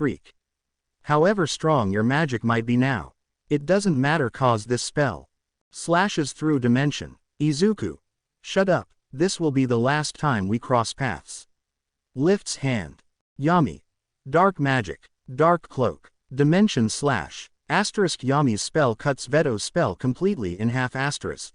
Izuku. True gravity magic. Black hole. A black appears in front of Reika and completely absorbs him, leaving nothing behind. Izuku and Yami. That's for toughing up my squad. Now goodbye, Mr. Misfortune, Despair. Back on the shore where Sek was. He was helping the Magic Knights up and also he couldn't sense the mana of Reika and Veto. Yami. A little shocked, you know we could have used him. Izuku. I don't care. He hurt Mary and Linda pretty bad, so I was going to make sure nothing was left of him. Walks away to them. While Izuku walked towards Mary and Linda, he used recovery to stop their bleeding, but while he did that the rest of his squad walked to him. Squad 10 except for the ones injured. Captain. We thank you for everything we've done for us. Izuku. With his back turned and smiling, you all are ridiculous, but I love you all. Looks at Linda and Mary. Sad face. I promise Mary, Linda. I will find a way to fix you, no matter what. Linda. Weakly places her hand on Izuku's hand-capped coin. ICANTARYOU re GHT no W. BUT place do and BL aim yours elf. Izuku. Smiles even when you're blind and deaf. You still are as cheerful as ever. As you guys. Squad 10. Yes sir. Izuku. Turns around to show his smile. You can pass out now. I'll handle the rest. Squad 10. Salutes and passes out on the ground. Izuku. Chuckles. You did a fine job. Now let your captain handle the rest. When Izuku looks at Yami and the Black Bulls, he sees them passed out as well. But he does something shocking. Izuku. Yami. Yami. Yeah, Izuku. I'm gonna leave early. True gravity magic. Crushing point. The space in front of Izuku starts to distort and when it fades. Izuku was gone and on the shore. Izuku. Carrying his entire unconscious squad with gravity magic and flies back to his base. Once Izuku got back to his base, he placed every single one of his squad members in the makeshift medical ward and heals all their wounds. Although there was a problem. He couldn't heal Mary and Linda. But he knew that when his squad woke up they would try to find someone or something to heal them both. But until then Linda would have a walking stick and Mary would need help carrying something since her arms were gone. But either way, things will get better, they had to. But for now he could only hope for it. Izuku. Walks to the courtyard. When Izuku got there he saw Zirf. Zirf. Worried look. Izuku. Are we sure it was a good idea not for me to go with them? Izuku. Sits down at a table and prepares some tea. I'm not sure, but I know one thing though. They told me that they don't blame me or you. Besides, if we're always there to protect them, how are they supposed to get stronger? Zirf. It doesn't count if they come back half dead and one lost both arms and Linda lost her eyes and ears. Takes a breath. I'm sorry Izuku, I'm just worried is all. Izuku. It's fine, I understand your concern. But they're fine, just let them rest and also you'll see. When they wake up, they won't stop until they've found a way to heal Mary and Linda. Have faith my friend. Zirf. Sigh, I hope you're right Izuku. Izuku finishes his drink. All right, I'm going to give the report to the Wizard King. Come with me, we'll let the squad rest for now. Zirf. All right. They both fly off towards the royal capital, and once they arrive both Izuku and Zirf ran into Yami and a couple of his squad members. Funeral runs past Izuku and Zirf *, never fear lovelies. Funeral's coming. Yami, Izuku, stares at him as he runs away and facepalms. After that little weird interaction Izuku, Yami, Asta, Zirf and Charmy get to the Wizard King's office. Julius. I see. So they did send someone to retrieve the stone from the temple, and you said they were members of the Third Eye. Yami. That's right, the ones they call Veto, the despair, and Reika of misfortune. Julius. Stands up sounds like some fitting titles. We'll examine the body here and interrogate the Midnight Sun's minions. Yami and Izuku. Okay. Julius. Walks to Charmy. Your binding magic is truly outstanding. That fluff is surprisingly strong. Charmy. Eating a piece of bread. Who are you again? Julius. Picks her up. Wow, Yami, I didn't know you had a child. Look how big she is though. When did this happen? Looks at Yami. Yami. Whoa, not mine. Izuku. Chuckles. Charmy. Hey mister, do you have any yummy treats for me? Yami. Look, just drop it. Julius. Drops Charmy. Charmy. Lands on some cotton. Yami. Give the magic stone to Julius. Here you go, 1 magic stone has ordered. Julius. Takes it.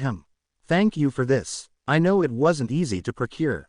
You've probably heard, but there were many casualties among the magic knights who fought in Rockway. Now they can rest in peace. Zirf and Asta. A little sad. Julius. You did receive your share of injuries, but the Black Bulls and the Dark Shadow Dragons completed this critical mission without losing a single member. That's nothing short of marvelous, and somewhere along the line, you both grew stronger yourself. Yami, Izuku. Julius then remembers the past on how everyone called Izuku and Yami foreigners, but they never stopped trying to become great, and here they stood. Julius. You've both done well. I'm so proud of the amazing magic knight captains you've become truly. Izuku and Yami. We're 28 not 12. So stop Julius. Julius. Right, sorry about that. Yami. Tell me if you remember this little quote. If you wanna say you're right, get results from doing things your way. Izuku. Smiling. I remember all times I was looked down upon. But no matter how much people said terrible things, you always believed in me. So thank you Julius. Yami.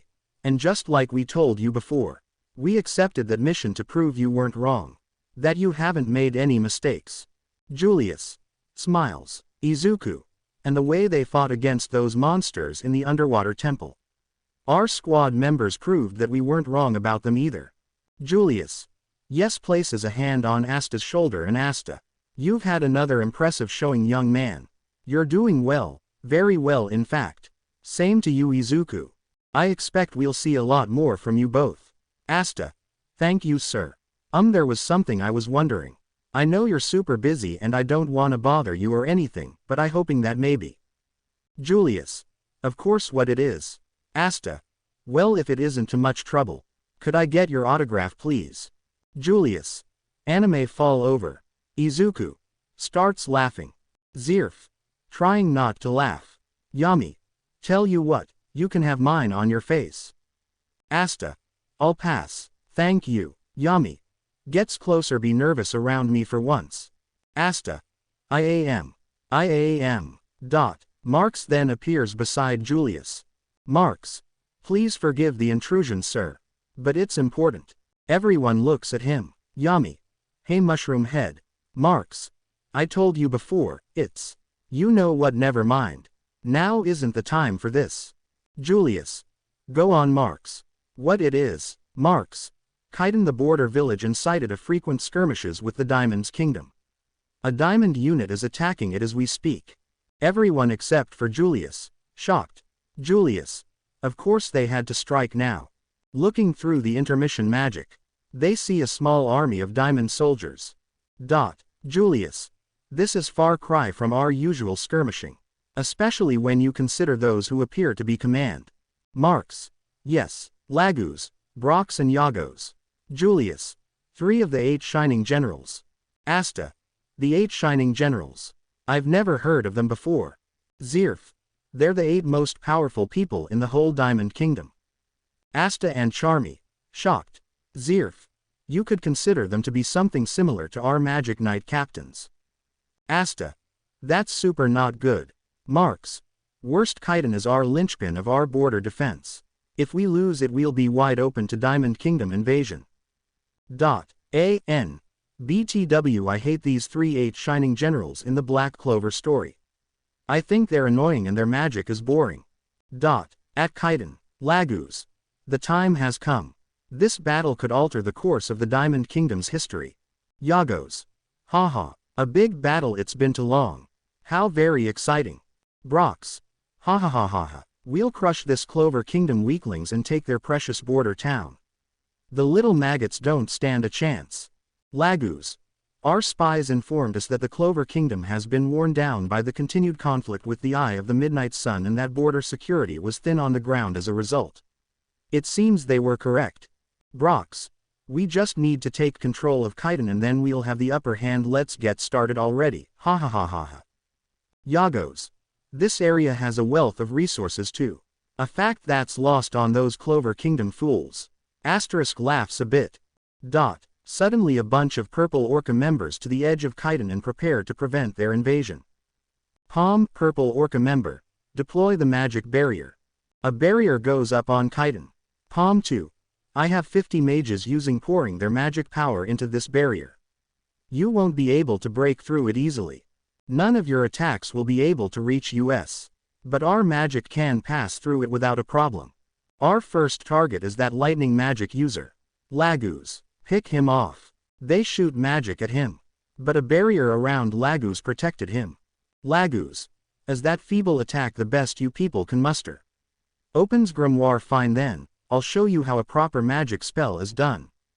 Lightning creation magic. Long ass name I'm not going to type. 'Cause it sounds stupid. Shoots 6 arrows of electricity.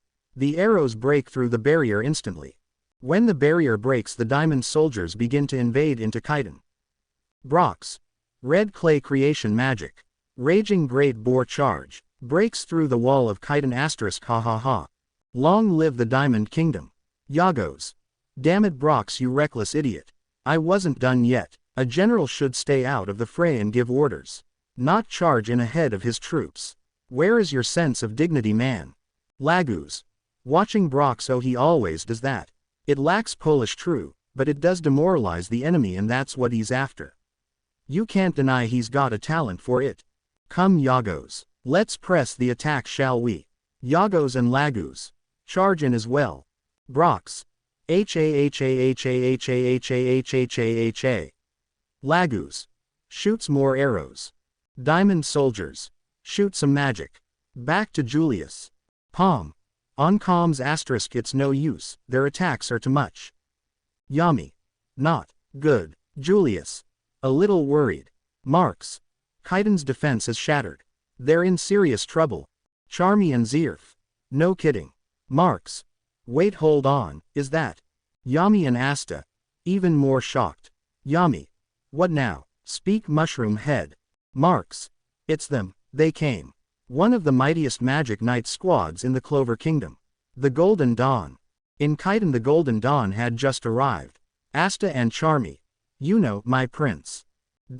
William. Come knights, it's time to show our guests exactly how unwelcome they are. Golden Dawn. Walking forward. Brox. Still charging. Asterisk ha ha ha. This is what you send as backup. Only one measly Magic Knight captain. That's just pathetic. Asterisk on comms. Diamond soldier. Attention generals. Enemy reinforcements have arrived. Focus your attacks on the Golden Dawn. I repeat, focus on the Golden Dawn. Brox. Those idiots. Do they truly believe they can defeat us with one puny squad of Magic Knights? Looks at Yuno. Lands on the ground. Brox. What's this? Some scrawny boy thinks he can stand in the way of my charge. You fool, I'll blast you to bits. Yuno. Prepares magic wind magic. Tornado Fang. When Yuno's magic come into contact with Brock's and his soldier, they get instantly knocked back. Yuno. Now what was that about blasting me to bits? The wind spirit bell. My. Look at you, Mr. Show Off. It'll be more fun if you use my power too. Yuno. HMPH. Bell. This kind of cockiness is exactly why you can never seem make any friends, Yuno. The ripe response would have been a pleasant chuckle, not a dismissive snare. Yuno. A pleasant chuckle. Sure. Bell. What was that? Well, hey, you can't just ignore me like that. I'm one of the 5 great nature spirits. Say something already. Yuno. Fine. Something. Bell. Seriously, at this rate you're gonna die friendless, you insufferable grouch. Yuno. Sigh. S. Bell. But don't worry, because I'll be with you every step of way. Even if you are an ungrateful lot with inexcusably bad manners. Now if you get rid of all these pests, you can celebrate by taking me on a nice date. Yuno. Starts walking forward. Yeah. Right. Bell. Flying around him, you don't look very excited. You weren't planning to turn me down, are you? Well. Brock's. Gets all the rocks off him ***. Ha ha ha. I'm glad to see they brought someone who actually has a backbone. Back with Julius. The others praised Yuno, but as for Izuku. His face. Izuku. The wind spirit is weird. Inside Izuku's mind. Weird chuckle. Yeah, sorry about that. She has some issues. Izuku and Lucifero. No shit. In Kaiden, the Golden Dawn was defeating the Diamond Army soldiers. Julius. The Golden Dawn will help even the playing field, but the enemy still has 3 generals and many more troops. I'd like to send more troops, but I'm not even sure who we have available. Marks. Neither am I, sir. The Crimson Lions are in the mountains and Silver Eagles are tied up with the Spade Kingdom. Yami. There's a simple solution. You can send me. I'm your best option. I think Finral's been to that village before, so I can get there quick. Julius. Really, are you sure? Your squad just got back from the underwater temple. Yami. Yeah, I can handle it. Hell, right now I'm feeling damn near invincible, and besides, thinking about William, there's somebody I've been meaning to check up on. Julius. Well, in that case, I gladly accept your offer. I only wish I could go there with you. Marks. That's not possible, sir. What if they're using this as a diversion to attack on the capital? Julius. Yes. We mustn't be rash now. There's the king's safety to consider. Looks at Izuku. Should I send Izuku too? I mean, when it comes down to it, Marioliona and Vermile are our secret weapons. Although Izuku had already told his squad to reveal themselves, so they have. But he hasn't gotten said chance though, and I need to prove to the people that he is on their side. Since Izuku mostly stayed hidden during the invasion of the royal capital. Izuku, you go with them too. Izuku and Zirf. Shocked. Izuku. But are you sure, Julius? After all you did tell me, I'm one of the secret weapons of the Clover Kingdom. Yes, it's true I revealed my squad, but are you sure? It's okay for me to show my face. Julius. What better time to show that you are on the side of the people? Izuku gets a serious look for a bit before his face softens and he salutes. Izuku. Yes, sir. Zirf, come with me. Zirf. Yes, sir. They fly out the window, and as for the rest of the Black Bulls, they go to look for Finral to head towards Kaiden. Izuku. Looking at his light grimoire. New spells and stronger spells. Archangel Spear turned into Spear of God. New spell. Protecting Light Barrier. Protection. New spell. Golden Dragon. Offense. New spell. Holy Shining Cross. Offense. New spell. Radiant Detention. Offense. Completed Light Grimoire. In Kaiden. Yuno. Using wind magic to defeat the enemies. Langris and William. Watching Yuno. Langris. My. That's very impressive. He's tearing the enemy apart. William. And he's only going to get stronger. Langris. It's hard to believe a commoner has come so far within our ranks. When he hasn't even been with us a year. His progress is staggering. William. Now what do you say we go out there and join our newest recruit Langris? Langris. Absolutely, sir. William. Opens grimoire by the time we're done. Those Diamond Kingdom soldiers will regret ever setting foot in our country. High in the sky, Izuku and Zirf arrived. Izuku. Alright Izuku, you go down into Kaidan and help the people. I need to blow off some steam. Zirf. Smiling absolutely. Jumps through the barrier.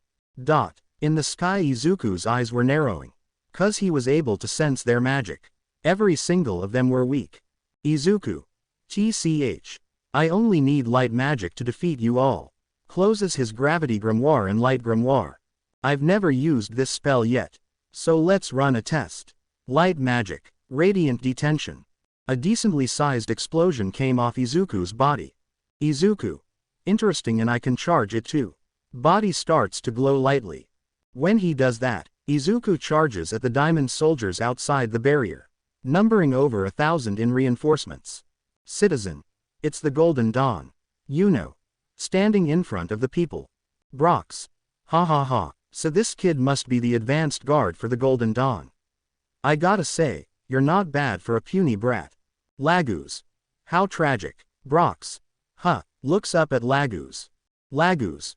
Behavior like yours is terribly unbecoming for a member of the 8 Shining Generals. It's embarrassing. Brox. Lagoos. Let me help you.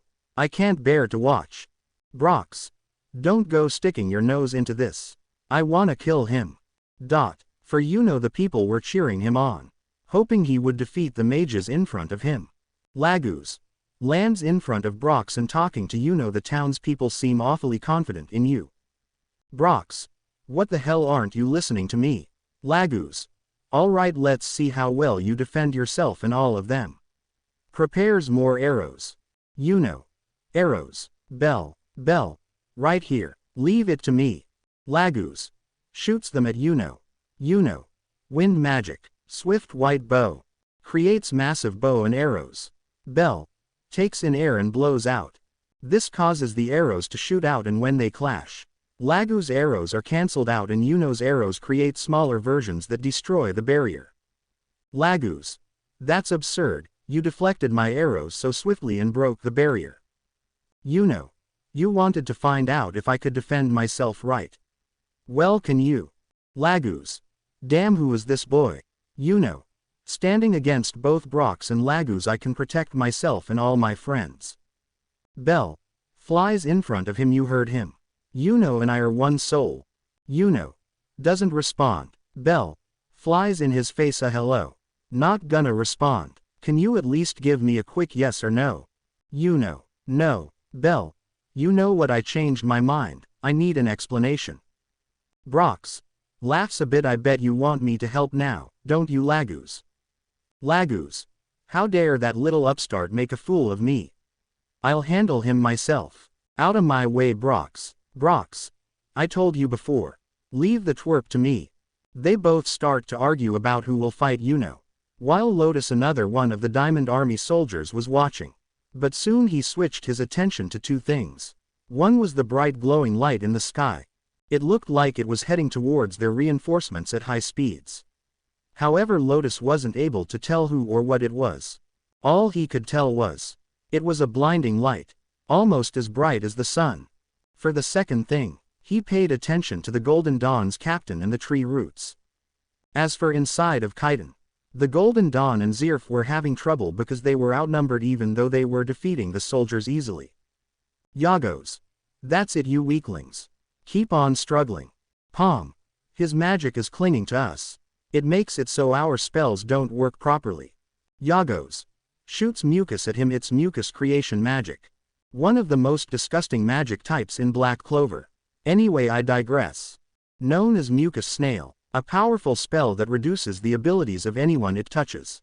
You can fight it all you want, but there's no escape. Langris. Walks up to him. Wow, that looks like it's a tough spell to beat. Swings hand. When Langris does that, Yagos. His arm completely disappears and a lot of his spell along with the buildings in the back. Langris. Or rather it would be, if it wasn't completely useless against me. Yagos. Blood pours out. What kind of attack is that? His spatial magic. Falls to the ground. Buildings break apart. Langris. Right, that's the problem with this spell. It destroys everything. Charges magic in his hand. That's too bad. I guess someone will just have to rebuild it, won't they? William. Roots spreading around him. Lotus. Staring at him, interesting. I'm pretty that guy is the leader of the Golden Dawn. But why is he just standing there? Kinda creepy. He's got his grimoire open. So I assume he's using magic, but all I can see is what looks like a bunch of tree roots. Maybe he's gonna grow tree. That's a peaceful thing to do. Looking at the roots must be nice to have strong enough magic that creates something that protects a whole village. When Lotus grabs the root, he notices that it was absorbing his magic. Lotus. Is he absorbing people's magic? Why am I always the one to notice things? Using a communication device. Listen, you three, this is Lotus. The enemy captain from the Golden Dawn seems to be preparing to launch a large-scale magic attack. Brox and Laguz were still arguing and Yagos wasn't listening. Lotus. Great, they're not listening. I guess I should run then. Suddenly William's spell was ready to be activated and the bright light in the sky appeared in front of the reinforcements. Random diamond soldier. What is that? Izuku. Compresses body inwards. William. The time is at hand. Behold, the great tree grows. Suddenly the tree roots start to turn massive and a tree starts to grow from where William was, and it also absorbs Diamond Army soldiers and sucks up their magic quickly. Lotus. Shocked, what kind of insane power does this Golden Dawn guy have? William. World tree magic. Great Mistalanan tree. Standing atop the tree, all for the good of the Clover Kingdom. Asta, Yami, Finral and Charmy then arrive at Kaidan, but once they did, they noticed a massive tree in the middle, but before they could comment on it, the sunlight caught their attention. The Diamond Kingdom soldiers then notice a single heartbeat sound, and once they heard it, it was over. Diamond Mage notices the man in it. Who the hell is that? Izuku. Too late. Light magic. All the light disappears and Izuku's body was seeable again. Izuku. Radiant detention. Izuku arms that were in the shape of an X then broke, and when they did, a massive explosion of light came out of him and completely vaporized all the diamond mages. They tried to run away, but it was no use. Sudden the explosion was too big to run away from. However, Izuku did control the explosion, so Kaidan didn't receive any of the damage. In Kaidan, Zirf, feeling the force of the explosion and smiles, show off. When the light disappears, Izuku was floating there with his squad cloak blowing with the wind. Izuku. Smiling, I can't see any of the diamond soldiers. That spell is useful, although it does deplete a lot of my mana. Although I've gotten stronger. If I was the stand me I was before the underwater temple, I would have been completely out of mana. Sees Yuno fighting Laguz asterisk. While Laguz and Yuno were fighting, Laguz couldn't seem to defeat him. Laguz gets knocked back. I had no idea he was this strong. But as a shining general, I won't be beaten. Yuno. Riding on top a wind hawk. Laguz. You will surrender to my beautiful magic. Yuno. Who cares about that? Uses wind to trap Laguz and creates a wind spear. Beauty doesn't mean a thing during battle. Laguz. Yuno. Stabs it into Laguz's shoulder to win. You have to be strong. Laguz. White eyes and in pain. It's so beautiful. Falls to the ground. Asta. He knocked him out with one spell. Charmy. The winds of love. My sweet prince. Yuno. Thought I saw a familiar speck down here. So what brings you to Kaidan? Asta. Finral. That guy joined the Magic Knights with Asta did. Yuno. And why are you scrabbling around looking all beating up and covered in sweat? So gross. Walking towards Asta. Finral. He worked his way up to the Golden Dawn elite. A guy like him makes the Black Bulls look wimpy. Plus he's handsome. Bet he's popular too. Sad. Yuno. If you got those injuries while fighting someone like I think you did, then that must mean you got stronger again. Finral. Looks at him. Yuno. Smiling, I won't lose. Got that? Bell. Is he smiling? Charmy. Falls to the ground. Wow, such a great smile. I could have 100 helpings of it and still be asking for more. Falls completely. Asta. Not just me. Looks like you gotten more powerful too. But I won't lose either, no way. Finral. So he's a Golden Dawn elite with good looks for days and his magic ability is off the charts. But he's competing with Asta, a member of the Black Bulls who's a total meathead with no magic. Thinks about himself and Langris * seems like those two make pretty good rivals. Klaus. There you are, you know. Mimosa. Thank goodness. You're not injured. Klaus. And Asta too. Walks to him and grabs his arms. And what happened to your arms? Let's see, does it hurt when I do this? Squeezes them. Asta. Ow, ow, ow, ow, ow. Klaus. Lets him go. Of course I didn't ask you that because I'm worried or anything. Turns a little. You should have never let your guard down. Crosses arm. Fool. Asta. Sorry. Mimosa. Walks towards Asta. Here, I'll use my healing magic. Asta. I'll be fine. You should probably take care about the villagers. Mimosa. Blushes and covers her eyes. You're right, I shouldn't have been so forward. Please forgive me. Charmy. Hiding behind a tree. Embarrassed. Klaus. Precisely. We don't have time to deal with you. Asta. Creates a magic chariot and jumps on it. Mimosa. Mimosa. Ready. Jumps on as well. Klaus. You two should stay together for now. I'm sure it's difficult to fight without your arms. Not that I'm coddling you or anything. You know. You can leave now. Klaus and Mimosa. Klaus nods. Bye Asta. Please take care. They fly away. As for William, while standing there, Brox ends up in his face. Brox. Well. So that's where you were. You must be the Golden Dawn's captain. I underestimated you. This is some serious magic power you've got. William. Yes, and I can say the same for you as well. You shouldn't die in vain. Take your soldiers and leave this land. Brox. What did you say to me? Diamond soldiers don't retreat no matter the circumstance. Never. Izuku. Sitting on top a branch. Smiling. William. Sees Izuku through his left eye. Brox. Red clay creation magic. Brilliant armor. Heavy artillery. Sends to hands towards William. William. Swings his hand. Creating some wind. Brox. Grabs him. That was pathetic. Was that supposed to be painful? Ha ha ha. Let me guess, you've already run out of magic. Starts to crush him. Izuku. Watching with disappointment. You've already lost.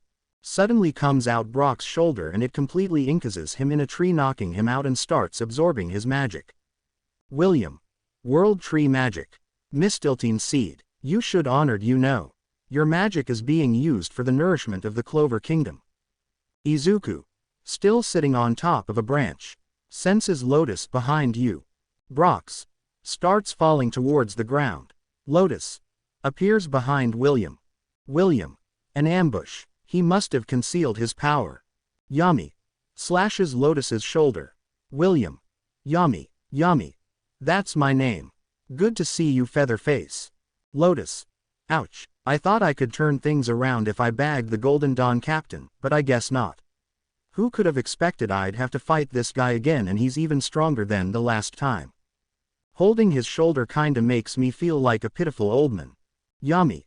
Guess this means you owe me one vengeance. William. Thank you for saving me. So you read his chi. Impressive. Yami. Hey old diamond guy, the first don't know. You ready to surrender now? Lotus. Come on, you forgot. Shows his chest scar. Here, look. Yami. I'm not interested in your nasty man chest, pal. Points sword at him. I'll cut you down. Lotus. Harsh. Yami. Jumps behind him. You wanna fight? Come at me. Lotus. This is tricky situation for me. Which means I should handle it the diamond way. He retreats. Yami. Well, he's decisive. Good. Smokes a bit and looks at William. The view's pretty nice from up here and it's just the three of us. How about we have a little chat? You got time? Izuku. Staring at William. The first agree. William. Staring at them both without a word. Yami. You know, it's take some serious strength to pull off a spell like this one. William. Please, it's only possible thanks to my enemies. Yami and Izuku. So world tree magic, is that the only kind you got? Nothing else. William. I'm sorry, what are you both implying? Yami. Izuku. Yami. Well, I'm the kinda guy who goes with his gut instinct. Vengeance. If you don't mind. Izuku. Lose the mask. Ever since I was able to feel chi, I sense something amiss with you. On the ground. Worried about Asta. You okay? Your arms. Asta. Yeah, sure, I'll be fine. Moves arm up and down. It's really not as bad as it looks. See. Alright, so still as reckless as ever. Bell. Jealous. He actually smiling. Asta. Notices something. Am I going crazy or have you gotten taller since the last time I saw you? Bell. Jealous. Barely says a word to me and this guy gets a whole conversation. Oh yeah, by a couple of inches I think. Asta. It should my time for a growth spurt. No fair. Walks to well you won't beat me. Stands on his toes. I'll add 8 by tomorrow, then I'll be the looking down on you. Stands on his toes as well. Not happening. Asta. You think you're so great just cause you're tall. Bell. Snaps. What do you think you're doing? Pulling on his face. Who is this guy and why are you talking to him so much? Looks at her. Bell. Sad and pulls his face. Say something. Quit ignoring me. Asta. Star eyes. What's with the squeaky, crying, bug pulling on your face? Wait, is that Sylph? Amused face. Asta. Creeped out face. I've never seen make that face before. She must be really powerful. Bell. Still pulling his face. You tell me who this big, dumb, spiky-haired pipsqueak is right now. Asta. I'm a pipsqueak. He and I lived together when we were younger. Bell. Shocked and stops pulling his face. Wait, you what? Seriously. Starts floating towards the ground shocked and sad. That's right. We ate together and studied together too. Asta. Not to mention sleeping and taking baths together too. Bell. Blood comes out her mouth. Twitching body on the ground. Sleeping together and bathing. Charmy. Walks around a bit nervous. Hi. Holding a cupcake for him while blushing and shaking her legs slightly. I know it's been a while but I wanted to thank you for boldly risking your life to save my lunch the last time we saw each other. You're like a prince out of fairy tale. Remembers the last time they met. Yeah, that's right, I remember you now. Charmy. Gives him the cupcake. Here. A hearty after battle snack just for you. Thanks. Charmy. Puts some extra sweets on top. Oh, and a little something extra to make it even yummier. Okay. Bell. Pouting. What's her story? She's absolutely got it bad for Charmy. My name's Charmy by the way, would it be alright if I called you Yeah, that's fine. Takes a bite. Charmy. Great. It's tasty. Continues to eat it. Bell. Smiles. My sleeves intuition tells me this little girl is no threat. Sorry about last time. I didn't mean to end up on top of you. Bell. Shocked, jealous and teary eyes. Ah. Charmy. Slapping his waist. Don't worry your pretty head about that. I know I didn't lose any sleep over it. Laugh. Bell. White eyes and open mouth. On top of her. No. Goes to Charmy and grabs her hair. Charmy. Confused. What? Bell. Hey, are you trying to cast some kind of spell on to make him like you? Don't you dare, you little brat. Continues to pull her hair. Charmy. What kind of creature is that? I wonder if it tastes good. Asta. She's a wind spirit. Charmy, and we don't eat spirits. Okay. Bell. You two need to back off before I can really mad.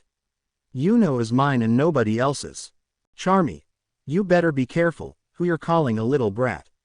I'll have I'm 19. Shows her off assets. A worldly woman who can teach sweet a thing or two. And my sexiness doesn't need any magical enhancements either. Bell. Sexiness. You got to be kinding me, you fun-sized five-head. Charmy. Oh yeah. Tick mark. Maybe you should look in the mirror sometime. Shrimpy. Bell. Clashes heads with Charmy. How dare you? I'll show you what happens when you talk back to a sylph. Charmy. Clashes back with her. Yeah, let's see it. Bell starts to smack her head in a circle motion and then Charmy pushed her back with force from her head. Bell. Charmy. Pulls out a random knife and fork. That's it. I'll fry you up and eat you for dinner. Charges at Bell. They then fight while Charmy tries to kill Bell and Bell dodges Charmy. Asta and Yuno. Watching with weirded out faces. Asta. Charmy, please. Just let it go. Yuno. Bell. I think that's enough. Finral teleports down to them. Finral. Looks like you guys are having fun. Can I join the party? Yuno. Who's he? Asta. That's Finral. He's one of the senior Black Bulls. You might have heard of him. Yuno. Not at all. Finral. Nervous chuckle, not surprising. He one of the elite Golden Dawn after voices fades. Langris. Oh my, what do we have here? If it isn't my big brother. It's been simply ages and of all places to run into you again. Finral. Looks up to the building and sees Langris asterisk, of course you'd be here. Asta. Looks at Langris asterisk, who's that? Langris. Your pitiful fighting skills are a disgrace to our whole family. What business do you have in battle? Asta. Hey Finral, who's this jerk and why's he saying all that rude stuff to you? Finral. My little brother. Asta. Huh, you know. This is Langris Vod, Vice Captain of the Golden Dawn. Asta. Ah, seriously, Langris. And I assume you're still performing your duties as the Black Bull's pack mule. If you weren't so hopelessly incompetent, it would be you carrying on the Vod family legacy instead of me. Asta. You're wrong. Finral's an awesome fighter. Like in our last battle, we wouldn't have been to take the enemy down if it weren't for him. Langris. You mean he actually managed to make himself useful for once? Now's there's a shock. Asta. Hey, that's your big brother you're talking about. Don't you think you ought to show some respect? Langris. Why would I show him respect? It's not like he's earned it. Asta. Listen, jerk. Finral. Lifts arm to say. Stop. It's okay, Asta, really. I mean, it's all true, right? Sad chuckle. Asta. Sad for him, no it's not. Finral. Lowers arm, just drop it. Langris. The Diamond Kingdom's troops have been more or less wiped out. They're finished. Thanks to our captain and his world tree magic along with whoever made that bright light. So your sad little squad can ride along home now. But tell me, when did the Black Bulls start running a daycare service? Looking at Asta and Charmy. Finral. Eyes widen. Langris. Cocky smile, have you been downgraded from pack mule to babysitter?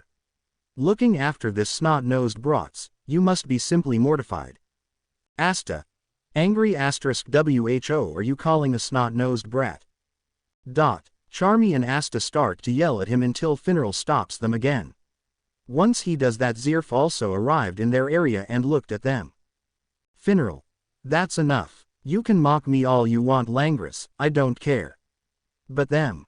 Don't you dare mock my squad mates. Not ever. Langris. Wow, so there's some fight in you after all. Suddenly some snot magic comes towards Langris, but using spatial magic. He destroys it, splitting it into two as it passes by him. Yagos. Coming towards them. This leaves everyone shocked to see that there was one shining general left. Yagos. I'm done playing. I swear on the honor of the 8 shining generals. I will have your heads. Langris. Bored look, and I thought we dealt with all you people. If I attack, my spatial magic will end up hitting the villages that are trapped in there too. Zirf. Unamused look. Yagos. Ha ha ha, that's right. So what are you going to do now? All the people were asking for help. When he heard them, Zirf was getting ready to save them. Langris. No time to hesitate. Prepares magic well to bad. I suppose they'll have to make the ultimate sacrifice for their country. Asta. Stop. Before Langris could swing his hand, it was grabbed by Zirf. Langris. And who the hell are you? Zirf. My name is Zirf. I'm the vice captain of the Dark Shadow Dragons. Langris. Shocked. What? Zirf. It's true. But Langris, there is another way to resolve this. No one has to die. Langris. If I do nothing, more people will be hurt anyway. So let me go. Zirf. Serious look. Don't make me do this, Langris. Langris. Cocky and angry look. Oh yeah. They both unleash their magic auras to intimidate each other, with Langris glowing purple and Zerif's eyes turning red. Zirf. Asta. Take care of the situation, I got this. Asta. Yes sir. After a bit of help from Charmy and Finral, Asta successfully defeats Yagos and saves all the people. Zirf smiles at him and turns his attention back to Langris. Langris, shocked but turns attention back to Zirf. Zirf, eyes still red. See, there's always another way. Killing our own people is never the answer to a tough situation. Langris, TCH.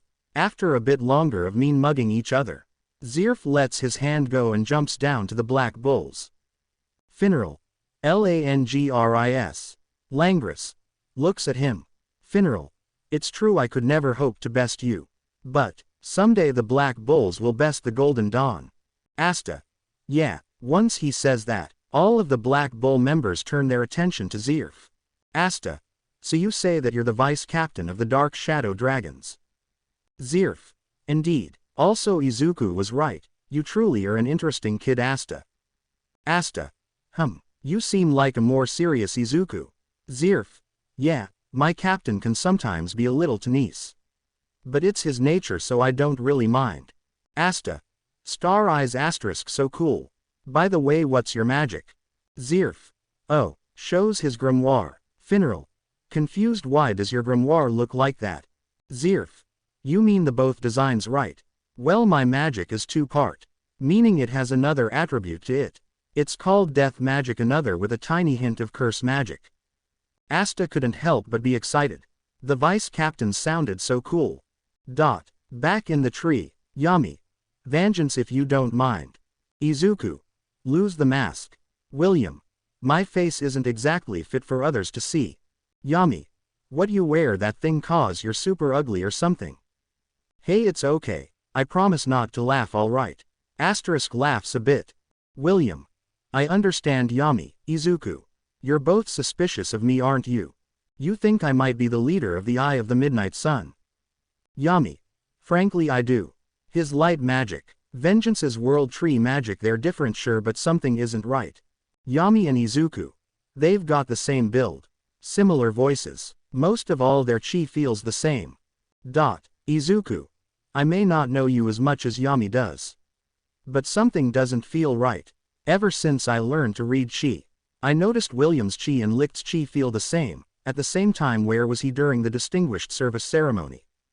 Nozzle mentioned it before, so I could do it myself. But why wasn't he there?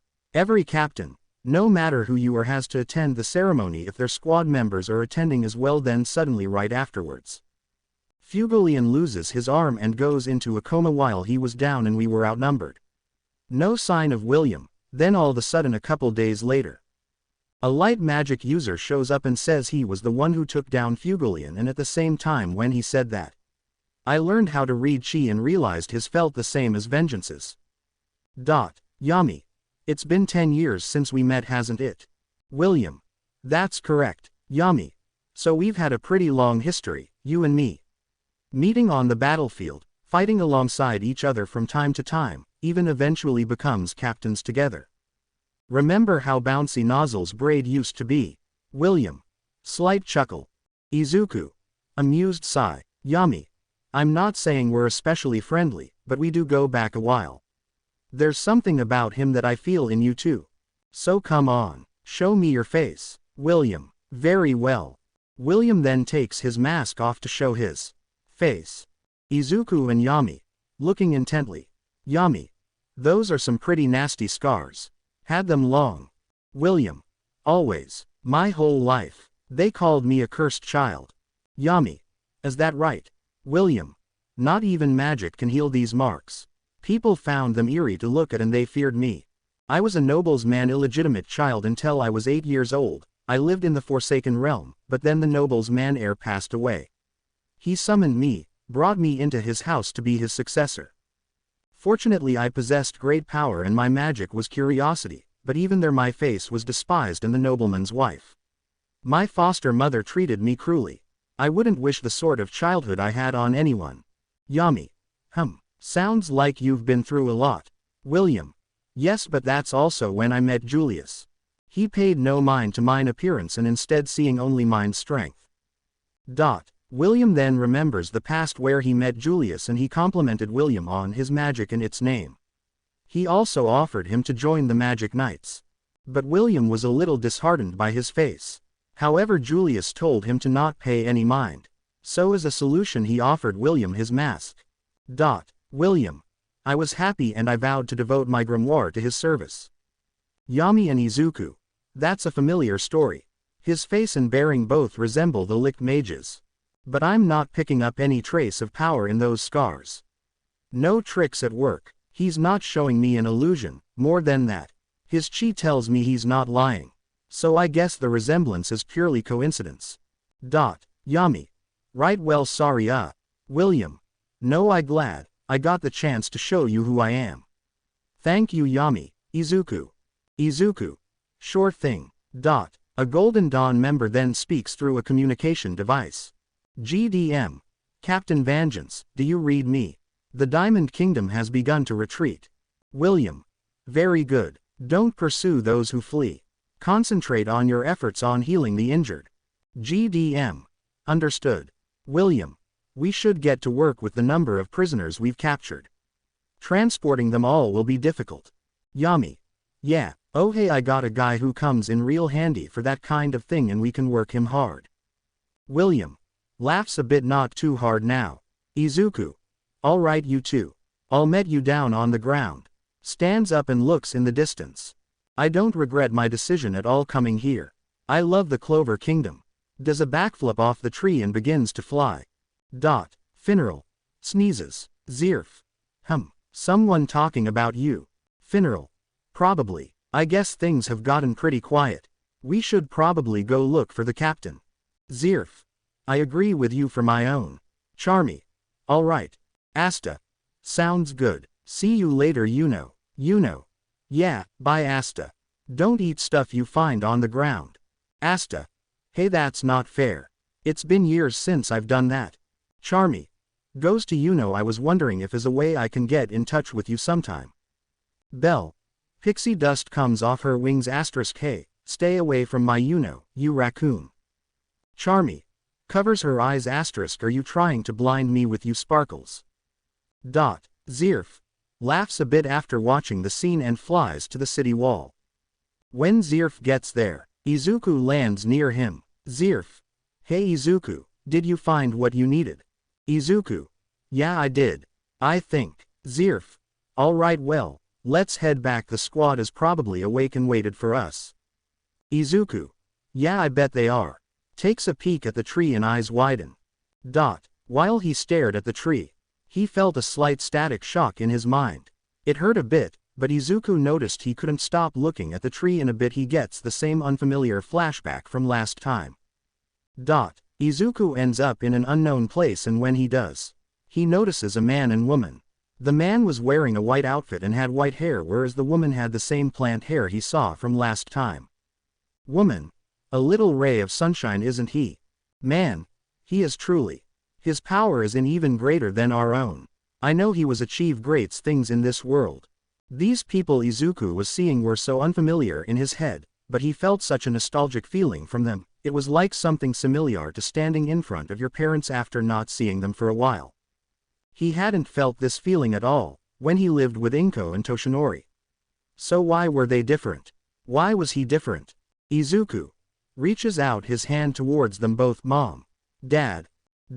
Both faceless figures then reached out their hands to him as well, but just a second before their hands made contact, he was shaken out of his dream or illusion. But Zirf touching his shoulder. Zirf. Izuku, are you alright? Izuku looks bewildered. Yes. How long was I standing there? Zirf. 30 minutes. You just continued to stare at the tree William created, and even when it disappeared you still stared blankly at nothing. Izuku. Anything else? Zirf. Yeah, you mumbled something along the lines of Dad and Mom. Izuku. Shocked. I really mumbled that. Never mind that. It's nothing. Let's just go back home. Zirf. Yes, sir. They both started to fly without a word. Usually when flying they would talk to pass the time, but this time neither of them said a word, and Izuku while flying touched his head for a bit, then looked at his hand. Izuku. What are those visions? They don't feel fake. None do they feel like something my mind made up. They feel like visions of a past that I've seemed to have forgotten. But if they were then. Tries to remember the vision but gets a sharp headache. Why can't I recall it when I want to? Clenches his fist hard. One day later. Yesterday when Izuku and Zirf got back to the hideout. They saw that Squad 10 was awake but they were not able to move out of bed since their bodies were still a bit sore from the fight in the underwater temple. But Izuku and Zirf noticed that they have all gotten stronger by quite a lot. By about 3 times. This made them proud. Izuku. Sitting down in the middle lane between them all. You've all gotten stronger even if you don't notice it. Sebastian. Shadow over his eyes. We know, Captain. But it's just. Looks at Linda and Mary who are still a tad bit unconscious. We didn't wanna become stronger if it meant they have to suffer. Izuku. Listen, all of you. Every single one of his squad members who were conscious looked at him with sadness evident in their eyes. Izuku. I get you are sad, believe me I am too. My mopping around isn't going to help them both. We have to be strong for them, and besides that I know you will never give up until you find a cure for their disfigurement. If we gave up on them, who can we call ourselves family? Smiles, and you should know better than anyone since I taught you all this. Family will never give up on each other. For a bit they all were quiet until eventually they all look at Mary and Linda, and once they did, all of them smiled. Everyone. Smiling. Right. Anya. You're right, Captain. We'll never give up. Don't worry, Mary, Linda. Squad 10. We'll make you better no matter what it takes. Izuku. Smiles and sips the coffee he made. Makes a bitter face. Too sweet.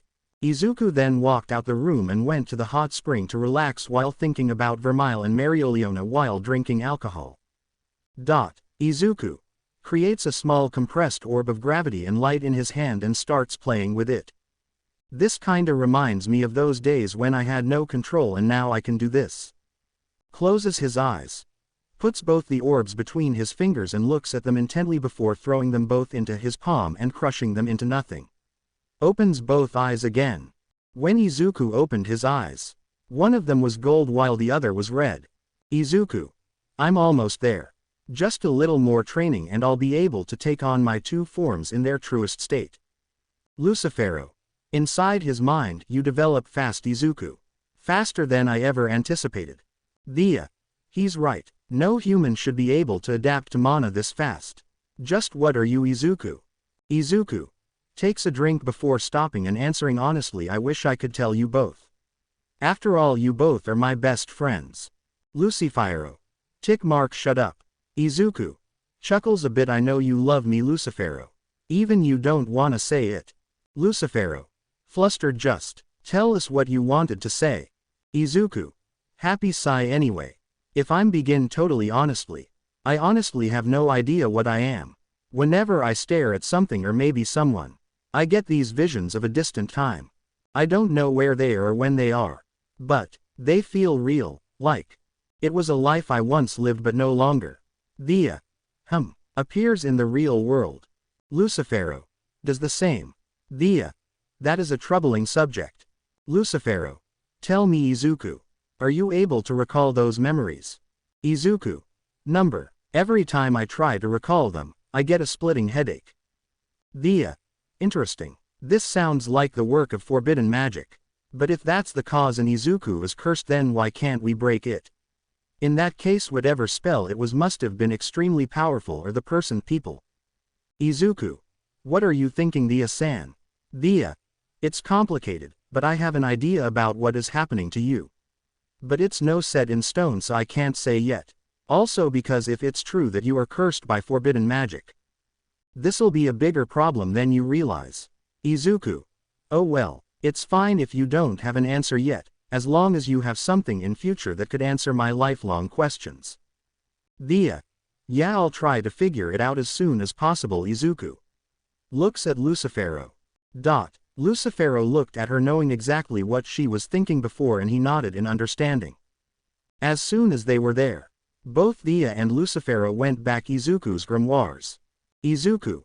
Looking up at the stars with sadness and disappointment. I guess until that day comes, who I really am will be locked away by chains.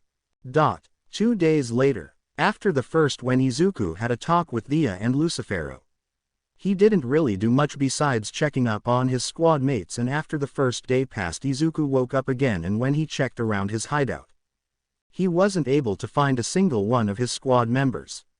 All of them had left. The only ones who remained in the base were Linda and Mary. He smiled at the situation. Since he knew this would happen, none of them were going to sit idly by while Linda and Mary were in such awful condition, and he knew they were hurting. Linda, sad while laying on the bed, I want to be able to have fun too. But I can't hear or see anything. Linda was sad about the lose of her earring and vision because she loved the Dark Shadow Dragon squad so much. So she wanted to have fun and play with them, but now she couldn't. But the thing that hurt the most be the fact that now she was useless. She couldn't help or do anything for her friends. It frustrated her to no end. Same thing with Mary. Even though she could still see and hear, she had no way to help with the loss of her arms. Now her fighting abilities were cut in half, and all because she let her guard down for a second. Izuku. Don't you worry, Mary, Linda. They will make you better, I promise. Mary and Linda. Smiles. Even though Linda couldn't hear him or see him, she could basically predict what he would have said if she could hear him or see him. On the second day, when Izuku woke up again, he noticed a couple voices from outside, and looking out the window, he saw Hida, Sebastian and Ava, holding both Linda and Mary. Ava. Are you sure you have something, Hida? Hida. A little angry voice. Yes, at the witch's forest is where we need to go. Mary. Why there? Hida. Trust me, it'll make more sense when we get there. Once we get there as well. I'll go in first. Once I do, you guys pick your moment to go inside. But just be careful. Sebastian. All right. At the window, Izuku. Smiling. Go all of you. Looks to the side. Maybe I should go train the Forest of Eden. I haven't been in a minute yet. A couple hours later, after flying, Izuku reaches the Forest of Eden and trains there until his squad gets back. As for Hida, Sebastian, Ava, Linda and Mary, they ended up arriving at the Forest of Witches. Once they got there, Hida went ahead of the squad into the forest. Inside the forest, random witch 1. Giggles. The other day there was this creepy guy outside the forest. He was staring at me and going, haha, over and over. Random witch 2. Wow, seriously, that's totally gross. Oh, and by the way, I'm pretty sure I saw Vanessa and Hida around here not long ago. Random witch 1. What, you're kidding? If the queen finds out, they'll return after so long. I don't even wanna think about what's going to happen to them both. Inside a building we see the witch queen, Vanessa and Hida. Queen witch. I'm perfect. Hida. Looking at her with rage. Vanessa. Looking at her with disdain. Queen witch. And I don't just mean you, Vanessa, Hida. It's also true that my plans failed to reach perfection after you so selfishly fled from the Forest of Witches. If you mastered your thread magic the way I instructed you, you could have gained control over destiny itself, but no. You let that man tempt you away instead. Simply appalling. To abandon your people for an ordinary human male. We are perfect witches with unlimited potential, and you let him use you. You should be ashamed. When she yelled, she broke the wall of the house. Queen witch. As for you, Hida, the same goes to you. You could have achieved total control over the mind itself and its nightmares, and yet you ran away from me. TCH. To think that you were my son, Hida. Knuckles turn white from clenching. Yeah. Because it's not like you ever treated me like a mother should. Vanessa. You're the one who's imperfect. Here's the deal, I'll come back to the forest on one condition. Teach me how to dispel ancient hexes. Or never see me again. Hida. HMPH. Don't be an idiot, sister. She'll never take that offer. Vanessa. A little sad. Hida. I just wanted to. Hida. Save it. Just shut up and do what you came to do.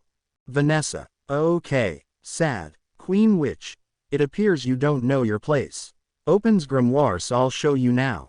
On the outside of the witch's forest, Ava, Sebastian, Linda and Mary met up with Asta's group. Consisting of Asta, Noelle, Finral, Fanzel, Mariella and Dominant. Dominant.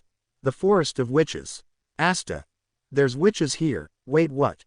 Could somebody fill me in? Dominant. Will you try to keep your voice down? We have to be extremely careful. Asta. A little lower voice. That's it, now I'm worried.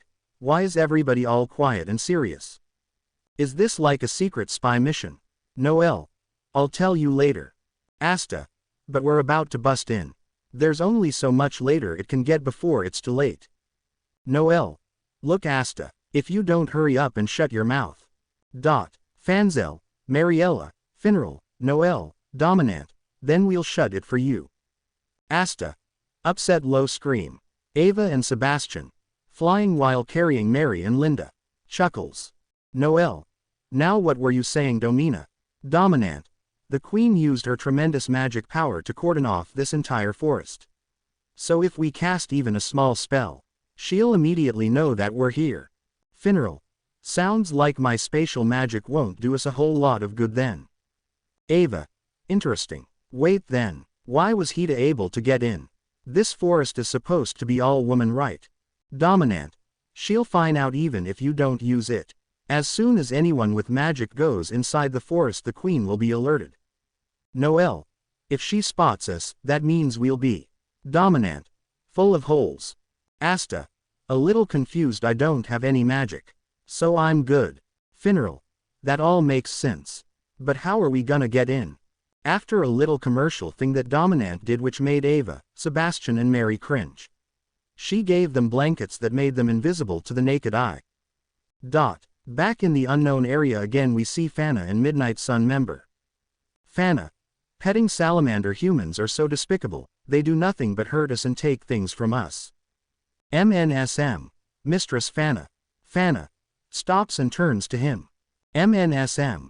The Black Bulls and the Dark Shadow Dragon were watching. It appears they're up to something strange. Hearing those words made Salamander start growling. Fana. I'll burn them to ashes. I'm never to forgive them for killing Veto and Reika and what they did to Licht. They'll pay for it. They'll all pay. Back in the forest. While the witches inside the forest were talking, they weren't able to notice the squad members that were sneaking right past them. However, the one downside was that it was pretty cramped because of the size of the vanishing blankets they were wearing. Things were going well until eventually Fanzel's coat got caught on a tree branch which completely ripped off his clothes and the invisible blanket. This caused the security drones ended up seeing them and firing magic bullets at them. Finral did end up trying to pick up on some witch girls but no luck.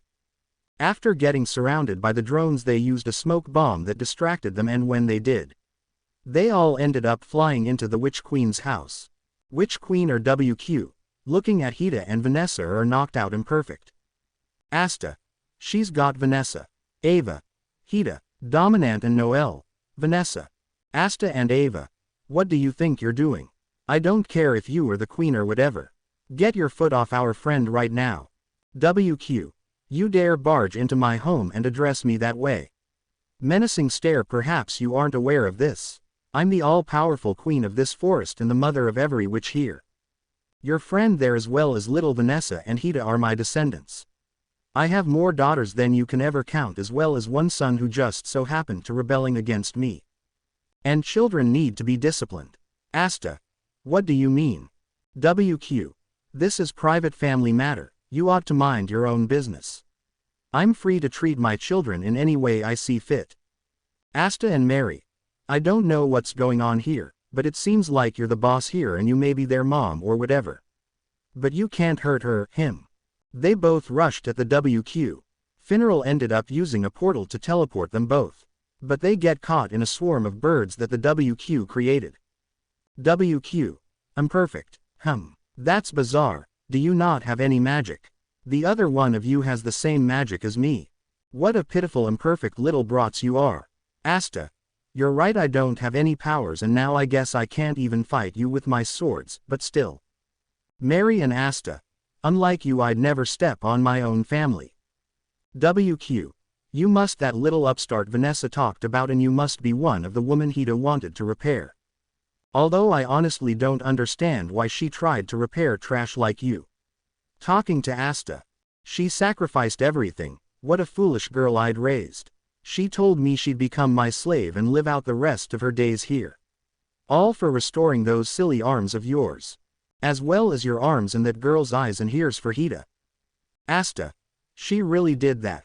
We're here for me. Mary. Me too and Linda. Fanzel. When we first met, you told me about the dream you had. You still have to become the Wizard King, right? Dominant. Let us help. Mariella. Once you have people who care about you, none of your problems or decisions you make are solely your own anymore. This is what you said, isn't it, Noelle? Noelle. Of course. Asta. You guys. Mariella. And on that note, walks forward and throws ice knives at the WQ. WQ. Uses the birds to deflect the blades. Mariella. That's impressive. I was hiding my intent to strike. WQ. Doesn't say anything. Mariella. However, Mariella ends up getting into an attack stance which tricks the queen, allowing Fanzel to get Asta out of the way. Asta. Old man, you saved me. Fanzel. Awkward smile. Mariella. Indeed, all I needed was to create a diversion while the old man was rescuing Asta. Fanzel. Closes eyes and smiles. Yeah. The old man did real good. Walks forward and uses some wind magic.